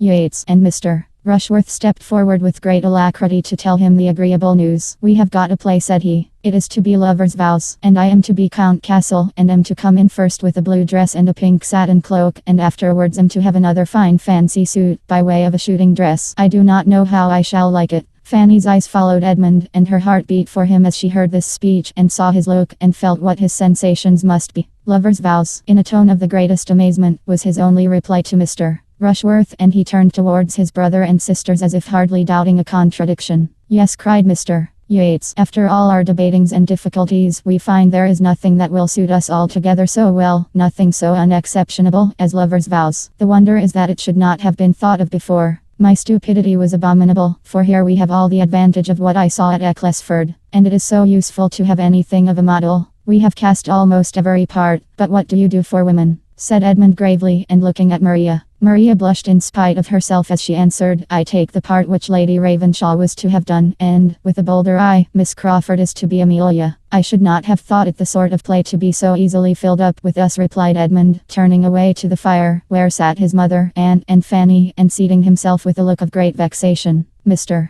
Rushworth followed him to say, I come in 3 times and have 42 speeches. That's something, is not it? But I do not much like the idea of being so fine. I shall hardly know myself in a blue dress and a pink satin cloak. Edmund could not answer him. In a few minutes Mr. Bertram was called out of the room to satisfy some doubts of the carpenter, and being accompanied by Mr. Yates and followed soon afterwards by Mr. Rushworth, Edmund almost immediately took the opportunity of saying, I cannot, before Mr. Yates, speak what I feel as to this play, without reflecting on his friends at Ecclesford. But I must now, my dear Maria, tell you, that I think it exceedingly unfit for private representation, and that I hope you will give it up. I cannot but suppose you will when you have read it carefully over. Read only the first act aloud to either your mother or aunt, and see how you can approve it. It will not be necessary to send you to your father's judgment, I am convinced. We see things very differently, cried Maria. I am perfectly acquainted with the play, I assure you, and with a very few omissions and so forth which will be made. Of course, I can see nothing objectionable in it, and I am not the only young woman you find who thinks it very fit for private representation. I am sorry for it, was his answer, but in this matter it is you who are to lead. You must set the example. If others have blundered, it is your place to put them right and shew them what true delicacy is. In all points of decorum your conduct must be law to the rest of the party. This picture of her consequence had some effect, for no one loved better to lead than Maria, and with far more good humour she answered, I am much obliged to you, Edmund. You mean very well, I am sure, but I still think you see things too strongly, and I really cannot undertake to harangue all the rest upon a subject of this kind. There would be the greatest indecorum, I think. Do you imagine that I could have such an idea in my head? No. Let your conduct be the only harangue. Say that on examining the part, you feel yourself unequal to it, that you find it requiring more exertion and confidence than you can be supposed to have. Say this with firmness and it will be quite enough. All who can distinguish will understand your motive. The play will be given up and your delicacy honored as it ought. Do not act anything improper, my dear, said Lady Bertram. Sir Thomas would not like it. Fanny, ring the bell. I must have my dinner, to be sure. Julia is dressed by this time. I am convinced, madam, said Edmund, preventing Fanny, that Sir Thomas would not like it. There, my dear, do you hear what Edmund says? If I were to decline the part, said Maria, with renewed zeal, Julia would certainly take it. What? Cried Edmund, if she knew your reasons. Oh, she might think the difference between us, the difference in our situations, that she need not be so scrupulous as I might feel necessary. I am sure she would argue so. No, you must excuse me. I cannot retract my consent. It is too far settled. Everybody would be so disappointed. Tom would be quite angry. And if we are so very nice, we shall never act anything. I was just going to say the very same thing, said Mrs. Norris. If every play is to be objected to, you will act nothing, and the preparations will be all so much money thrown away, and I am sure that would be a discredit to us all. I do not know the play, but, as Maria says, if there is anything a little too warm, and it is so with most of them, it can be easily left out. We must not be over-precise, Edmund. As Mr. Rushworth is to act too, there can be no harm. I only wish Tom had known his own mind when the carpenters began, for there was the loss of half a day's work about those side doors. The curtain will be a good job, however. The maids do their work very well, and I think we shall be able to send back some dozens of the rings. There is no occasion to put them so very close together. I am of some use, I hope, in preventing waste and making the most of things. There should always be one steady head to superintend so many young ones. I forgot to tell Tom of something that happened to me this very day. I had been looking about me in the poultry yard and was just coming out when who should I see but Dick Jackson making up to the servants' hall door with 2 bits of deal board in his hand, bringing them to father, you may be sure. Mother had chanced to send him of a message to father, and then father had bid him bring up them 2 bits of board, for he could not know how to do without them. I knew what all this meant, for the servants' dinner bell was ringing at the very moment over our heads, and as I hate such encroaching people, the Jacksons are very encroaching, I have always said so. Just the sort of people to get all they can, I said to the boy directly, a great lubberly fellow of 10 years old, you know, who ought to be ashamed of himself. I'll take the boards to your father, Dick, so get you home again as fast as you can. The boy looked very silly and turned away without offering a word, for I believe I might speak pretty sharp, and I dare say it will cure him of coming marauding about the house for one while. I hate such greediness, so good as your father is to the family, employing the man all the year round. Nobody was at the trouble of an answer. The others soon returned, and Edmund found that to have endeavored to set them right must be his only satisfaction. Dinner passed heavily. Mrs. Norris related again her triumph over Dick Jackson, but neither play nor preparation were otherwise much talked of, for Edmund's disapprobation was felt even by his brother, though he would not have owned it. Maria, wanting Henry Crawford's animating support, thought the subject better avoided. Mr. Yates, who was trying to make himself agreeable to Julia, found her gloom less impenetrable on any topic than that of his regret at her secession from their company, and Mr. Rushworth, having only his own part and his own dress in his head, had soon talked away all that could be said of either. But the concerns of the theatre were suspended only for an hour or two. There was still a great deal to be settled, and the spirits of evening giving fresh courage, Tom, Maria, and Mr. Yates, soon after their being reassembled in the drawing room, seated themselves in committee at a separate table, with the play open before them, and were just getting deep in the subject when a most welcome interruption was given by the entrance of Mr. and Miss Crawford, who, late and dark and dirty as it was, could not help coming, and were received with the most grateful joy. "Well, how do you go on? And what have you settled? And oh, we can do nothing without you," followed the first salutations, and Henry Crawford was soon seated with the other three at the table, while his sister made her way to Lady Bertram, and with pleasant attention was complimenting her. "I must really congratulate your ladyship," said she, "on the play being chosen. For though you have borne it with exemplary patience, I am sure you must be sick of all our noise and difficulties. The actors may be glad, but the bystanders must be infinitely more thankful for a decision. And I do sincerely give you joy, madam, as well as Mrs. Norris and everybody else who is in the same predicament," glancing half fearfully, half slyly, beyond Fanny to Edmund. She was very civilly answered by Lady Bertram, but Edmund said nothing. His being only a bystander was not disclaimed. After continuing in chat with the party round the fire a few minutes, Miss Crawford returned to the party round the table, and standing by them, seemed to interest herself in their arrangements till, as if struck by a sudden recollection, she exclaimed, "My good friends, you are most composedly at work upon these cottages and allayhouses, inside and out. But pray let me know my fate in the meanwhile. Who is to be Anne Holt? What gentleman among you am I to have the pleasure of making love to?" For a moment no one spoke, and then many spoke together to tell the same melancholy truth, that they had not yet got any Anne Holt.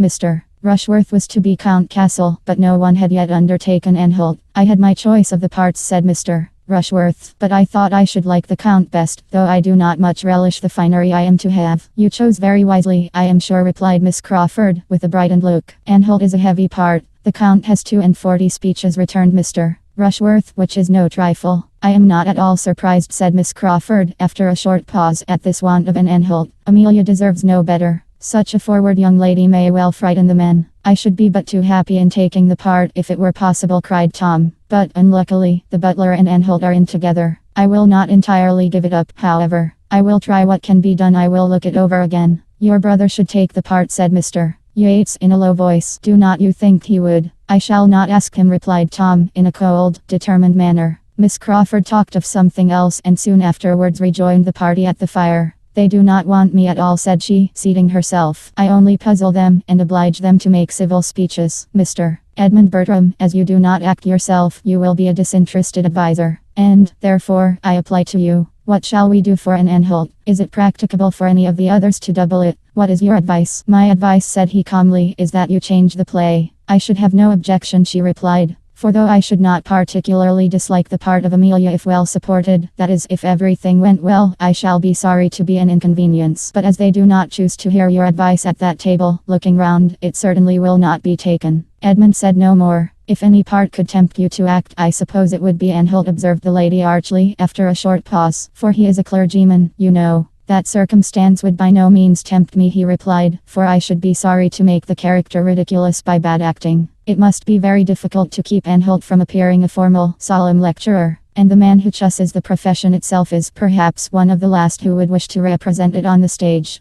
Miss Crawford was silenced, and with some feelings of resentment and mortification, moved her chair considerably nearer the tea table, and gave all her attention to Mrs. Norris, who was presiding there. Fanny, cried Tom Bertram, from the other table, where the conference was eagerly carrying on, and the conversation incessant. We want your services. Fanny was up in a moment, expecting some errand, for the habit of employing her in that way was not yet overcome, in spite of all that Edmund could do. Oh, we do not want to disturb you from your seat. We do not want your present services. We shall only want you in our play. You must be Cottager's wife. Me, cried Fanny, sitting down again with a most frightened look. Indeed, you must excuse me. I could not act anything if you were to give me the world. No, indeed, I cannot act. Indeed, but you must, for we cannot excuse you. It need not frighten you. It is a nothing of a part, a mere nothing, not above half a dozen speeches altogether, and it will not much signify if nobody hears a word you say. So you may be as creep mouse as you like, but we must have you to look at. If you are afraid of half a dozen speeches, cried Mr.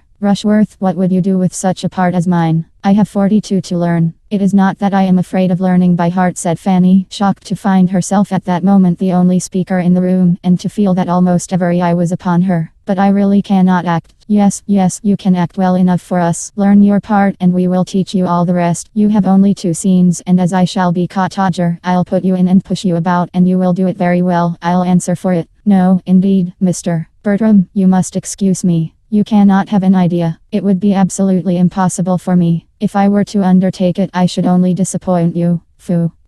Do not be so shamefaced. You will do it very well. Every allowance will be made for you. We do not expect perfection. You must get a brown gown, and a white apron, and a mob cap, and we must make you a few wrinkles, and a little of the crow's foot at the corner of your eyes, and you will be a very proper, little old woman. You must excuse me, indeed you must excuse me, cried Fanny, growing more and more red from excessive agitation, and looking distressfully at Edmund, who was kindly observing her, but unwilling to exasperate his brother by interference, gave her only an encouraging smile. Her entreaty had no effect on Tom. He only said again what he had said before, and it was not merely Tom, for the requisition was now backed by Maria and Mr. Crawford and Mr. Yates, with an urgency which differed from his but in being more gentle or more ceremonious, and which altogether was quite overpowering to Fanny. And before she could breathe after it, Mrs. Norris completed the whole by thus addressing her in a whisper at once angry and audible. What a piece of work here is about nothing. I am quite ashamed of you, Fanny, to make such a difficulty of obliging your cousins in a trifle of this sort, so kind as they are to you. Take the part with a good grace, and let us hear no more of the matter, I entreat. Do not urge her, madam, said Edmund. It is not fair to urge her in this manner. You see she does not like to act. Let her choose for herself, as well as the rest of us. Her judgment may be quite as safely trusted. Do not urge her any more. I am not going to urge her, replied Mrs. Norris sharply. But I shall think her a very obstinate, ungrateful girl, if she does not do what her aunt and cousins wish her. Very ungrateful, indeed, considering who and what she is. Edmund was too angry to speak, but Miss Crawford, looking for a moment with astonished eyes at Mrs. Norris and then at Fanny, whose tears were beginning to shew themselves, immediately said, with some keenness, I do not like my situation.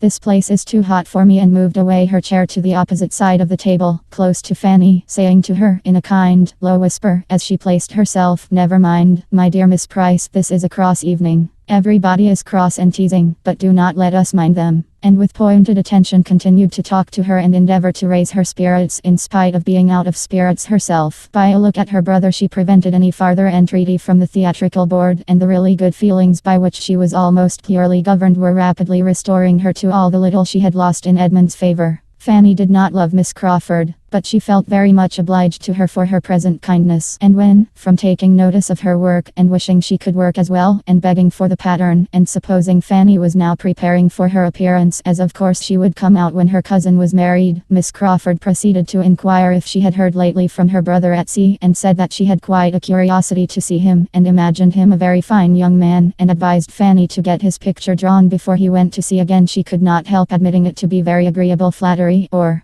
help listening and answering with more animation than she had intended. The consultation upon the play still went on, and Miss Crawford's attention was first called from Fanny by Tom Bertram's telling her, with infinite regret, that he found it absolutely impossible for him to undertake the part of Anholt in addition to the butler. He had been most anxiously trying to make it out to be feasible, but it would not do. He must give it up. But there will not be the smallest difficulty in filling it, he added. We have but to speak the word. We may pick and choose. I could name, at this moment, at least 6 young men within 6 miles of us who are wild to be admitted into our company, and there are 1 or 2 that would not disgrace us. I should not be afraid to trust either of the Olivers or Charles Maddox. Tom Oliver is a very clever fellow, and Charles Maddox is as gentlemanlike a man as you will see anywhere, so I will take my horse early tomorrow morning and ride over to Stoke and settle with one of them." While he spoke, Maria was looking apprehensively round at Edmund in full expectation that he must oppose such an enlargement of the plan as this, so contrary to all their first protestations. But Edmund said nothing. After a moment's thought, Miss Crawford calmly replied, "As far as I am concerned, I can have no objection to anything that you all think eligible. Have I ever seen either of the gentlemen?" "Yes, Mr.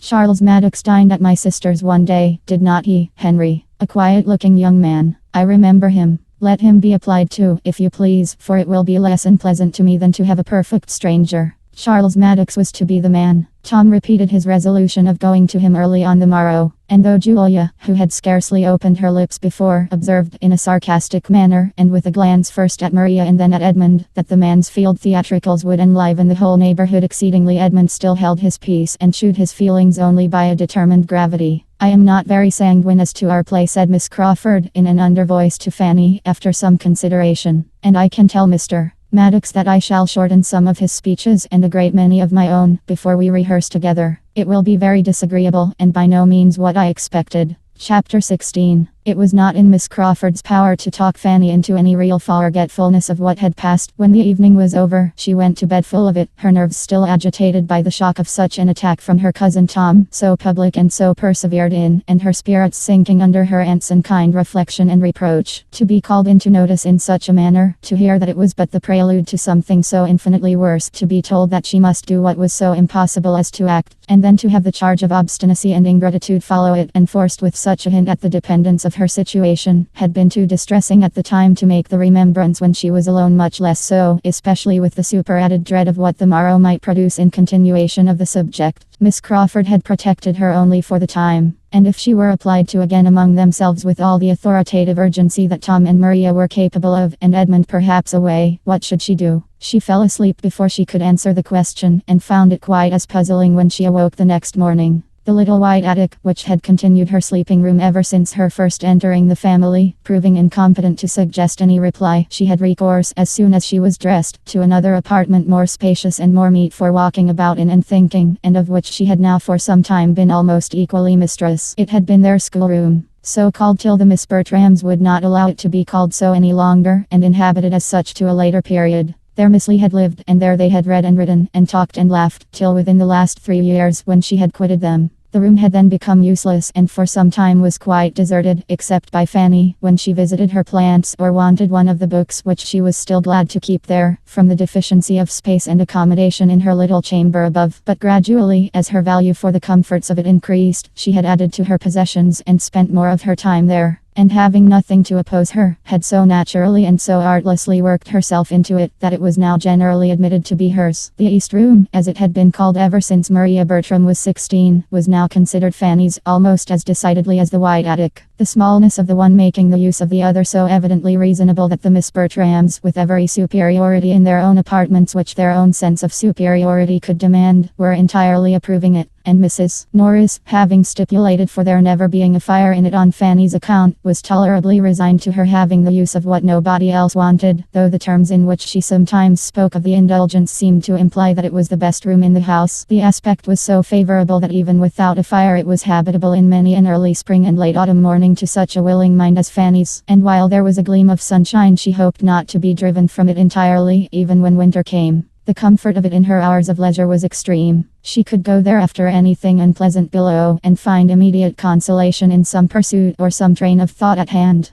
Her plants, her books of which she had been a collector from the first hour of her commanding a shilling, her writing desk, and her works of charity and ingenuity, were all within her reach. Or if indisposed for employment, if nothing but musing would do, she could scarcely see an object in that room which had not an interesting remembrance connected with it. Everything was a friend, or bore her thoughts to a friend, and though there had been sometimes much of suffering to her, though her motives had often been misunderstood, her feelings disregarded, and her comprehension undervalued, though she had known the pains of tyranny, of ridicule, and neglect, yet almost every recurrence of either had led to something consolatory. Her Aunt Bertram had spoken for her, or Miss Lee had been encouraging, or, what was yet more frequent or more dear, Edmund had been her champion and her friend. He had supported her cause or explained her meaning. He had told her not to cry, or had given her some proof of affection which made her tears delightful. And the whole was now so blended together, so harmonized by distance, that every former affliction had its charm. The room was most dear to her, and she would not have changed its furniture for the handsomest in the house, though what had been originally plain had suffered all the ill usage of children. And its greatest elegancies and ornaments were a faded footstool of Julia's work, too ill done for the drawing room, 3 transparencies, made in a rage for transparencies, for the 3 lower panes of one window, where Tintern Abbey held its station between a cave in Italy and a moonlight lake in Cumberland, a collection of family profiles, thought unworthy of being anywhere else, over the mantelpiece, and by their side, and pinned against the wall, a small sketch of a ship sent 4 years ago from the Mediterranean by William, with HMS Antwerp at the bottom, in letters as tall as the mainmast. To this nest of comforts Fanny now walked down to try its influence on an agitated, doubting spirit, to see if by looking at Edmund's profile she could catch any of his counsel, or by giving air to her geraniums she might inhale a breeze of mental strength herself. But she had more than fears of her own perseverance to remove. She had begun to feel undecided as to what she ought to do, and as she walked round the room her doubts were increasing.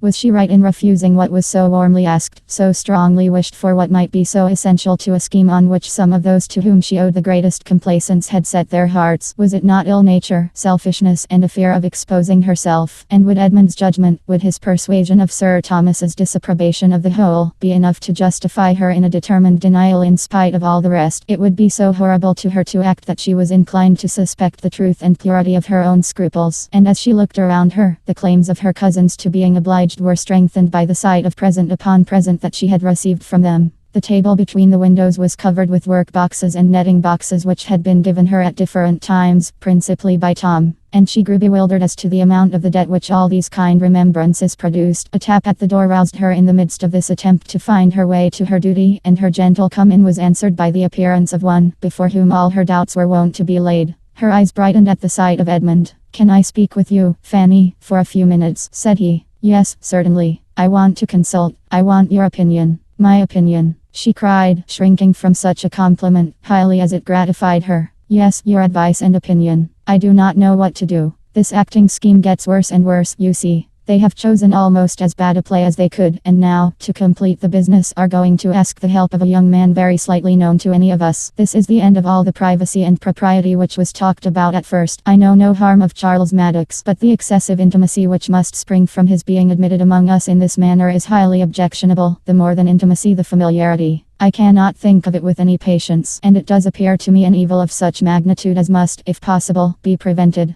Do not you see it in the same light?" "Yes, but what can be done? Your brother is so determined." "There is but one thing to be done, Fanny. I must take Anholt myself. I am well aware that nothing else will quiet Tom." Fanny could not answer him. "It is not at all what I like," he continued. "No man can like being driven into the appearance of such inconsistency. After being known to oppose the scheme from the beginning, there is absurdity in the face of my joining them now, when they are exceeding their first plan in every respect. But I can think of no other alternative. Can you, Fanny?" "No," said Fanny slowly, "not immediately, but what? I see your judgment is not with me. Think it a little over. Perhaps you are not so much aware as I am of the mischief that may, of the unpleasantness that must arise from a young man's being received in this manner. Domesticated among us, authorized to come at all hours, and placed suddenly on a footing which must do away all restraints, to think only of the license which every rehearsal must tend to create. It is all very bad. Put yourself in Miss Crawford's place, Fanny. Consider what it would be to act Amelia with a stranger. She has a right to be felt for, because she evidently feels for herself. I heard enough of what she said to you last night to understand her unwillingness to be acting with a stranger. And as she probably engaged in the part with different expectations, perhaps without considering the subject enough to know what was likely to be, it would be ungenerous, it would be really wrong to expose her to it. Her feelings ought to be respected. Does it not strike you so, Fanny? You hesitate. I am sorry for Miss Crawford, but I am more sorry to see you drawn in to do what you had resolved against, and what you are known to think will be disagreeable to my uncle. It will be such a triumph to the others. They will not have much cause of triumph when they see how infamously I act. But, however, triumph there certainly will be, and I must brave it. But if I can be the means of restraining the publicity of the business, of limiting the exhibition, of concentrating our folly, I shall be well repaid. As I am now, I have no influence, I can do nothing. I have offended them, and they will not hear me. But when I have put them in good humor by this concession, I am not without hopes of persuading them to confine the representation within a much smaller circle than they are now in the high road for. This will be a material gain. My object is to confine it to Mrs. Rushworth and the Grants. Will not this be worth gaining?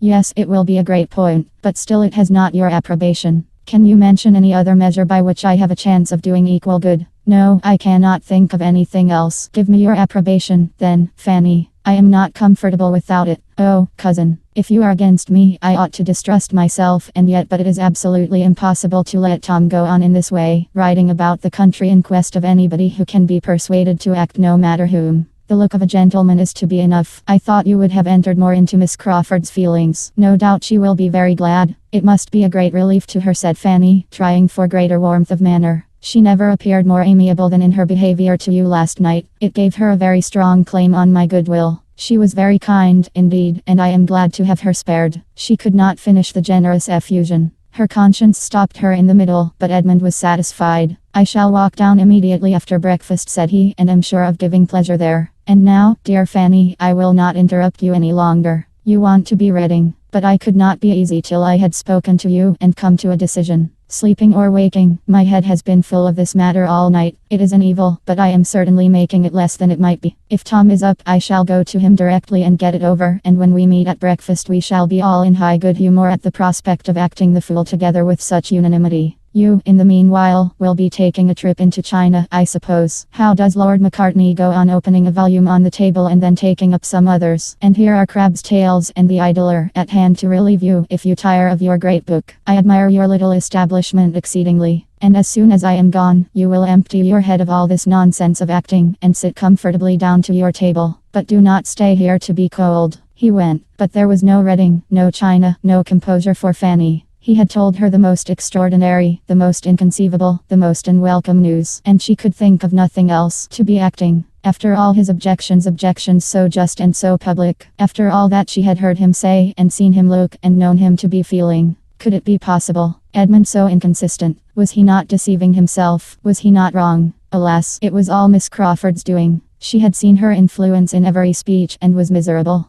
The doubts and alarms as to her own conduct, which had previously distressed her, and which had all slept while she listened to him, were become of little consequence now. This deeper anxiety swallowed them up. Things should take their course. She cared not how it ended. Her cousins might attack, but could hardly tease her. She was beyond their reach, and if at last obliged to yield, no matter, it was all misery now. Chapter 17. It was indeed a triumphant day to Mr. Bertram and Maria. Such a victory over Edmund's discretion had been beyond their hopes, and was most delightful. There was no longer anything to disturb them in their darling project, and they congratulated each other in private on the jealous weakness to which they attributed the change, with all the glee of feelings gratified in every way. Edmund might still look grave, and say he did not like the scheme in general, and must disapprove the play in particular. Their point was gained. He was to act, and he was driven to it by the force of selfish inclinations only. Edmund had descended from that moral elevation which he had maintained before, and they were both as much the better as the happier for the descent. They behaved very well, however, to him on the occasion, betraying no exultation beyond the lines about the corners of the mouth, and seemed to think it as great an escape to be quit of the intrusion of Charles Maddox as if they had been forced into admitting him against their inclination. To have it quite in their own family circle was what they had particularly wished. A stranger among them would have been the destruction of all their comfort, and when Edmund, pursuing that idea, gave a hint of his hope as to the limitation of the audience, they were ready, in the complacence of the moment, to promise anything. It was all good humor and encouragement. Mrs. Norris offered to contrive his dress. Mr. Yates assured him that Anholt's last scene with the Baron admitted a good deal of action and emphasis, and Mr. Rushworth undertook to count his speeches. Perhaps, said Tom, Fanny may be more disposed to oblige us now. Perhaps you may persuade her. No, she is quite determined. She certainly will not act. Oh, very well. And not another word was said. But Fanny felt herself again in danger, and her indifference to the danger was beginning to fail her already. There were not fewer smiles at the parsonage than at the park on this change in Edmund. Miss Crawford looked very lovely in hers, and entered with such an instantaneous renewal of cheerfulness into the whole affair as could have but one effect on him. He was certainly right in respecting such feelings. He was glad he had determined on it, and the morning wore away in satisfactions very sweet if not very sound. One advantage resulted from it to Fanny. At the earnest request of Miss Crawford, Mrs. Grant had, with her usual good humor, agreed to undertake the part for which Fanny had been wanted. And this was all that occurred to gladden her heart during the day. And even this, when imparted by Edmund, brought a pang with it, for it was Miss Crawford to whom she was obliged. It was Miss Crawford whose kind exertions were to excite her gratitude, and whose merit in making them was spoken of with a glow of admiration. She was safe, but peace and safety were unconnected here. Her mind had been never farther from peace. She could not feel that she had done wrong herself, but she was disquieted in every other way. Her heart and her judgment were equally against Edmund's decision. She could not acquit his unsteadiness, and his happiness under it made her wretched. She was full of jealousy and agitation. Miss Crawford came with looks of gaiety which seemed an insult, with friendly expressions towards herself which she could hardly answer calmly. Everybody around her was gay and busy, prosperous and important. Each had their object of interest, their part, their dress, their favorite scene, their friends and confederates. All were finding employment in consultations and comparisons, or diversion in the playful conceits they suggested. She alone was sad and insignificant. She had no share in anything. She might go or stay. She might be in the midst of their noise, or retreat from it to the solitude of the East Room, without being seen or missed. She could almost think anything would have been preferable to this. Mrs. Grant was of consequence. Her good nature had honorable mention. Her taste and her time were considered. Her presence was wanted. She was sought for, and attended, and praised. And Fanny was at first in some danger of envying her the character she had accepted. But reflection brought better feelings, and shewed her that Mrs. Grant was entitled to respect, which could never have belonged to her. And that, had she received even the greatest, she could never have been easy in joining a scheme which, considering only her uncle, she must condemn altogether. Fanny's heart was not absolutely the only saddened one amongst them, as she soon began to acknowledge to herself. Julia was a sufferer too, though not quite so blamelessly. Henry Crawford had trifled with her feelings, but she had very long allowed and even sought his attentions, with a jealousy of her sister so reasonable as ought to have been their cure. And now that the conviction of his preference for Maria had been forced on her, she submitted to it without any alarm for Maria's situation, or any endeavor at rational tranquility for herself. She either sat in gloomy silence, wrapped in such gravity as nothing could subdue, no curiosity touch, no wit amuse, or allowing the attentions of Mr.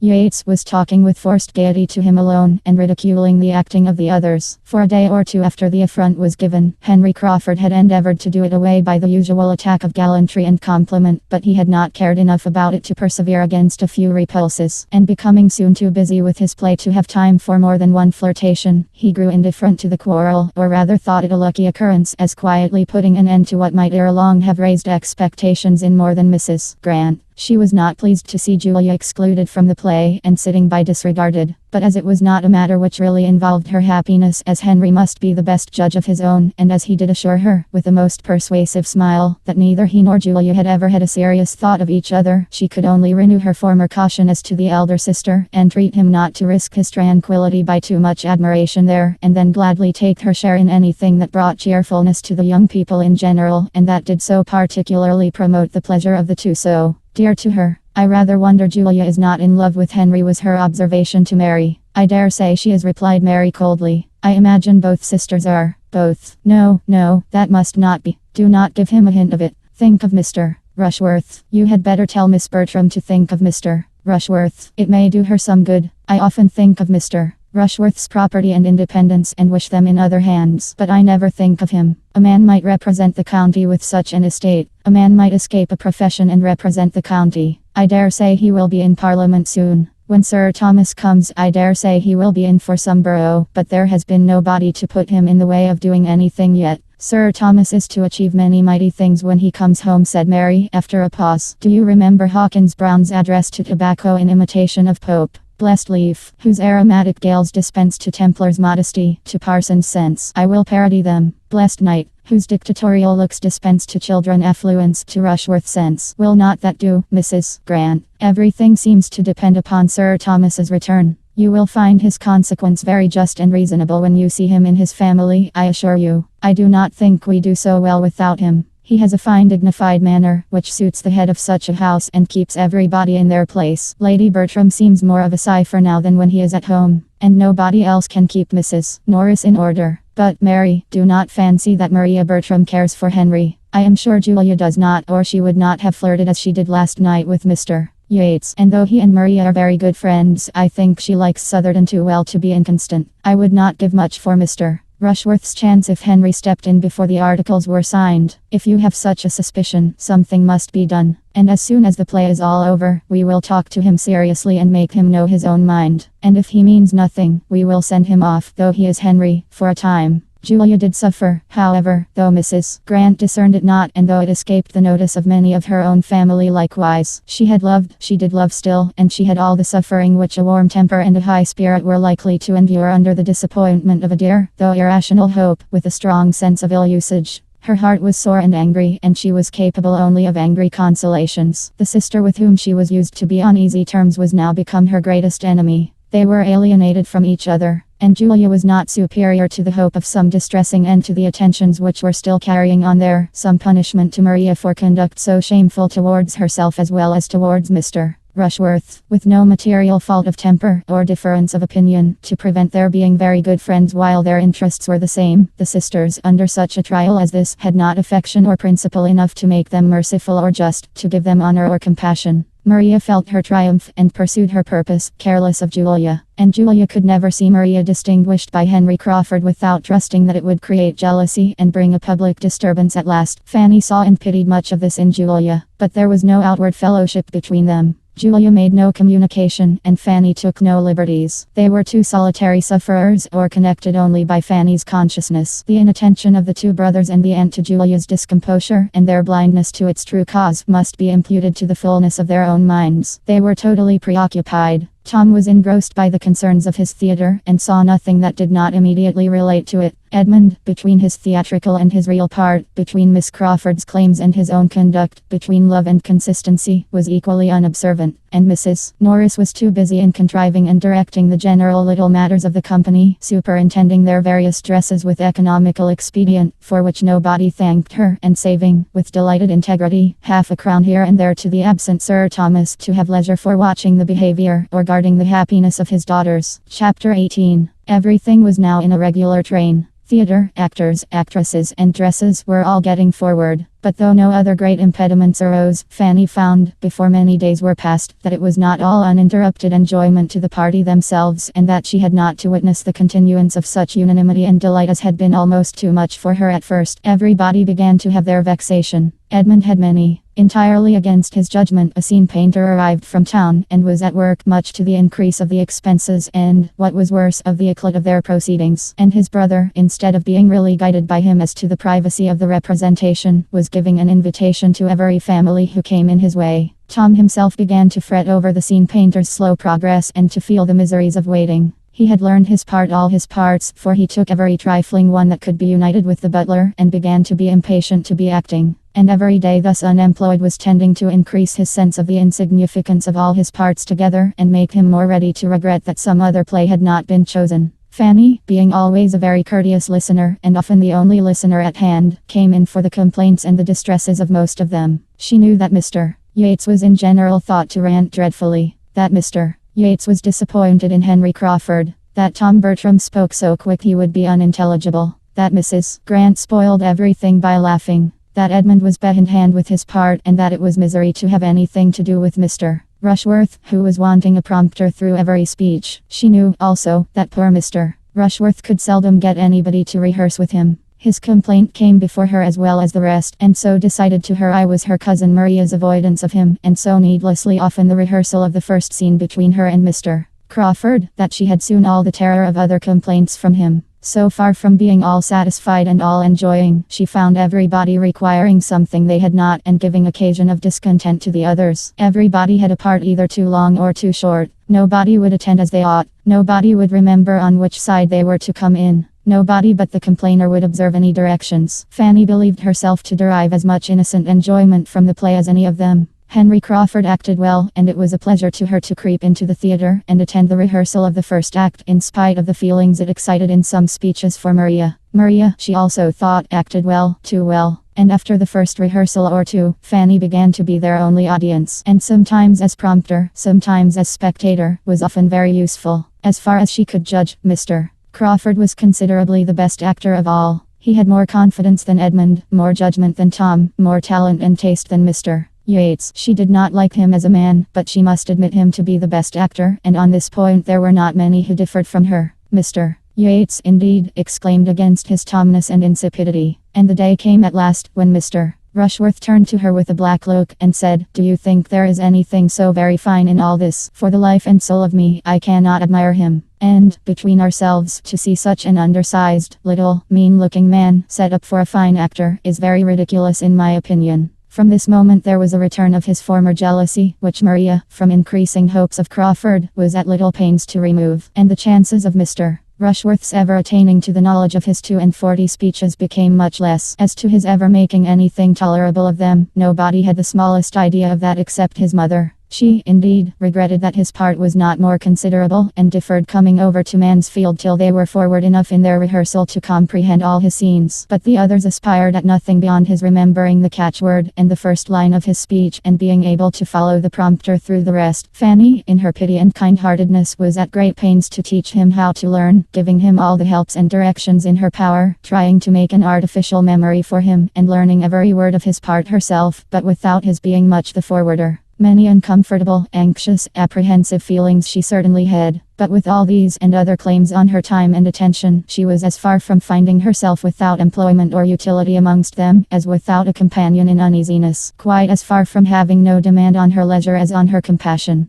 The gloom of her first anticipations was proved to have been unfounded. She was occasionally useful to all. She was perhaps as much at peace as any. There was a great deal of needlework to be done, moreover, in which her help was wanted, and that Mrs. Norris thought her quite as well off as the rest was evident by the manner in which she claimed it. "Come, Fanny," she cried, "these are fine times for you, but you must not be always walking from one room to the other and doing the lookings on at your ease in this way. I want you here. I have been slaving myself till I can hardly stand, to contrive Mr. Rushworth's cloak without sending for any more satin, and now I think you may give me your help in putting it together. There are but 3 seams. You may do them in a trice. It would be lucky for me if I had nothing but the executive part to do. You are best off, I can tell you. But if nobody did more than you, we should not get on very fast." Fanny took the work very quietly, without attempting any defense, but her kinder Aunt Bertram observed on her behalf, "One cannot wonder, sister, that Fanny should be delighted. It is all new to her, you know. You and I used to be very fond of a play ourselves, and so am I still. And as soon as I am a little more at leisure, I mean to look in at their rehearsals too." "What is the play about, Fanny? You have never told me." "Oh, sister, pray do not ask her now." For Fanny is not one of those who can talk and work at the same time. "It is about lovers' vows, I believe," said Fanny to her Aunt Bertram. "There will be 3 acts rehearsed tomorrow evening, and that will give you an opportunity of seeing all the actors at once." "You had better stay till the curtain is hung," interposed Mrs. Norris. "The curtain will be hung in a day or 2. There is very little sense in a play without a curtain, and I am much mistaken if you do not find it draw up into very handsome festoons." Lady Bertram seemed quite resigned to waiting. Fanny did not share her aunt's composure. She thought of the morrow a great deal, for if the 3 acts were rehearsed, Edmund and Miss Crawford would then be acting together for the first time.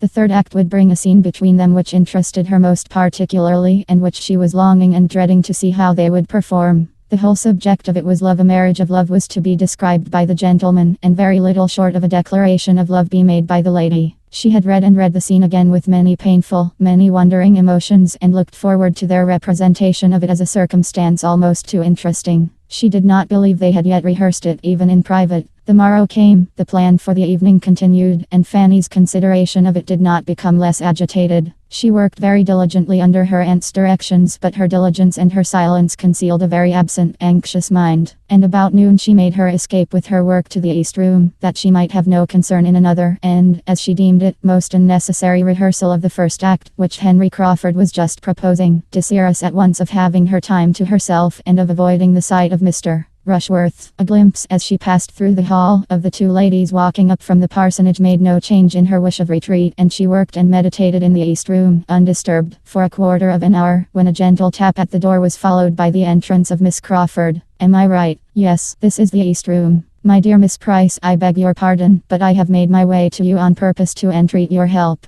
Fanny, quite surprised, endeavored to shew herself mistress of the room by her civilities, and looked at the bright bars of her empty grate with concern. "Thank you. I am quite warm, very warm. Allow me to stay here a little while, and do have the goodness to hear me my 3rd act. I have brought my book, and if you would but rehearse it with me, I should be so obliged. I came here today intending to rehearse it with Edmund by ourselves against the evening, but he is not in the way, and if he were, I do not think I could go through it with him, till I have hardened myself a little. For really there is a speech or 2. You will be so good, won't you? Fanny was most civil in her assurances, though she could not give them in a very steady voice. Have you ever happened to look at the part I mean? Continued Miss Crawford, opening her book. Here it is. I did not think much of it at first, but upon my word. There, look at that speech and that and that. How am I ever to look him in the face and say such things? Could you do it? But then he is your cousin, which makes all the difference. You must rehearse it with me, that I may fancy you him, and get on by degrees. You have a look of his sometimes. Have I? I will do my best with the greatest readiness, but I must read the part, for I can say very little of it. None of it, I suppose. You are to have the book, of course. Now for it. We must have 2 chairs at hand for you to bring forward to the front of the stage.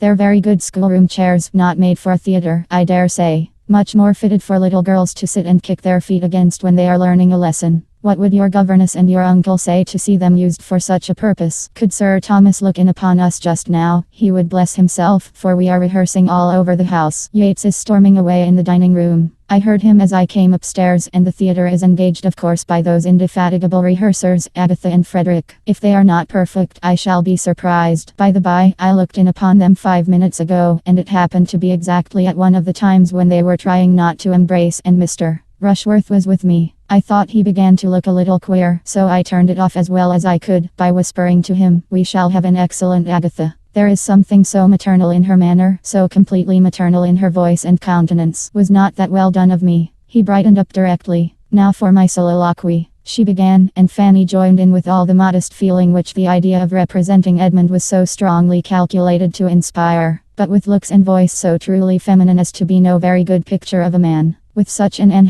however, Miss Crawford had courage enough, and they had got through half the scene, when a tap at the door brought a pause, and the entrance of Edmund, the next moment, suspended it all. Surprise, consciousness, and pleasure appeared in each of the 3 on this unexpected meeting. And as Edmund was come on the very same business that had brought Miss Crawford, consciousness and pleasure were likely to be more than momentary in them. He too had his book, and was seeking Fanny, to ask her to rehearse with him, and help him to prepare for the evening, without knowing Miss Crawford to be in the house. And great was the joy and animation of being thus thrown together, of comparing schemes, and sympathizing in praise of Fanny's kind offices. She could not equal them in their warmth. Her spirits sank under the glow of theirs, and she felt herself becoming too nearly nothing to both to have any comfort in having been sought by either. They must now rehearse together. Edmund proposed, urged, entreated it till the lady, not very unwilling at first, could refuse no longer, and Fanny was wanted only to prompt and observe them. She was invested, indeed, with the office of judge and critic, and earnestly desired to exercise it and tell them all their faults, but from doing so every feeling within her shrank. She could not, would not, dared not attempt it. Had she been otherwise qualified for criticism, her conscience must have restrained her from venturing at disapprobation. She believed herself to feel too much of it in the aggregate for honesty or safety in particulars. To prompt them must be enough for her, and it was sometimes more than enough, for she could not always pay attention to the book. In watching them she forgot herself, and, agitated by the increasing spirit of Edmund's manner, had once closed the page and turned away exactly as he wanted help. It was imputed to very reasonable weariness, and she was thanked and pitied. But she deserved their pity more than she hoped they would ever surmise. At last the scene was over, and Fanny forced herself to add her praise to the compliments each was giving the other. And when again alone and able to recall the whole, she was inclined to believe their performance would, indeed, have such nature and feeling in it as must ensure their credit and make it a very suffering exhibition to herself. Whatever might be its effect, however, she must stand the brunt of it again that very day. The first regular rehearsal of the 3 first acts was certainly to take place in the evening.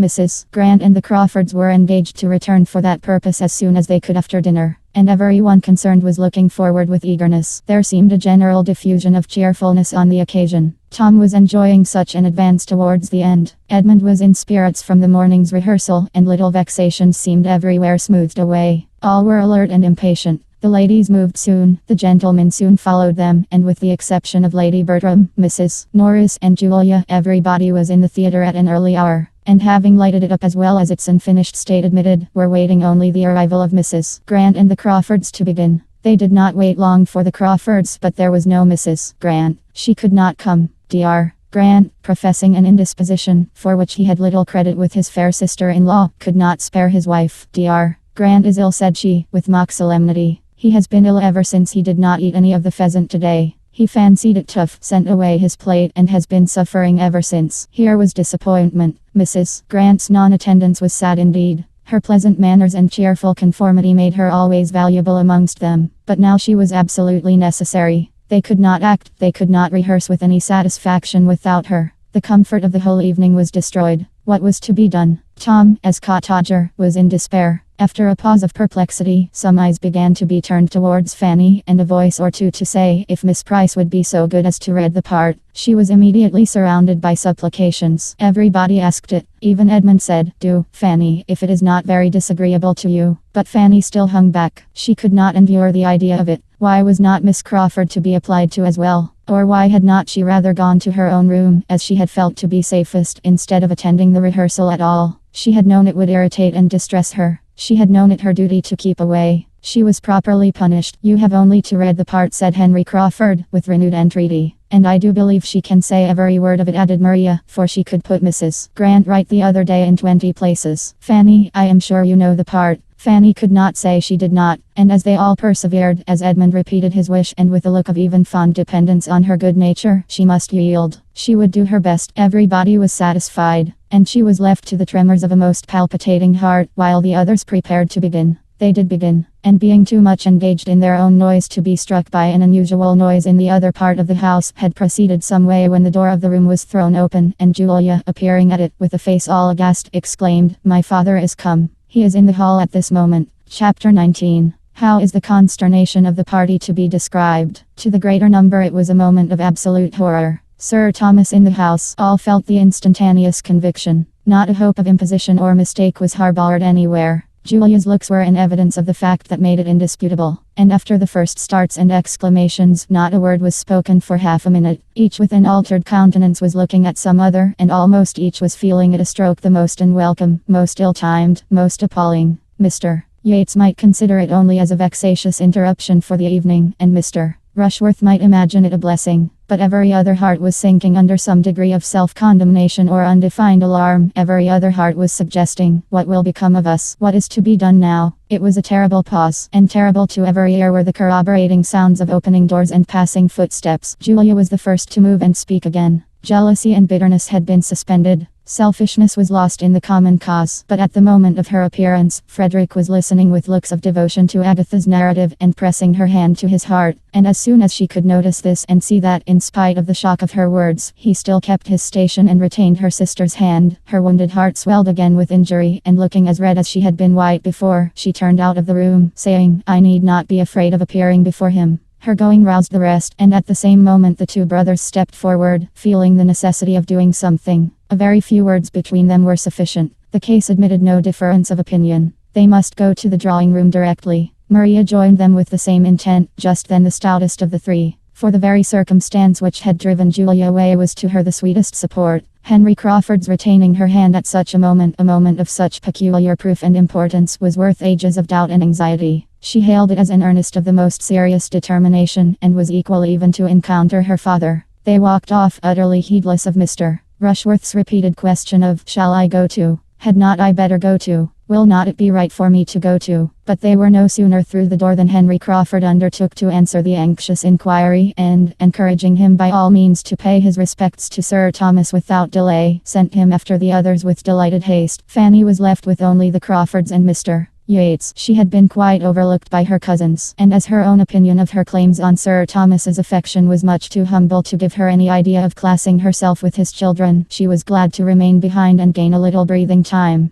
Her agitation and alarm exceeded all that was endured by the rest, by the right of a disposition which not even innocence could keep from suffering. She was nearly fainting. All her former habitual dread of her uncle was returning, and with it compassion for him and for almost every one of the party on the development before him, with solicitude on Edmund's account indescribable. She had found a seat, where in excessive trembling she was enduring all these fearful thoughts, while the other three, no longer under any restraint, were giving vent to their feelings of vexation, lamenting over such an unlooked-for premature arrival as a most untoward event, and without mercy wishing poor Sir Thomas had been twice as long on his passage, or were still in Antigua. The Crawfords were more warm on the subject than Mr. Yates, from better understanding the family, and judging more clearly of the mischief that must ensue. The ruin of the play was to them a certainty. They felt the total destruction of the scheme to be inevitably at hand, while Mr. Yates considered it only as a temporary interruption, a disaster for the evening, and could even suggest the possibility of the rehearsal being renewed after tea, when the bustle of receiving Sir Thomas were over, and he might be at leisure to be amused by it. The Crawfords laughed at the idea, and having soon agreed on the propriety of their walking quietly home and leaving the family to themselves, proposed Mr. Yates's accompanying them and spending the evening at the parsonage. But Mr. Yates, having never been with those who thought much of parental claims or family confidence, could not perceive that anything of the kind was necessary, and therefore, thanking them, said he preferred remaining where he was, that he might pay his respects to the old gentleman handsomely since he was come, and besides, he did not think it would be fair by the others to have everybody run away. Fanny was just beginning to collect herself and to feel that if she stayed longer behind it might seem disrespectful. When this point was settled, and being commissioned with the brother and sister's apology, saw them preparing to go as she quitted the room herself to perform the dreadful duty of appearing before her uncle. Too soon did she find herself at the drawing-room door, and after pausing a moment for what she knew would not come, for a courage which the outside of no door had ever supplied to her, she turned the lock in desperation, and the lights of the drawing-room, and all the collected family, were before her. As she entered, her own name caught her ear. Sir Thomas was at that moment looking round him, and saying, "But where is Fanny? Why do not I see my little Fanny?" And on perceiving her, came forward with a kindness which astonished and penetrated her, calling her his dear Fanny, kissing her affectionately, and observing with decided pleasure how much she was grown. Fanny knew not how to feel, nor where to look. She was quite oppressed. He had never been so kind, so very kind to her in his life. His manner seemed changed, his voice was quick from the agitation of joy, and all that had been awful in his dignity seemed lost in tenderness. He led her nearer the light and looked at her again, inquired particularly after her health, and then, correcting himself, observed that he need not inquire, for her appearance spoke sufficiently on that point. A fine blush having succeeded the previous paleness of her face, he was justified in his belief of her equal improvement in health and beauty. He inquired next after her family, especially William, and his kindness altogether was such as made her reproach herself for loving him so little, and thinking his return a misfortune. And when, on having courage to lift her eyes to his face, she saw that he was grown thinner, and had the burnt, fagged, worn look of fatigue and a hot climate, every tender feeling was increased, and she was miserable in considering how much unsuspected vexation was probably ready to burst on him. Sir Thomas was indeed the life of the party, who at his suggestion now seated themselves round the fire. He had the best right to be the talker, and the delight of his sensations in being again in his own house, in the center of his family, after such a separation, made him communicative and chatty in a very unusual degree, and he was ready to give every information as to his voyage, and answer every question of his two sons almost before it was put. His business in Antigua had latterly been prosperously rapid, and he came directly from Liverpool, having had an opportunity of making his passage thither in a private vessel, instead of waiting for the packet, and all the little particulars of his proceedings and events, his arrivals and departures, were most promptly delivered, as he sat by Lady Bertram and looked with heartfelt satisfaction on the faces around him, interrupting himself more than once, however, to remark on his good fortune in finding them all at home, coming unexpectedly as he did, all collected together exactly as he could have wished, but dared not depend on.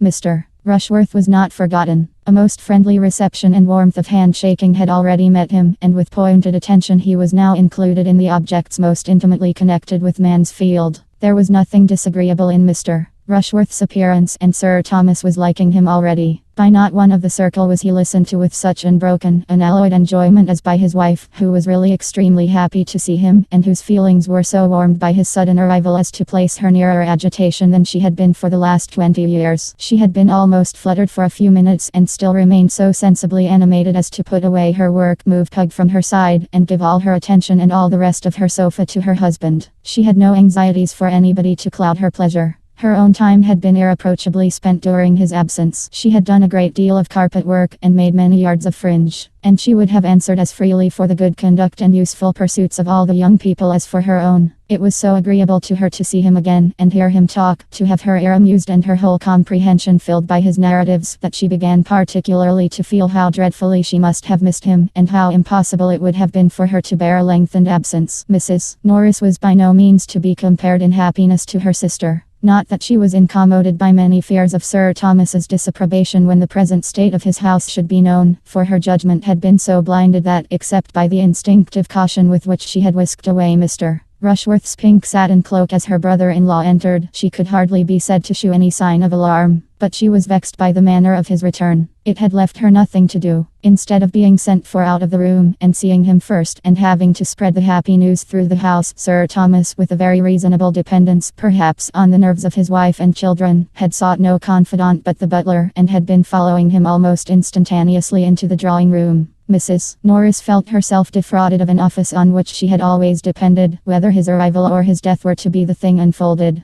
and was now trying to be in a bustle without having anything to bustle about, and laboring to be important where nothing was wanted but tranquility and silence. Would Sir Thomas have consented to eat, she might have gone to the housekeeper with troublesome directions and insulted the footman with injunctions of dispatch, but Sir Thomas resolutely declined all dinner. He would take nothing till tea came. He would rather wait for tea. Still Mrs. Norris was at intervals urging something different, and in the most interesting moment of his passage to England, when the alarm of a French privateer was at the height, she burst through his recital with the proposal of soup. "Sure, my dear Sir Thomas, a basin of soup would be a much better thing for you than tea. Do have a basin of soup." Sir Thomas could not be provoked. "Still the same anxiety for everybody's comfort, my dear Mrs. Norris," was his answer. "But indeed I would rather have nothing but tea." "Well, then, Lady Bertram, suppose you speak for tea directly. Suppose you hurry badly a little. He seems behindhand tonight." She carried this point, and Sir Thomas's narrative proceeded. At length there was a pause. His immediate communications were exhausted, and it seemed enough to be looking joyfully around him, now at one, now at another of the beloved circle. But the pause was not long. In the elation of her spirits, Lady Bertram became talkative. "And what were the sensations of her children upon hearing her say, 'How do you think the young people have been amusing themselves lately, Sir Thomas?' "They have been acting.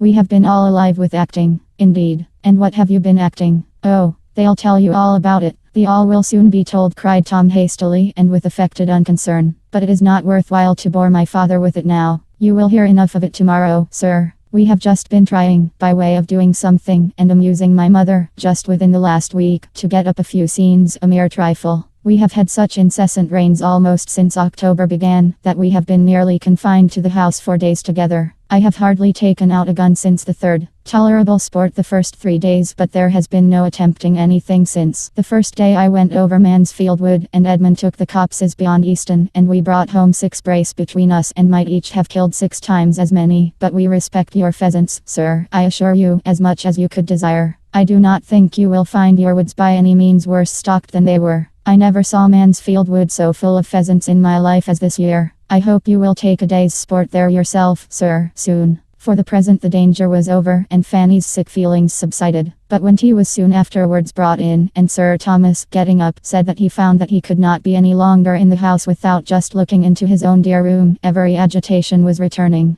He was gone before anything had been said to prepare him for the change he must find there, and a pause of alarm followed his disappearance. Edmund was the first to speak. "Something must be done," said he. "It is time to think of our visitors," said Maria, still feeling her hand pressed to Henry Crawford's heart and caring little for anything else. "Where did you leave Miss Crawford, Fanny?" Fanny told of their departure, and delivered their message. "Then poor Yates is all alone," cried Tom. "I will go and fetch him. He will be no bad assistant when it all comes out." To the theatre he went, and reached it just in time to witness the first meeting of his father and his friend. Sir Thomas had been a good deal surprised to find candles burning in his room, and on casting his eye round it, to see other symptoms of recent habitation and a general air of confusion in the furniture. The removal of the bookcase from before the billiard-room door struck him especially, but he had scarcely more than time to feel astonished at all this before there were sounds from the billiard-room to astonish him still farther. Someone was talking there in a very loud accent. He did not know the voice more than talking, almost hallooing. He stepped to the door, rejoicing at that moment in having the means of immediate communication, and, opening it, found himself on the stage of a theatre, and opposed to a ranting young man, who appeared likely to knock him down backwards. At the very moment of Yates perceiving Sir Thomas, and giving perhaps the very best start he had ever given in the whole course of his rehearsals, Tom Bertram entered at the other end of the room. And never had he found greater difficulty in keeping his countenance. His father's looks of solemnity and amazement on this his first appearance on any stage, and the gradual metamorphosis of the impassioned Baron Wildenheim into the well-bred and easy Mr.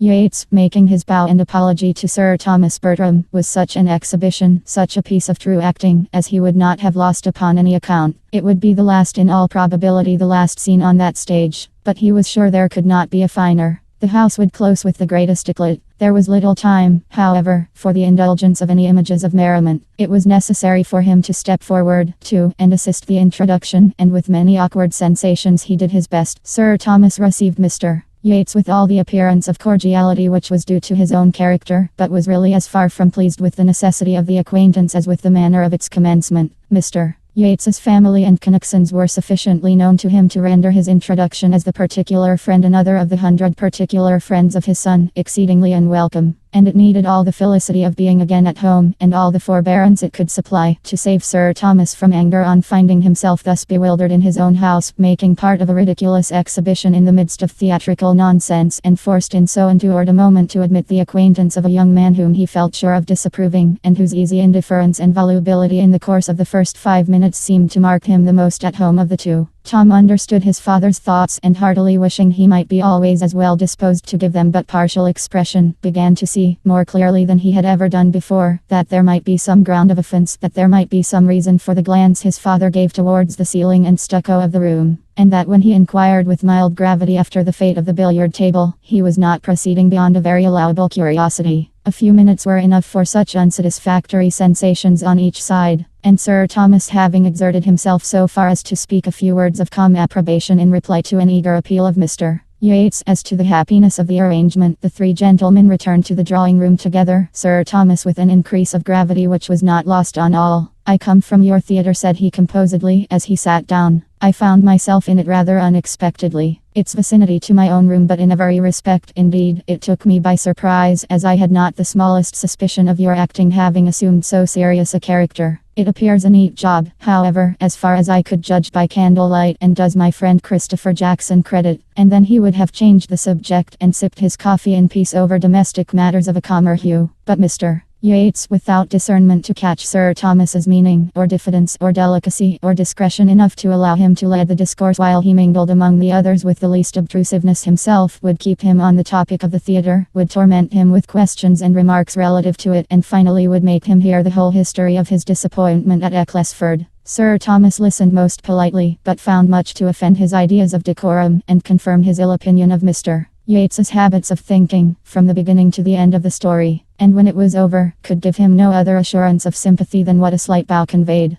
"This was, in fact, the origin of our acting," said Tom, after a moment's thought. "My friend Yates brought the infection from Ecclesford, and it spread as those things always spread, you know, sir, the faster, probably, from your having so often encouraged the sort of thing in us formerly. It was like treading old ground again." Mr. Yates took the subject from his friend as soon as possible, and immediately gave Sir Thomas an account of what they had done and were doing. Told him of the gradual increase of their views, the happy conclusion of their first difficulties, and present promising state of affairs, relating everything with so blind an interest as made him not only totally unconscious of the uneasy movements of many of his friends as they sat, the change of countenance, the fidget, the hem of unquietness, but prevented him even from seeing the expression of the face on which his own eyes were fixed, from seeing Sir Thomas's dark brow contract as he looked with inquiring earnestness at his daughters and Edmund, dwelling particularly on the latter, and speaking a language, a remonstrance, a reproof, which he felt at his heart. Not less acutely was it felt by Fanny, who had edged back her chair behind her aunt's end of the sofa, and, screened from notice herself, saw all that was passing before her. Such a look of reproach at Edmund from his father she could never have expected to witness, and to feel that it was in any degree deserved was an aggravation indeed. Sir Thomas's look implied, "On your judgment, Edmund, I depended. What have you been about?" She knelt in spirit to her uncle, and her bosom swelled to utter, "Oh, not to him. Look so to all the others, but not to him."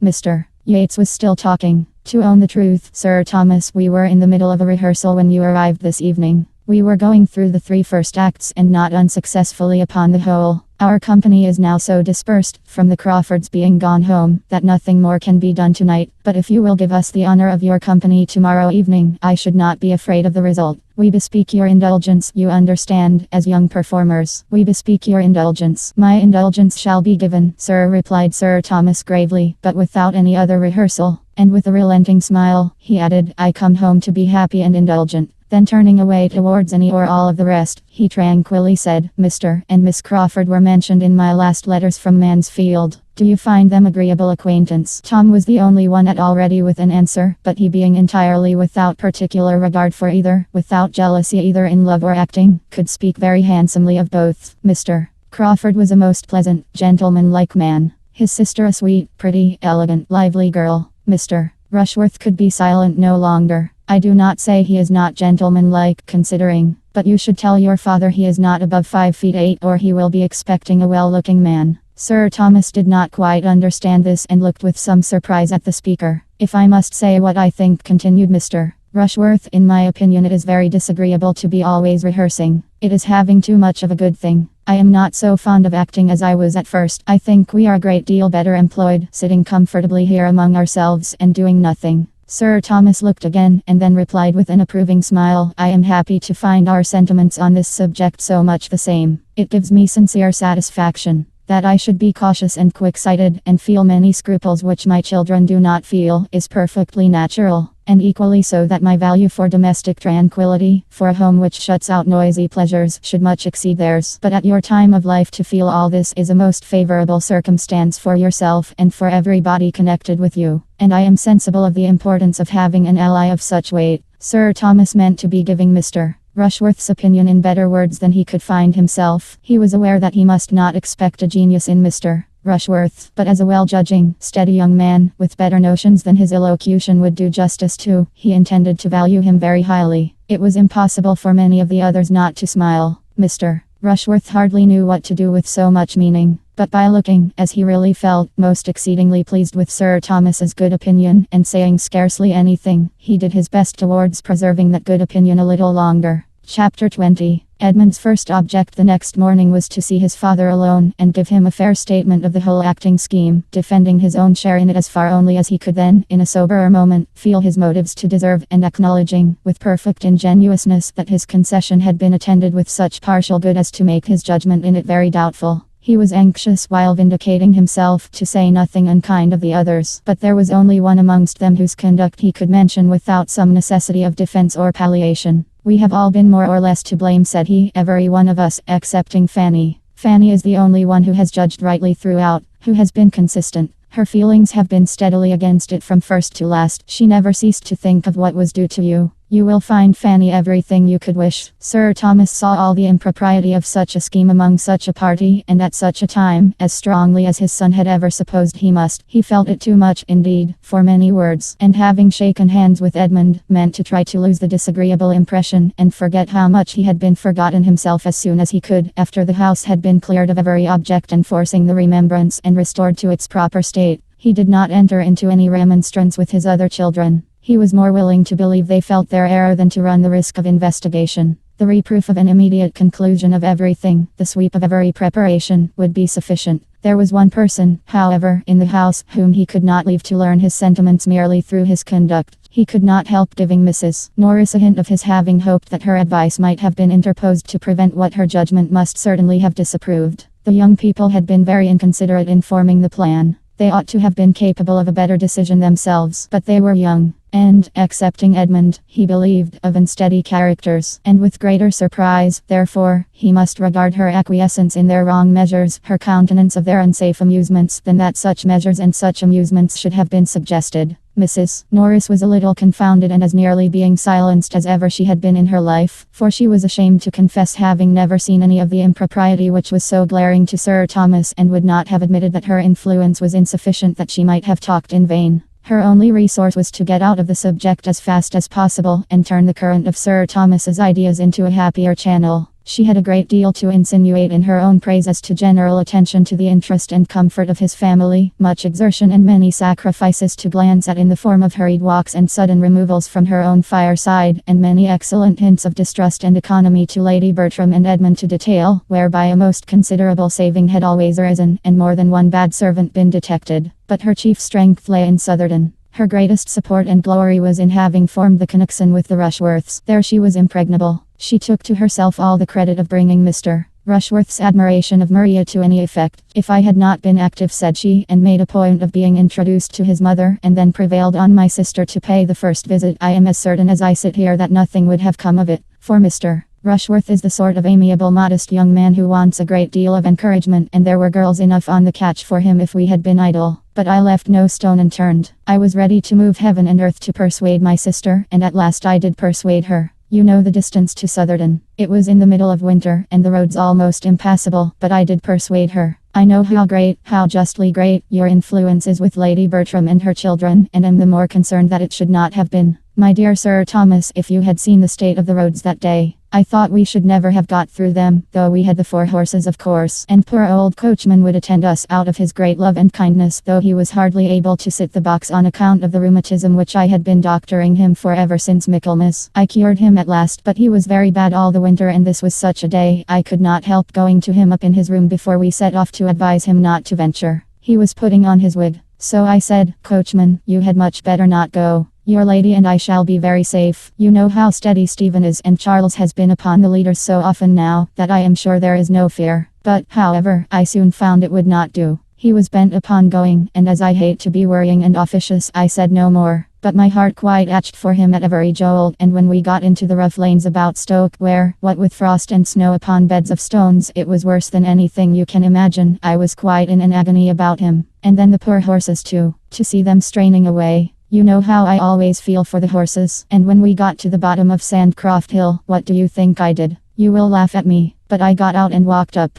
I did indeed. It might not be saving them much, but it was something, and I could not bear to sit at my ease and be dragged up at the expense of those noble animals. I caught a dreadful cold, but that I did not regard. My object was accomplished in the visit. I hope we shall always think the acquaintance worth any trouble that might be taken to establish it. There is nothing very striking in Mr. Rushworth's manners, but I was pleased last night with what appeared to be his opinion on one subject, his decided preference of a quiet family party to the bustle and confusion of acting. He seemed to feel exactly as one could wish. Yes, indeed, and the more you know of him the better you will like him. He is not a shining character, but he has 1,000 good qualities, and is so disposed to look up to you, that I am quite laughed at about it, for everybody considers it as my doing. Upon my word, Mrs. Norris, said Mrs. Grant the other day, if Mr. Rushworth were a son of your own, he could not hold Sir Thomas in greater respect. Sir Thomas gave up the point, foiled by her evasions, disarmed by her flattery, and was obliged to rest satisfied with the conviction that where the present pleasure of those she loved was at stake, her kindness did sometimes overpower her judgment. It was a busy morning with him.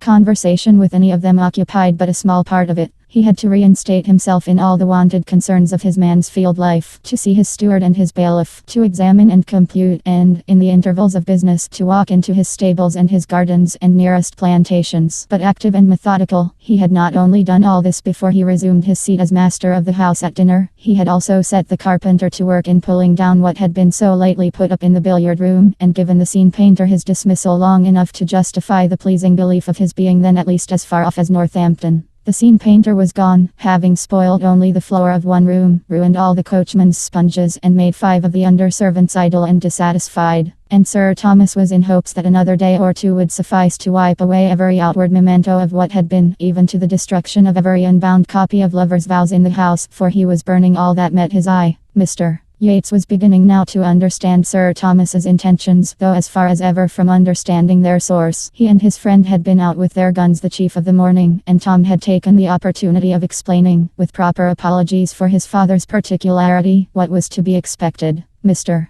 Yates felt it as acutely as might be supposed. To be a second time disappointed in the same way was an instance of very severe ill luck, and his indignation was such that had it not been for delicacy towards his friend and his friend's youngest sister, he believed he should certainly attack the baronet on the absurdity of his proceedings and argue him into a little more rationality. He believed this very stoutly while he was in Mansfield Wood and all the way home, but there was a something in Sir Thomas when they sat round the same table, which made Mr. Yates think it wiser to let him pursue his own way and feel the folly of it without opposition. He had known many disagreeable fathers before, and often been struck with the inconveniences they occasioned, but never, in the whole course of his life, had he seen one of that class so unintelligibly moral, so infamously tyrannical as Sir Thomas. He was not a man to be endured but for his children's sake, and he might be thankful to his fair daughter Julia that Mr. Yates did yet mean to stay a few days longer under his roof. The evening passed with external smoothness, though almost every mind was ruffled, and the music which Sir Thomas called for from his daughters helped to conceal the want of real harmony. Maria was in a good deal of agitation. It was of the utmost consequence to her that Crawford should now lose no time in declaring himself, and she was disturbed that even a day should be gone by without seeming to advance that point. She had been expecting to see him the whole morning, and all the evening, too, was still expecting him.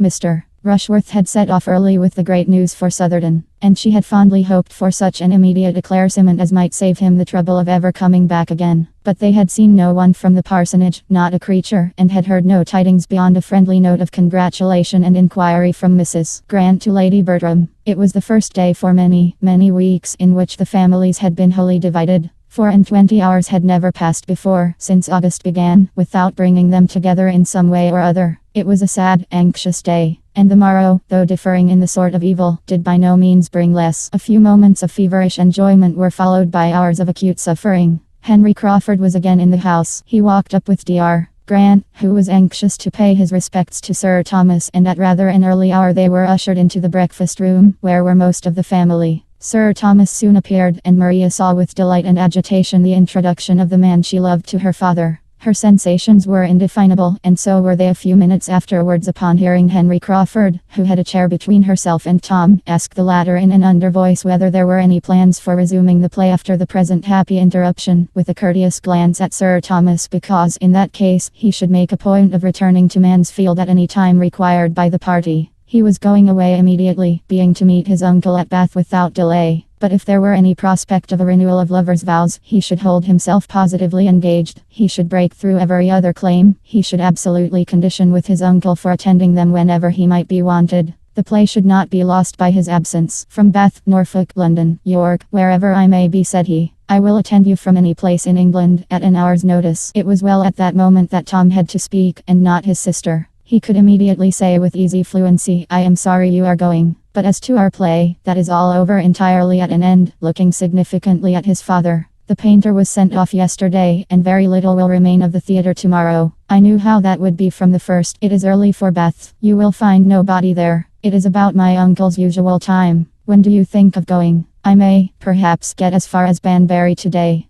Whose stables do you use at Bath? Was the next question. And while this branch of the subject was under discussion, Maria, who wanted neither pride nor resolution, was preparing to encounter her share of it with tolerable calmness. To her he soon turned, repeating much of what he had already said, with only a softened air and stronger expressions of regret. But what availed his expressions or his air? He was going, and, if not voluntarily going, voluntarily intending to stay away. For, excepting what might be due to his uncle, his engagements were all self-imposed. He might talk of necessity, but she knew his independence. The hand which had so pressed hers to his heart, the hand and the heart were alike motionless and passive now. Her spirit supported her, but the agony of her mind was severe. She had not long to endure what arose from listening to language which his actions contradicted, or to bury the tumult of her feelings under the restraint of society. For general civilities soon called his notice from her, and the farewell visit, as it then became openly acknowledged, was a very short one. He was gone, he had touched her hand for the last time, he had made his parting bow, and she might seek directly all that solitude could do for her. Henry Crawford was gone from the house, and within 2 hours afterwards from the parish. And so ended all the hopes his selfish vanity had raised in Maria and Julia Bertram. Julia could rejoice that he was gone. His presence was beginning to be odious to her. And if Maria gained him not, she was now cool enough to dispense with any other revenge. She did not want exposure to be added to desertion. Henry Crawford gone, she could even pity her sister. With a purer spirit did Fanny rejoice in the intelligence. She heard it at dinner, and felt it a blessing. By all the others it was mentioned with regret, and his merits honored with due gradation of feeling, from the sincerity of Edmund's too partial regard, to the unconcern of his mother speaking entirely by rote. Mrs. Norris began to look about her, and wonder that his falling in love with Julia had come to nothing, and could almost fear that she had been remiss herself in forwarding it. But with so many to care for, how was it possible for even her activity to keep pace with her wishes? Another day or two, and Mr. Yates was gone likewise. In his departure Sir Thomas felt the chief interest, wanting to be alone with his family. The presence of a stranger superior to Mr. Yates must have been irksome, but of him, trifling and confident, idle and expensive, it was every way vexatious. In himself he was wearisome, but as the friend of Tom and the admirer of Julia he became offensive. Sir Thomas had been quite indifferent to Mr. Crawford's going or staying, but his good wishes for Mr. Yates's having a pleasant journey, as he walked with him to the hall door, were given with genuine satisfaction. Mr. Yates had stayed to see the destruction of every theatrical preparation at Mansfield, the removal of everything appertaining to the play. He left the house in all the soberness of its general character, and Sir Thomas hoped, in seeing him out of it, to be rid of the worst object connected with the scheme, and the last that must be inevitably reminding him of its existence. Mrs. Norris contrived to remove one article from his sight that might have distressed him. The curtain, over which she had presided with such talent and such success, went off with her to her cottage, where she happened to be particularly in want of green baize. Chapter 21. Sir Thomas's return made a striking change in the ways of the family, independent of lovers' vows. Under his government, Mansfield was an altered place. Some members of their society sent away, and the spirits of many others saddened. It was all sameness and gloom compared with the past, a somber family party rarely enlivened. There was little intercourse with the parsonage. Sir Thomas, drawing back from intimacies in general, was particularly disinclined, at this time, for any engagements but in one quarter. The Rushworths were the only addition to his own domestic circle which he could solicit. Edmund did not wonder that such should be his father's feelings, nor could he regret anything but the exclusion of the Grants. But they, he observed to Fanny, have a claim. They seem to belong to us. They seem to be part of ourselves. I could wish my father were more sensible of their very great attention to my mother and sisters while he was away. I am afraid they may feel themselves neglected. But the truth is that my father hardly knows them. They had not been here a 12-month when he left England. If he knew them better, he would value their society as it deserves, for they are in fact exactly the sort of people he would like. We are sometimes a little in want of animation among ourselves. My sisters seem out of spirits, and Tom is certainly not at his ease. Dr. and Mrs. Grant would enliven us and make our evenings pass away with more enjoyment even to my father. Do you think so? Said Fanny. In my opinion, my uncle would not like any addition. I think he values the very quietness you speak of, and that the repose of his own family circle is all he wants. And it does not appear to me that we are more serious than we used to be. I mean, before my uncle went abroad. As well as I can recollect, it was always much the same. There was never much laughing in his presence, or, if there is any difference, it is not more, I think, than such an absence has a tendency to produce at first. There must be a sort of shyness, but I cannot recollect that our evenings formerly were ever merry, except when my uncle was in town. No young people's are, I suppose, when those they look up to are at home. I believe you are right, Fanny, was his reply, after a short consideration. I believe our evenings are rather returned to what they were, than assuming a new character.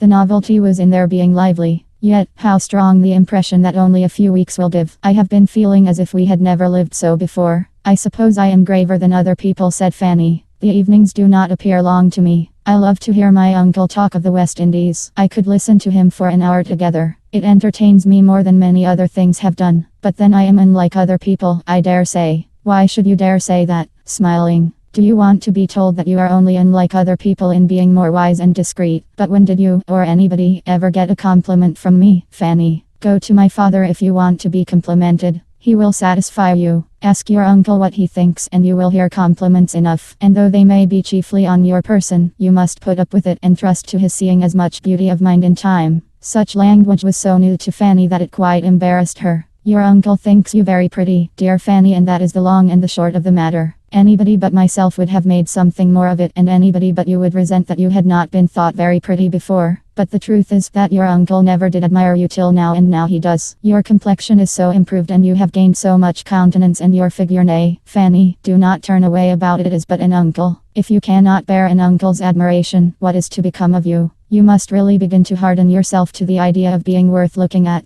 You must try not to mind growing up into a pretty woman. Oh, don't talk so, cried Fanny, distressed by more feelings than he was aware of. But seeing that she was distressed, he had done with the subject and only added more seriously. Your uncle is disposed to be pleased with you in every respect, and I only wish you would talk to him more. You are one of those who are too silent in the evening circle, but I do talk to him more than I used. I am sure I do. Did not you hear me ask him about the slave trade last night? I did, and was in hopes the question would be followed up by others. It would have pleased your uncle to be inquired of farther, and I longed to do it, but there was such a dead silence, and while my cousins were sitting by without speaking a word, or seeming at all interested in the subject, I did not like. I thought it would appear as if I wanted to set myself off at their expense by shewing a curiosity and pleasure in his information which he must wish his own daughters to feel. Miss Crawford was very right in what she said of you the other day, that you seemed almost as fearful of notice and praise as other women were of neglect. We were talking of you at the parsonage, and those were her words. She has great discernment. I know nobody who distinguishes characters better. For so young a woman it is remarkable. She certainly understands you better than you are understood by the greater part of those who have known you so long. And with regard to some others, I can perceive, from occasional lively hints, the unguarded expressions of the moment, that she could define many as accurately, did not delicacy forbid it. I wonder what she thinks of my father. She must admire him as a fine-looking man, with most gentleman-like, dignified, consistent manners. But perhaps, having seen him so seldom, his reserve may be a little repulsive. Could they be much together? I feel sure of their liking each other. He would enjoy her liveliness and she has talents to value his powers. I wish they met more frequently. I hope she does not suppose there is any dislike on his side.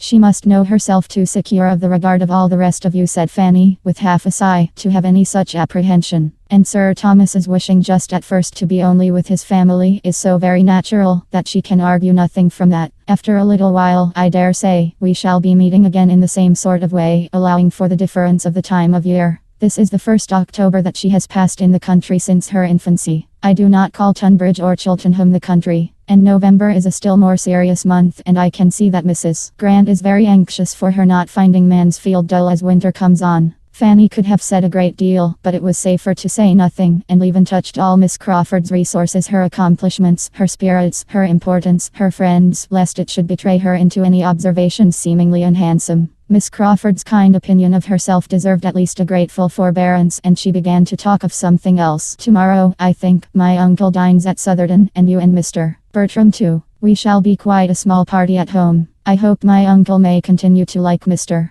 Rushworth. That is impossible, Fanny. He must like him less after tomorrow's visit, for we shall be 5 hours in his company. I should dread the stupidity of the day, if there were not a much greater evil to follow the impression it must leave on Sir Thomas. He cannot much longer deceive himself. I am sorry for them all, and would give something that Rushworth and Maria had never met. In this quarter, indeed, disappointment was impending over Sir Thomas. Not all his goodwill for Mr. Rushworth, not all Mr. Rushworth's deference for him, could prevent him from soon discerning some part of the truth that Mr. Rushworth was an inferior young man, as ignorant in business as in books, with opinions in general unfixed, and without seeming much aware of it himself. He had expected a very different son-in-law, and beginning to feel grave on Maria's account, tried to understand her feelings. Little observation there was necessary to tell him that indifference was the most favorable state they could be in. Her behavior to Mr. Rushworth was careless and cold. She did not like him. Sir Thomas resolved to speak seriously to her. Advantageous as would be the alliance, and long-standing and public as was the engagement, her happiness must not be sacrificed to it. Mr. Rushworth had, perhaps, been accepted on too short an acquaintance, and, on knowing him better, she was repenting. With solemn kindness Sir Thomas addressed her, told her his fears, inquired into her wishes, entreated her to be open and sincere, and assured her that every inconvenience should be braved, and the connection entirely given up, if she felt herself unhappy in the prospect of it. He would act for her and release her.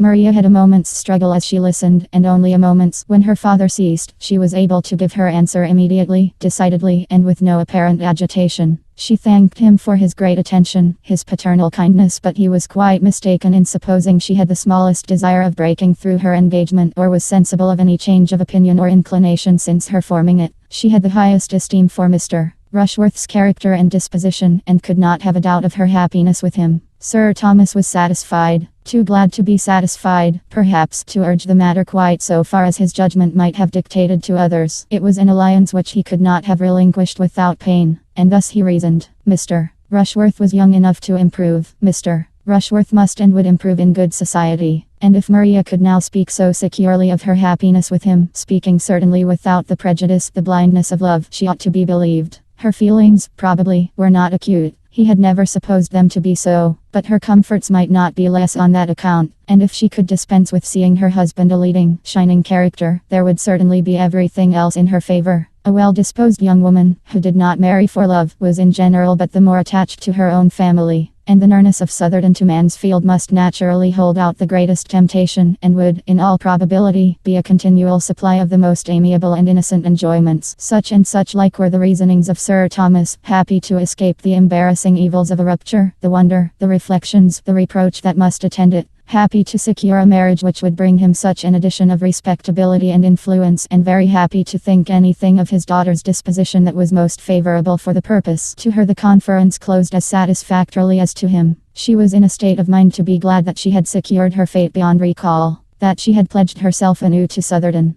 that she was safe from the possibility of giving Crawford the triumph of governing her actions and destroying her prospects, and retired in proud resolve, determined only to behave more cautiously to Mr. Rushworth in future, that her father might not be again suspecting her. Had Sir Thomas applied to his daughter within the first 3 or 4 days after Henry Crawford's leaving Mansfield, before her feelings were at all tranquilized, before she had given up every hope of him, or absolutely resolved on enduring his rival, her answer might have been different. But after another 3 or 4 days, when there was no return, no letter, no message, no symptom of a softened heart, no hope of advantage from separation, her mind became cool enough to seek all the comfort that pride and self-revenge could give. Henry Crawford had destroyed her happiness, but he should not know that he had done it. He should not destroy her credit, her appearance, her prosperity, too. He should not have to think of her as pining in the retirement of Mansfield for him, rejecting Southerton and London, independence and splendor, for his sake. Independence was more needful than ever. The want of it at Mansfield more sensibly felt. She was less and less able to endure the restraint which her father imposed. The liberty which his absence had given was now become absolutely necessary. She must escape from him and Mansfield as soon as possible, and find consolation in fortune and consequence, bustle and the world, for a wounded spirit. Her mind was quite determined, and varied not. To such feelings delay, even the delay of much preparation, would have been an evil, and Mr. Rushworth could hardly be more impatient for the marriage than herself. In all the important preparations of the mind she was complete, being prepared for matrimony by an hatred of home, restraint, and tranquility, by the misery of disappointed affection, and contempt of the man she was to marry. The rest might wait. The preparations of new carriages and furniture might wait for London and spring, when her own taste could have fairer play. The principals being all agreed in this respect, it soon appeared that a very few weeks would be sufficient for such arrangements as must precede the wedding. Mrs. Rushworth was quite ready to retire, and make way for the fortunate young woman whom her dear son had selected, and very early in November removed herself, her maid, her footman, and her chariot with true dowager propriety, to Bath, there to parade over the wonders of Southerton in her evening parties, enjoying them as thoroughly, perhaps, in the animation of a card table, as she had ever done on the spot. And before the middle of the same month the ceremony had taken place which gave Southerton another mistress. It was a very proper wedding.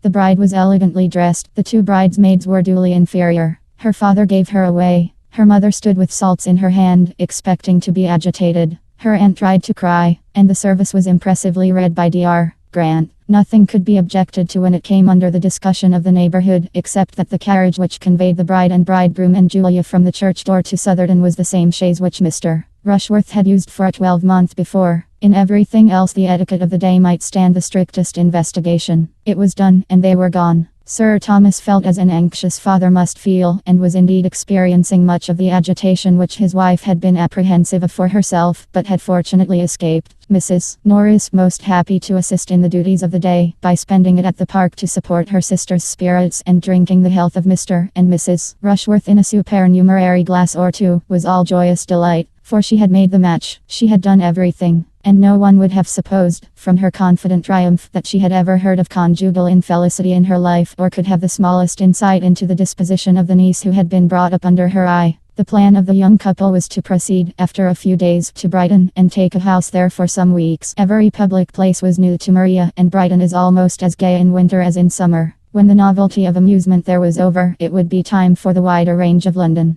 Julia was to go with them to Brighton. Since rivalry between the sisters had ceased, they had been gradually recovering much of their former good understanding, and were at least sufficiently friends to make each of them exceedingly glad to be with the other at such a time. Some other companion than Mr. Rushworth was of the first consequence to his lady, and Julia was quite as eager for novelty and pleasure as Maria, though she might not have struggled through so much to obtain them, and could better bear a subordinate situation. Their departure made another material change at Mansfield, a chasm which required some time to fill up. The family circle became greatly contracted, and though the Miss Bertrams had latterly added little to its gaiety, they could not but be missed. Even their mother missed them, and how much more their tender-hearted cousin, who wandered about the house and thought of them, and felt for them, with a degree of affectionate regret which they had never done much to deserve. Chapter 22. Fanny's consequence increased on the departure of her cousins, becoming, as she then did, the only young woman in the drawing room, the only occupier of that interesting division of a family in which she had hitherto held so humble a third. It was impossible for her not to be more looked at, more thought of and attended to, than she had ever been before. And where is Fanny? Became no uncommon question, even without her being wanted for anyone's convenience. Not only at home did her value increase, but at the parsonage too. In that house which she had hardly entered twice a year since Mr. Norris's death, she became a welcome and invited guest, and in the gloom and dirt of a November day, most acceptable to Mary Crawford. Her visits there, beginning by chance, were continued by solicitation. Mrs. Grant, really eager to get any change for her sister, could, by the easiest self-deceit, persuade herself that she was doing the kindest thing by Fanny and giving her the most important opportunities of improvement in pressing her frequent calls. Fanny, having been sent into the village on some errand by her Aunt Norris, was overtaken by a heavy shower close to the parsonage, and being descried from one of the windows endeavoring to find shelter under the branches and lingering leaves of an oak just beyond their premises, was forced, though not without some modest reluctance on her part, to come in. A civil servant she had withstood, but when Dr. Grant himself went out with an umbrella, there was nothing to be done but to be very much ashamed, and to get into the house as fast as possible. And to poor Miss Crawford, who had just been contemplating the dismal rain in a very desponding state of mind, sighing over the ruin of all her plan of exercise for that morning, and of every chance of seeing a single creature beyond themselves for the next 24 hours, the sound of a little bustle at the front door, and the sight of Miss Price dripping with wet in the vestibule, was delightful. The value of an event on a wet day in the country was most forcibly brought before her. She was all alive again directly, and among the most active in being useful to Fanny, in detecting her to be wetter than she would at first allow, and providing her with dry clothes. And Fanny, after being obliged to submit to all this attention, and to being assisted and waited on by mistresses and maids, being also obliged, on returning downstairs, to be fixed in their drawing room for an hour while the rain continued, the blessing of something fresh to see and think of was thus extended to Miss Crawford, and might carry on her spirits to the period of dressing and dinner. The two sisters were so kind to her, and so pleasant, that Fanny might have enjoyed her visit could she have believed herself not in the way, and could she have foreseen that the weather would certainly clear at the end of the hour, and save her from the shame of having Dr. Grant's carriage and horses out to take her home, with which she was threatened. As to anxiety for any alarm that her absence in such weather might occasion at home, she had nothing to suffer on that score. For as her being out was known only to her two aunts, she was perfectly aware that none would be felt, and that in whatever cottage Aunt Norris might choose to establish her during the rain, her being in such cottage would be indubitable to Aunt Bertram. It was beginning to look brighter, when Fanny, observing a harp in the room, asked some questions about it, which soon led to an acknowledgment of her wishing very much to hear it, and a confession, which could hardly be believed, of her having never yet heard it since its being in Mansfield. To Fanny herself it appeared a very simple and natural circumstance. She had scarcely ever been at the parsonage since the instrument's arrival. There had been no reason that she should. But Miss Crawford, calling to mind an early expressed wish on the subject, was concerned at her own neglect. "And shall I play to you now? And what will you have?" were questions immediately following with the readiest good humor. She played accordingly, happy to have a new listener, and a listener who seemed so much obliged, so full of wonder at the performance, and who shewed herself not wanting in taste. She played till Fanny's eyes, straying to the window on the weather's being evidently fair, spoke what she felt must be done. "Another quarter of an hour," said Miss Crawford, "and we shall see how it will be. Do not run away the first moment of its holding up.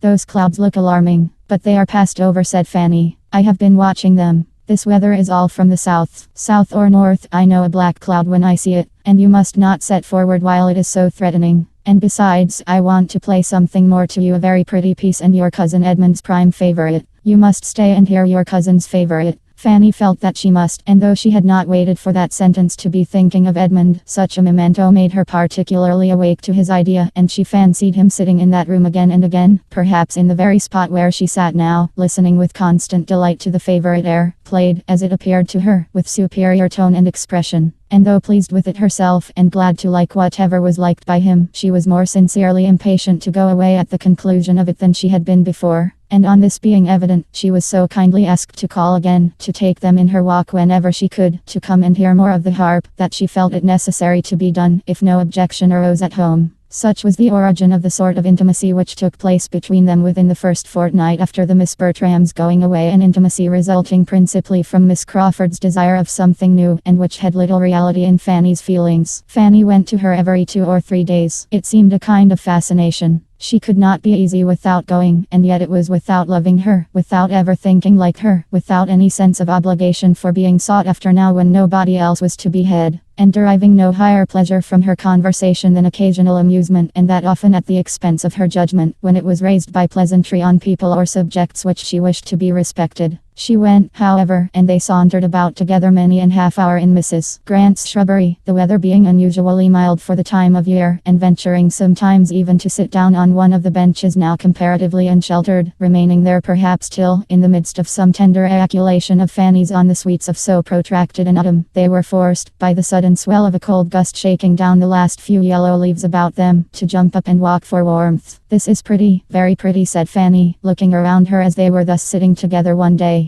"Every time I come into this shrubbery I am more struck with its growth and beauty. 3 years ago, this was nothing but a rough hedgerow along the upper side of the field, never thought of as anything, or capable of becoming anything. And now it is converted into a walk, and it would be difficult to say whether most valuable as a convenience or an ornament. And perhaps in another 3 years we may be almost forgetting what it was before. How wonderful, how very wonderful the operations of time, and the changes of the human mind." And following the latter train of thought, she soon afterwards added, "If any one faculty of our nature may be called more wonderful than the rest, I do think it is memory. There seems something more speakingly incomprehensible in the powers, the failures, the inequalities of memory, than in any other of our intelligences. The memory is sometimes so retentive, so serviceable, so obedient; at others, so bewildered and so weak; and at others again, so tyrannic, so beyond control. We are, to be sure, a miracle every way, but our powers of recollecting and of forgetting do seem peculiarly past finding out." Miss Crawford, untouched and inattentive, had nothing to say. And Fanny, perceiving it, brought back her own mind to what she thought must interest. "It may seem impertinent in me to praise, but I must admire the taste Mrs. Grant has shewn in all this. There is such a quiet simplicity in the plan of the walk, not too much attempted." "Yes," replied Miss Crawford carelessly, "it does very well for a place of this sort. One does not think of extent here. And between ourselves, till I came to Mansfield, I had not imagined a country parson ever aspired to a shrubbery, or anything of the kind." "I am so glad to see the evergreens thrive," said Fanny, in reply. "My uncle's gardener always says the soil here is better than his own, and so it appears from the growth of the laurels and evergreens in general. The evergreen.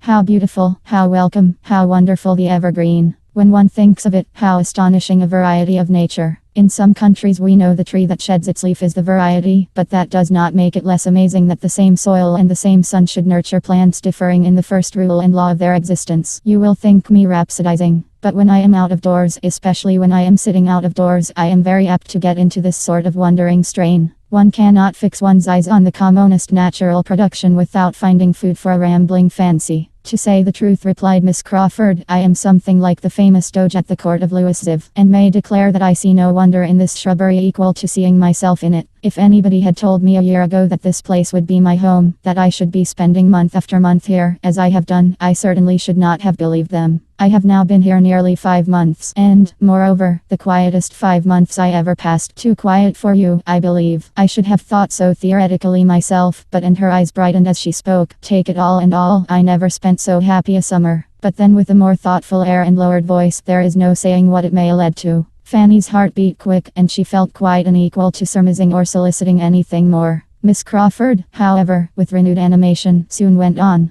"I am conscious of being far better reconciled to a country residence than I had ever expected to be. I can even suppose it pleasant to spend half the year in the country, under certain circumstances, very pleasant. An elegant, moderate-sized house in the center of family connections, continual engagements among them, commanding the first society in the neighborhood, looked up to, perhaps, as leading it even more than those of larger fortune, and turning from the cheerful round of such amusements to nothing worse than a tete-a-tete with the person one feels most agreeable in the world. There is nothing frightful in such a picture, is there, Miss Price? One need not envy the new Mrs. Rushworth with such a home as that." "Envy Mrs. Rushworth," was all that Fanny attempted to say. Come, come, it would be very you and handsome in us to be severe on Mrs. Rushworth, for I look forward to our owing her a great many gay, brilliant, happy hours. I expect we shall be all very much at Southard in another year. Such a match as Miss Bertram has made is a public blessing. For the first pleasures of Mr. Rushworth's wife must be to fill her house and give the best balls in the country." Fanny was silent, and Miss Crawford relapsed into thoughtfulness, till suddenly looking up at the end of a few minutes, she exclaimed, "Ah,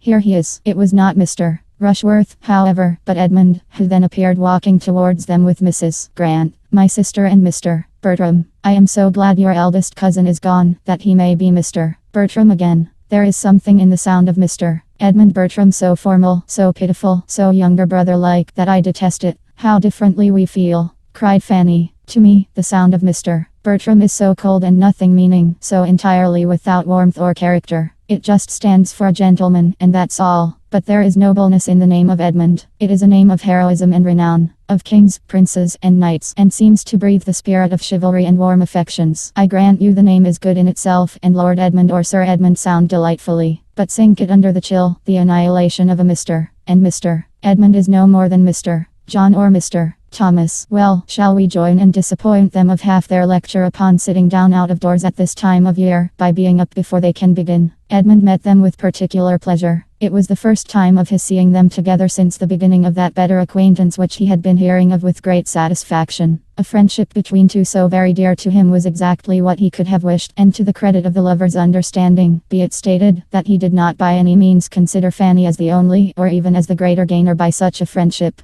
Well, said Miss Crawford, and do you not scold us for our imprudence? What do you think we have been sitting down for but to be talked to about it, and entreated and supplicated never to do so again? Perhaps I might have scolded, said Edmund, if either of you had been sitting down alone. But while you do wrong together, I can overlook a great deal. They cannot have been sitting long, cried Mrs. Grant, for when I went up for my shawl I saw them from the staircase window, and then they were walking. And really, added Edmund, the day is so mild, that your sitting down for a few minutes can be hardly thought imprudent. Our weather must not always be judged by the calendar. We may sometimes take greater liberties in November than in May. Upon my word, cried Miss Crawford, you are two of the most disappointing and unfeeling kind friends I ever met with. There is no giving you a moment's uneasiness. You do not know how much we have been suffering, nor what chills we have felt. But I have long thought Mr. Bertram one of the worst subjects to work on, in any little manoeuvre against common sense that a woman could be plagued with. I had very little hope of him from the first, but you, Mrs. Grant, my sister, my own sister, I think I had a right to alarm you a little. Do not flatter yourself, my dearest Mary. You have not the smallest chance of moving me. I have my alarms, but they are quite in a different quarter. And if I could have altered the weather, you would have had a good sharp east wind blowing on you the whole time, for here are some of my plans which Robert will leave out because the nights are so mild, and I know the end of it will be that we shall have a sudden change of weather, a hard frost setting in all at once, taking everybody, at least Robert, by surprise, and I shall lose everyone. And what is worse, cook has just been telling me that the turkey, which I particularly wished not to be dressed till Sunday, because I know how much more Dr. Grant would enjoy it on Sunday after the fatigues of the day, will not keep beyond tomorrow. These are something like grievances, and make me think the weather most unseasonably close. The sweets of housekeeping in a country village, said Miss Crawford archly. Commend me to the nurseryman and the poulterer. My dear child, commend Dr. Grant to the deanery of Westminster or St. Paul's, and I should be as glad of your nurseryman and poulterer as you could be. But we have no such people in Mansfield. What would you have me do? Oh, you can do nothing but what you do already. Be plagued very often, and never lose your temper. Thank you, but there is no escaping these little vexations, Mary, live where we may. And when you are settled in town and I come to see you, I dare say I shall find you with yours, in spite of the nurseryman and the poulterer, perhaps on their very account. Their remoteness and unpunctuality, or their exorbitant charges and frauds, will be drawing forth bitter lamentations. I mean to be too rich to lament or to feel anything of the sort. A large income is the best recipe for happiness I ever heard of. It certainly may secure all the myrtle and turkey part of it. You intend to be very rich, said Edmund, with a look which, to Fanny's eye, had a great deal of serious meaning. To be sure. Do not you? Do not we all? I cannot intend anything which it must be so completely beyond my power to command. Miss Crawford may choose her degree of wealth. She has only to fix on her number of thousands a year, and there can be no doubt of their coming. My intentions are only not to be poor. By moderation and economy, and bringing down your wants to your income, and all that, I understand you, and a very proper plan it is for a person at your time of life, with such limited means and indifferent connections. What can you want but a decent maintenance? You have not much time before you, and your relations are in no situation to do anything for you, or to mortify you by the contrast of their own wealth and consequence. Be honest and poor, by all means, but I shall not envy you. I do not much think I shall even respect you. I have a much greater respect for those that are honest and rich. Your degree of respect for honesty, rich or poor, is precisely what I have no manner of concern with. I do not mean to be poor. Poverty is exactly what I have determined against. Honesty, in the something between, in the middle state of worldly circumstances, is all that I am anxious for your not looking down on. But I do look down upon it if it might have been higher. I must look down upon anything contented with obscurity when it might rise to distinction. But how may it rise? How may my honesty at least rise to any distinction?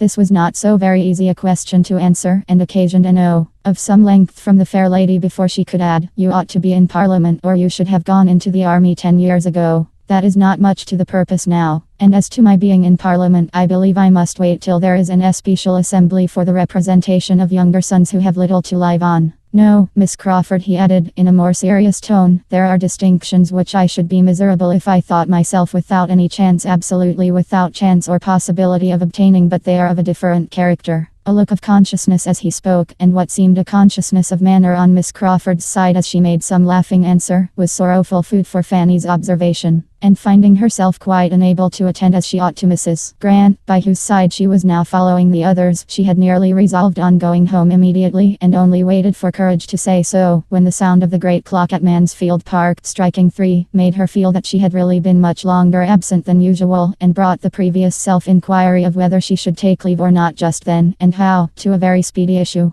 With undoubting decision she directly began her adieus, and Edmund began at the same time to recollect that his mother had been inquiring for her, and that he had walked down to the parsonage on purpose to bring her back. Fanny's hurry increased, and without in the least expecting Edmund's attendance, she would have hastened away alone. But the general pace was quickened, and they all accompanied her into the house, through which it was necessary to pass. Dr. Grant was in the vestibule, and as they stopped to speak to him she found, from Edmund's manner, that he did mean to go with her. He too was taking leave. She could not but be thankful. In the moment of parting, Edmund was invited by Dr. Grant to eat his mutton with him the next day, and Fanny had barely time for an unpleasant feeling on the occasion, when Mrs. Grant, with sudden recollection, turned to her and asked for the pleasure of her company too. This was so new an attention, so perfectly new a circumstance in the events of Fanny's life, that she was all surprise and embarrassment, and while stammering out her great obligation, and her but she did not suppose it would be in her power, was looking at Edmund for his opinion and help. But Edmund, delighted with her having such an happiness offered, and ascertaining with half a look and half a sentence that she had no objection but on her aunt's account, could not imagine that his mother would make any difficulty of sparing her, and therefore gave his decided open advice that the invitation should be accepted. And though Fanny would not venture, even on his encouragement, to such a flight of audacious independence, it was soon settled that if nothing were heard to the contrary, Mrs. Grant might expect her.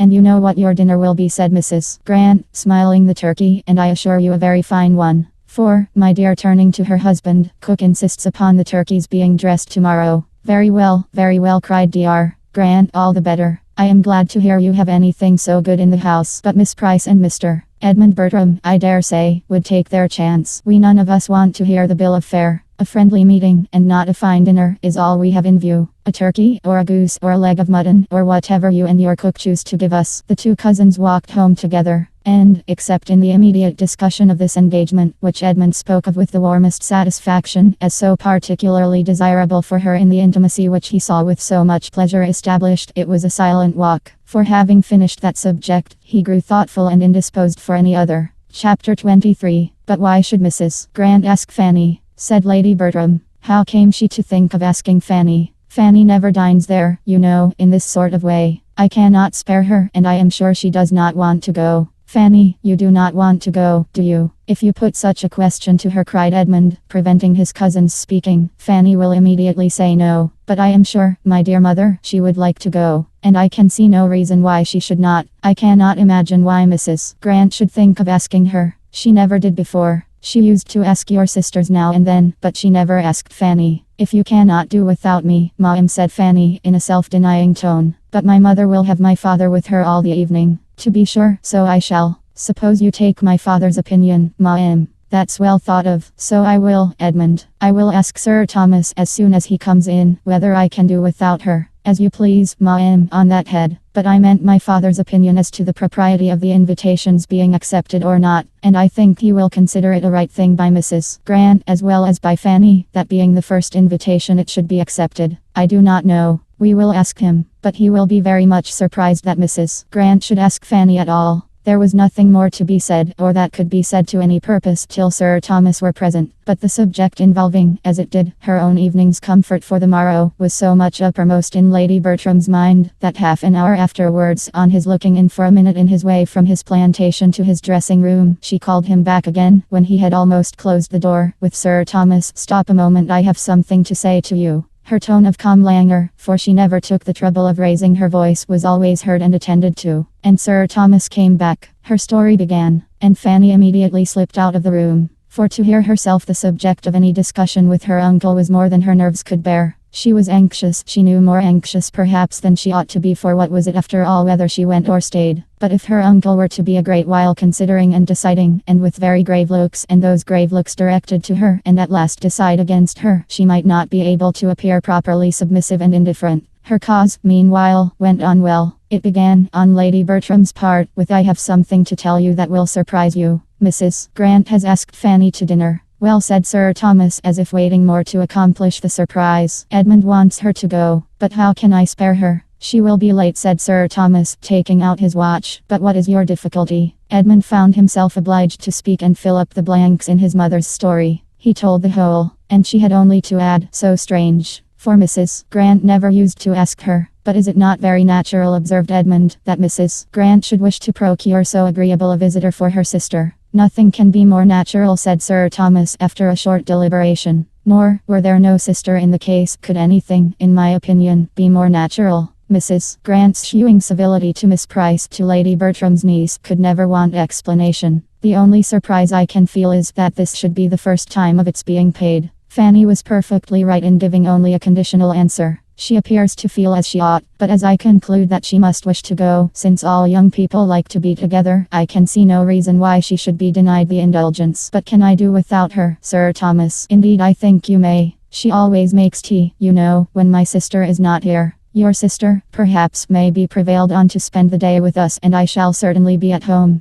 "Very well, then, Fanny may go, Edmund." The good news soon followed her. Edmund knocked at her door in his way to his own. "Well, Fanny, it is all happily settled, and without the smallest hesitation on your uncle's side. He had but one opinion. You are to go." "Thank you, I am so glad," was Fanny's instinctive reply. Though when she had turned from him and shut the door, she could not help feeling, "And yet why should I be glad? For am I not certain of seeing or hearing something there to pain me?" In spite of this conviction, however, she was glad. Simple as such an engagement might appear in other eyes, it had novelty and importance in hers, for excepting the day at Southerton, she had scarcely ever dined out before. And though now going only half a mile, and only to 3 people, still it was dining out, and all the little interests of preparation were enjoyments in themselves. She had neither sympathy nor assistance from those who ought to have entered into her feelings and directed her taste, for Lady Bertram never thought of being useful to anybody, and Mrs. Norris, when she came on the morrow, in consequence of an early call and invitation from Sir Thomas, was in a very ill humour, and seemed intent only on lessening her niece's pleasure, both present and future, as much as possible. "Upon my word, Fanny, you are in high luck to meet with such attention and indulgence. You ought to be very much obliged to Mrs. Grant for thinking of you, and to your aunt for letting you go, and you ought to look upon it as something extraordinary. For I hope you are aware that there is no real occasion for your going into company in this sort of way, or ever dining out at all, and it is what you must not depend upon ever being repeated. Nor must you be fancying that the invitation is meant as any particular compliment to you. The compliment is intended to your uncle and aunt and me. Mrs. Grant thinks it a civility due to us to take a little notice of you, or else it would never have come into her head, and you may be very certain that if your cousin Julia had been at home, you would not have been asked at all." Mrs. Norris had now so ingeniously done away all Mrs. Grant's part of the favour, that Fanny, who found herself expected to speak, could only say that she was very much obliged to her Aunt Bertram for sparing her, and that she was endeavouring to put her aunt's evening work in such a state as to prevent her being missed. "Oh, depend upon it, your aunt can do very well without you, or you would not be allowed to go. I shall be here, so you may be quite easy about your aunt, and I hope you will have a very agreeable day, and find it all mighty delightful. But I must observe that 5 is the very awkwardest of all possible numbers to sit down to table, and I cannot but be surprised that such an elegant lady as Mrs. Grant should not contrive better. And round their enormous great wide table, too, which fills up the room so dreadfully. Had the doctor been contented to take my dining table when I came away, as anybody in their senses would have done, instead of having that absurd new one of his own, which is wider, literally wider than the dinner table here, how infinitely better it would have been, and how much more he would have been respected. For people are never respected when they step out of their proper sphere. Remember that, Fanny. 5, only 5 to be sitting round that table. However, you will have dinner enough on it for 10, I dare say." Mrs. Norris fetched breath and went on again.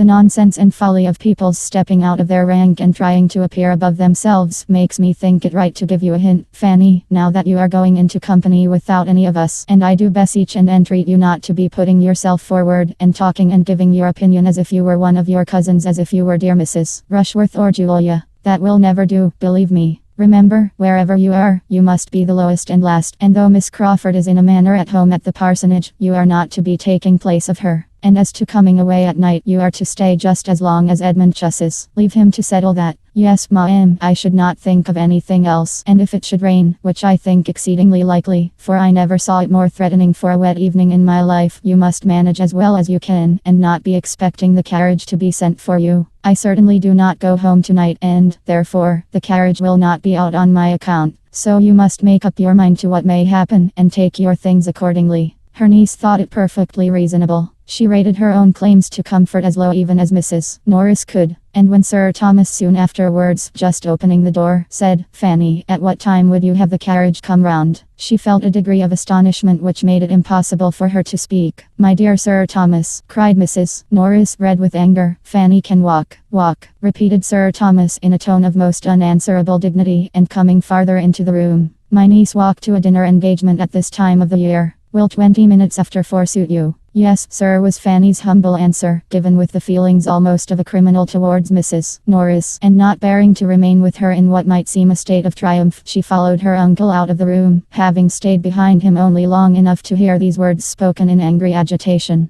"Quite unnecessary. A great deal too kind. But Edmund goes. True, it is upon Edmund's account. I observed he was hoarse on Thursday night, but this could not impose on Fanny. She felt that the carriage was for herself and herself alone, and her uncle's consideration of her, coming immediately after such representations from her aunt, cost her some tears of gratitude when she was alone. The coachman drove round to a minute, another minute brought down the gentleman, and as the lady had, with the most scrupulous fear of being late, been many minutes seated in the drawing room, Sir Thomas saw them off in as good time as his own correctly punctual habits required. "Now I must look at you, Fanny," said Edmund, with the kind smile of an affectionate brother, "and tell you how I like you. And as well as I can judge by this light, you look very nicely indeed. What have you got on?" "The new dress that my uncle was so good as to give me on my cousin's marriage. I hope it is not too fine, but I thought I ought to wear it as soon as I could, and that I might not have such another opportunity all the winter. I hope you do not think me too fine. A woman can never be too fine while she is all in white. No, I see no finery about you. Nothing but what is perfectly proper.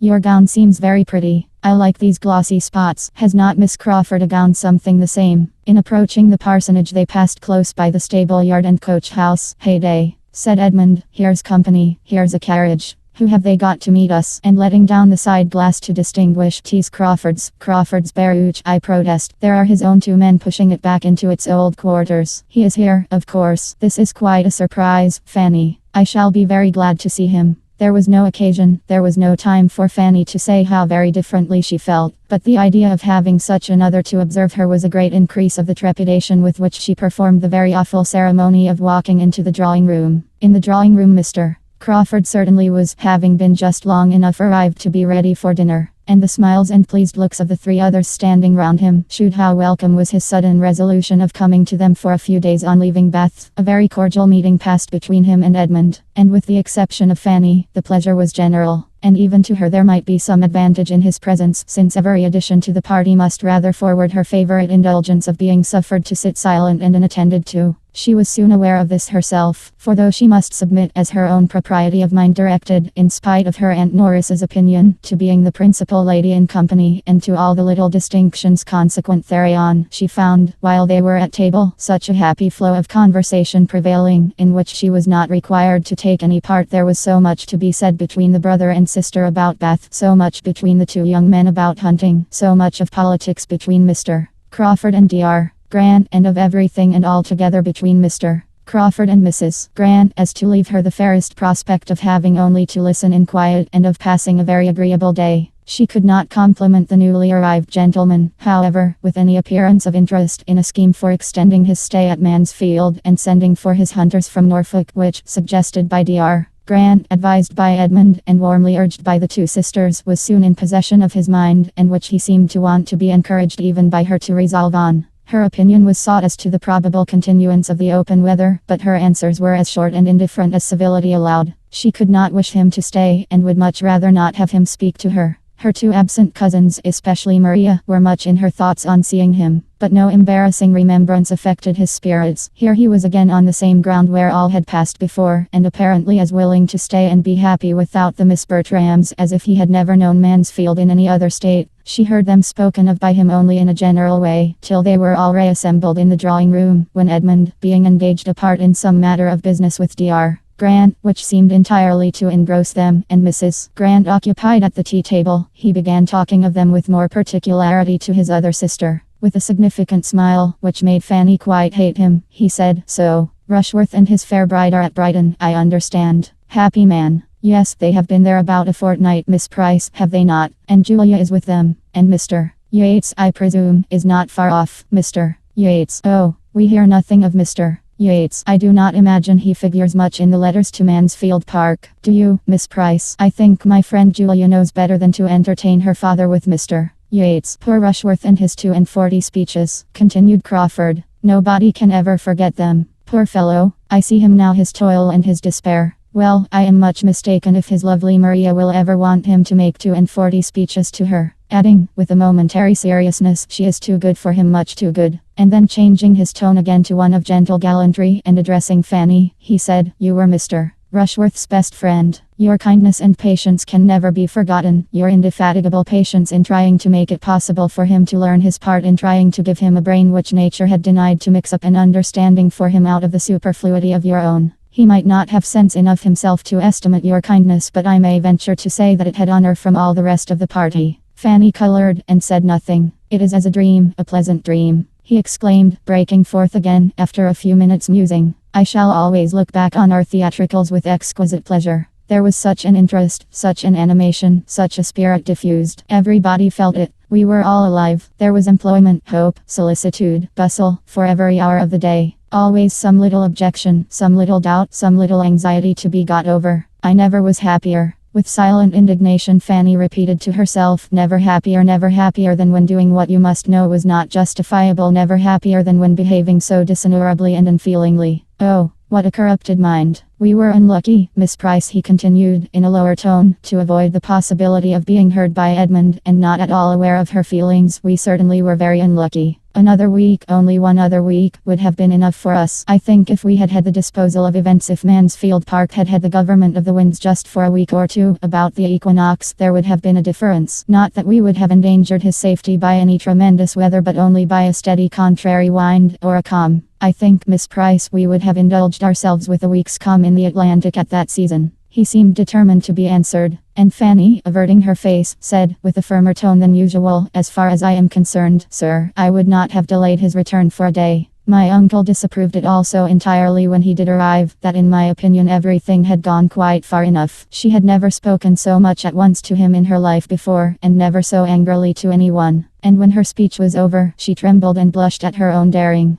He was surprised, but after a few moments' silent consideration of her, replied in a calmer, graver tone, and as if the candid result of conviction, "I believe you are right. It was more pleasant than prudent. We were getting too noisy." And then turning the conversation, he would have engaged her on some other subject, but her answers were so shy and reluctant that he could not advance in any. Miss Crawford, who had been repeatedly eyeing Dr. Grant and Edmund, now observed, "Those gentlemen must have some very interesting point to discuss." "The most interesting in the world," replied her brother. "How to make money. How to turn a good income into a better. Dr. Grant is giving Bertram instructions about the living he is to step into so soon. I find he takes orders in a few weeks." They were at it in the dining parlor. "I am glad to hear Bertram will be so well off. He will have a very pretty income to make ducks and drakes with, and earned without much trouble. I apprehend he will not have less than 700 a year. 700 a year is a fine thing for a younger brother. And as of course he will still live at home, it will be all for his menus pleasures. And a sermon at Christmas and Easter, I suppose, will be the sum total of sacrifice." His sister tried to laugh off her feelings by saying, "Nothing amuses me more than the easy manner with which everybody settles the abundance of those who have a great deal less than themselves. You would look rather blank, Henry, if your menus pleasures were to be limited to 700 a year." Perhaps I might, but all that you know is entirely comparative. Birthright and habit must settle the business. Bertram is certainly well off for a cadet of even a baronet's family. By the time he is 4 or 25 he will have 700 a year, and nothing to do for it. Miss Crawford could have said that there would be a something to do and to suffer for it, which she could not think lightly of, but she checked herself and let it pass, and tried to look calm and unconcerned when the two gentlemen shortly afterwards joined them. Bertram, said Henry Crawford, I shall make a point of coming to Mansfield to hear you preach your first sermon. I shall come on purpose to encourage a young beginner. When is it to be? Miss Price, will not you join me in encouraging your cousin? Will not you engage to attend with your eyes steadily fixed on him the whole time, as I shall do, not to lose a word, or only looking off just to note down any sentence preeminently beautiful? We will provide ourselves with tablets and a pencil. When will it be? You must preach at Mansfield, you know, that Sir Thomas and Lady Bertram may hear you. I shall keep clear of you, Crawford, as long as I can, said Edmund, for you would be more likely to disconcert me, and I should be more sorry to see you trying at it than almost any other man. Will he not feel this? Thought Fanny. No, he can feel nothing, as he ought. The party being now all united, and the chief talkers attracting each other, she remained in tranquillity, and as a whist table was formed after tea, formed really for the amusement of Dr. Grant, by his attentive wife, though it was not to be supposed so, and Miss Crawford took her harp, she had nothing to do but to listen, and her tranquillity remained undisturbed the rest of the evening, except when Mr.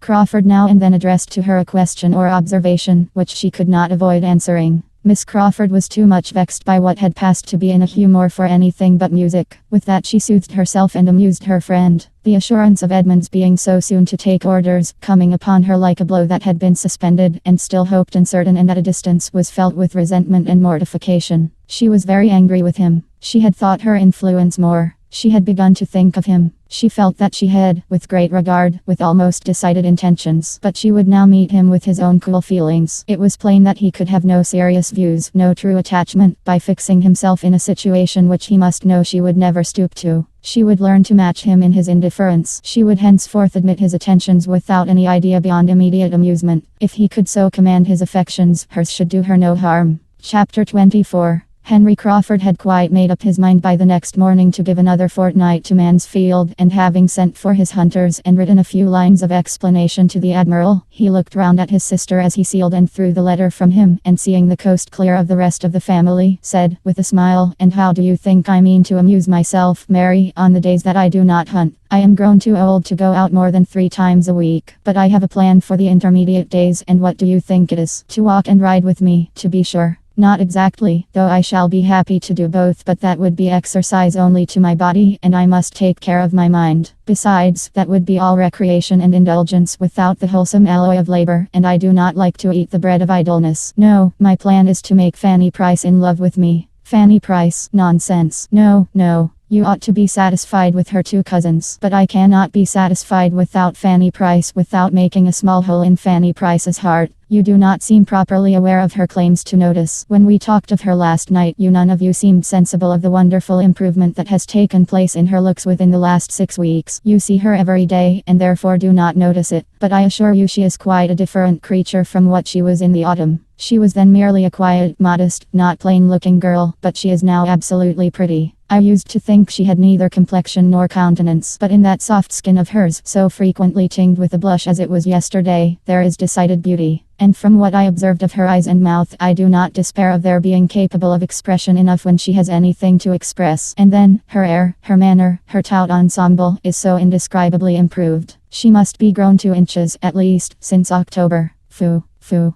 This is only because there were no tall women to compare her with, and because she has got a new gown, and you never saw her so well dressed before. She is just what she was in October, believe me. The truth is that she was the only girl in company for you to notice, and you must have a somebody. I have always thought her pretty, not strikingly pretty, but pretty enough, as people say. A sort of beauty that grows on one. Her eyes should be darker, but she has a sweet smile. But as for this wonderful degree of improvement, I am sure it may all be resolved into a better style of dress and your having nobody else to look at. And therefore, if you do set about a flirtation with her, you never will persuade me that it is in compliment to her beauty, or that it proceeds from anything but your own idleness and folly." Her brother gave only a smile to this accusation, and soon afterwards said, "I do not quite know what to make of Miss Fanny. I do not understand her. I could not tell what she would be at yesterday. What is her character? Is she solemn? Is she queer? Is she prudish? Why did she draw back and look so grave at me? I could hardly get her to speak. I never was so long in company with a girl in my life, trying to entertain her and succeed so ill. Never met with a girl who looked so grave on me. I must try to get the better of this. Her looks say, I will not like you. I am determined not to like you. And I say she shall. Foolish fellow. And so this is her attraction after all. This it is, her not caring about you, which gives her such a soft skin, and makes her so much taller, and produces all these charms and graces. I do desire that you will not be making her really unhappy. A little love, perhaps, may animate and do her good, but I will not have you plunge her deep, for she is as good a little creature as ever lived, and has a great deal of feeling.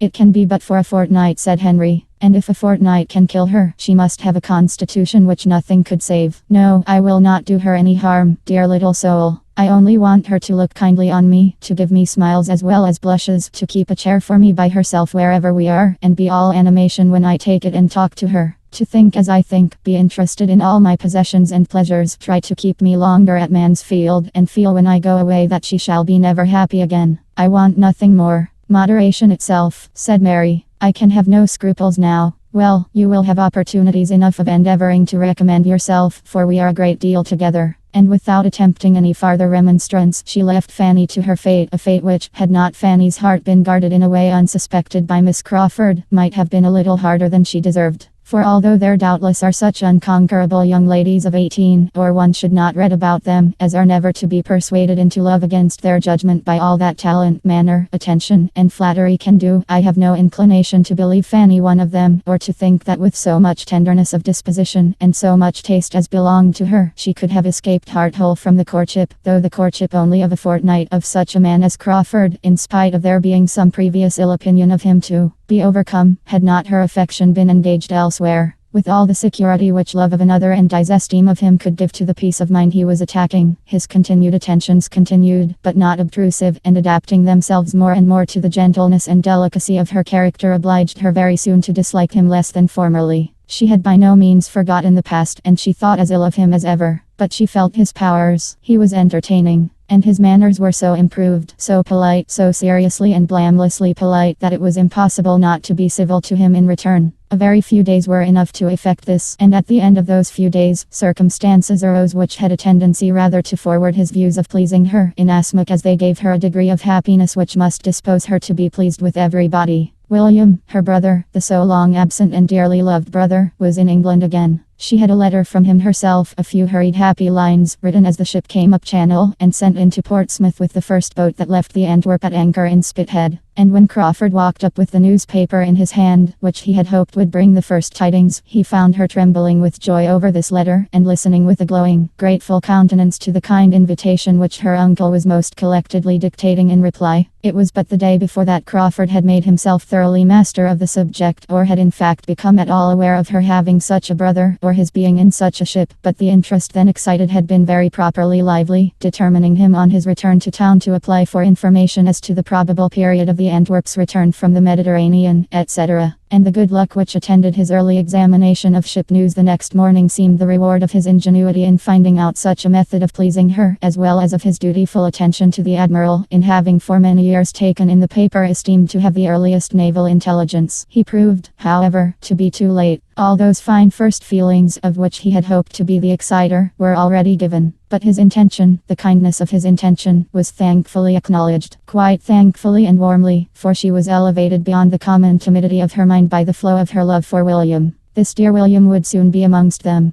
There could be no doubt of his obtaining leave of absence immediately, for he was still only a midshipman. And as his parents, from living on the spot, must already have seen him, and be seeing him perhaps daily, his direct holidays might with justice be instantly given to the sister, who had been his best correspondent through a period of 7 years, and the uncle who had done most for his support and advancement. And accordingly the reply to her reply, fixing a very early day for his arrival, came as soon as possible. And scarcely 10 days had passed since Fanny had been in the agitation of her first dinner visit, when she found herself in an agitation of a higher nature, watching in the hall, in the lobby, on the stairs, for the first sound of the carriage which was to bring her a brother. It came happily while she was thus waiting. and there being neither ceremony nor fearfulness to delay the moment of meeting, she was with him as he entered the house, and the first minutes of exquisite feeling had no interruption and no witnesses, unless the servants chiefly intent upon opening the proper doors could be called such. This was exactly what Sir Thomas and Edmund had been separately conniving at, as each proved to the other by the sympathetic alacrity with which they both advised Mrs. Norris's continuing where she was, instead of rushing out into the hall as soon as the noises of the arrival reached them. William and Fanny soon shewed themselves, and Sir Thomas had the pleasure of receiving, in his protege, certainly a very different person from the one he had equipped 7 years ago, but a young man of an open, pleasant countenance, and frank, unstudied, but feeling and respectful manners, and such as confirmed him his friend. It was long before Fanny could recover from the agitating happiness of such an hour as was formed by the last 30 minutes of expectation, and the first of fruition. It was some time even before her happiness could be said to make her happy, before the disappointment inseparable from the alteration of person had vanished, and she could see in him the same William as before, and talk to him, as her heart had been yearning to do through many a past year. That time, however, did gradually come, forwarded by an affection on his side as warm as her own, and much less encumbered by refinement or self-distrust. She was the first object of his love, but it was a love which his stronger spirits and bolder temper made it as natural for him to express as to feel. On the morrow they were walking about together with true enjoyment, and every succeeding morrow renewed a TTTT which Sir Thomas could not but observe with complacency, even before Edmund had pointed it out to him. Excepting the moments of peculiar delight which any marked or unlooked for instance of Edmund's consideration of her in the last few months had excited, Fanny had never known so much felicity in her life as in this unchecked, equal, fearless intercourse with the brother and friend who was opening all his heart to her, telling her all his hopes and fears, plans and solicitudes respecting that long thought of, dearly earned, and justly valued blessing of promotion. Who could give her direct and minute information of the father and mother, brothers and sisters, of whom she very seldom heard.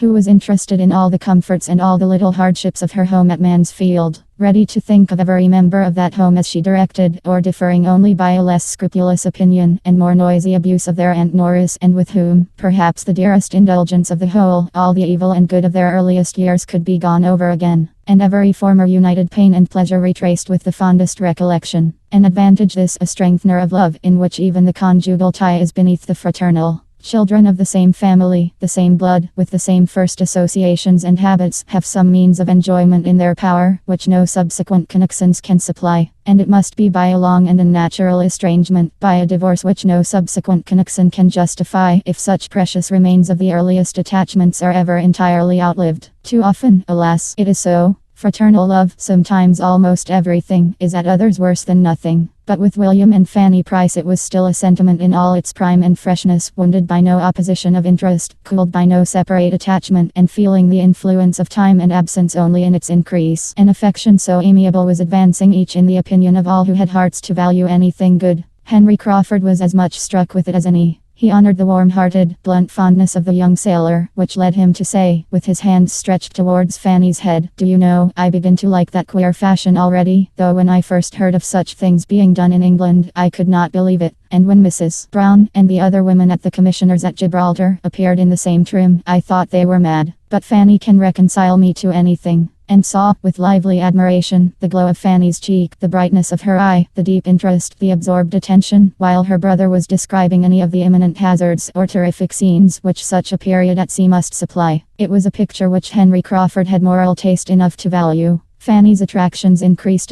twofold. For the sensibility which beautified her complexion and illumined her countenance was an attraction in itself. He was no longer in doubt of the capabilities of her heart. She had feeling, genuine feeling. It would be something to be loved by such a girl, to excite the first ardors of her young unsophisticated mind. She interested him more than he had foreseen. A fortnight was not enough. His stay became indefinite. William was often called on by his uncle to be the talker. His recitals were amusing in themselves to Sir Thomas, but the chief object in seeking them was to understand the reciter, to know the young man by his histories, and he listened to his clear, simple, spirited details with full satisfaction, seeing in them the proof of good principles, professional knowledge, energy, courage, and cheerfulness, everything that could deserve or promise well. Young as he was, William had already seen a great deal. He had been in the Mediterranean, in the West Indies, in the Mediterranean again. Had been often taken on shore by the favor of his captain, and in the course of 7 years had known every variety of danger which sea and war together could offer. With such means in his power, he had a right to be listened to. And though Mrs. Norris could fidget about the room and disturb everybody in quest of 2 needlefuls of thread or a second-hand shirt button, in the midst of her nephew's account of a shipwreck or an engagement, everybody else was attentive, and even Lady Bertram could not hear of such horrors unmoved, or without sometimes lifting her eyes from her work to say, "Dear me, how disagreeable. I wonder anybody can ever go to sea." To Henry Crawford they gave a different feeling. He longed to have been at sea and seen and done and suffered as much. His heart was warmed, his fancy fired, and he felt the highest respect for a lad who, before he was 20, had gone through such bodily hardships and given such proofs of mind. The glory of heroism, of usefulness, of exertion, of endurance made his own habits of selfish indulgence appear in shameful contrast, and he wished he had been a William Price, distinguishing himself and working his way to fortune and consequence with so much self-respect and happy ardor, instead of what he was. The wish was rather eager than lasting. He was roused from the reverie of retrospection and regret produced by it, by some inquiry from Edmund as to his plans for the next day's hunting. And he found it was as well to be a man of fortune at once, with horses and grooms at his command. In one respect it was better, as it gave him the means of conferring a kindness where he wished to oblige. With spirits, courage, and curiosity up to anything, William expressed an inclination to hunt, and Crawford could mount him without the slightest inconvenience to himself, and with only some scruples to obviate in Sir Thomas, who knew better than his nephew the value of such a loan, and some alarms to reason away in Fanny. She feared for William, by no means convinced by all that he could relate of his own horsemanship in various countries, of the scrambling parties in which he had been engaged, the rough horses and mules he had ridden, or his many narrow escapes from dreadful falls, that he was at all equal to the management of a high-fed hunter in an English fox chase. Nor till he returned safe and well, without accident or discredit, could she be reconciled to the risk, or feel any of that obligation to Mr.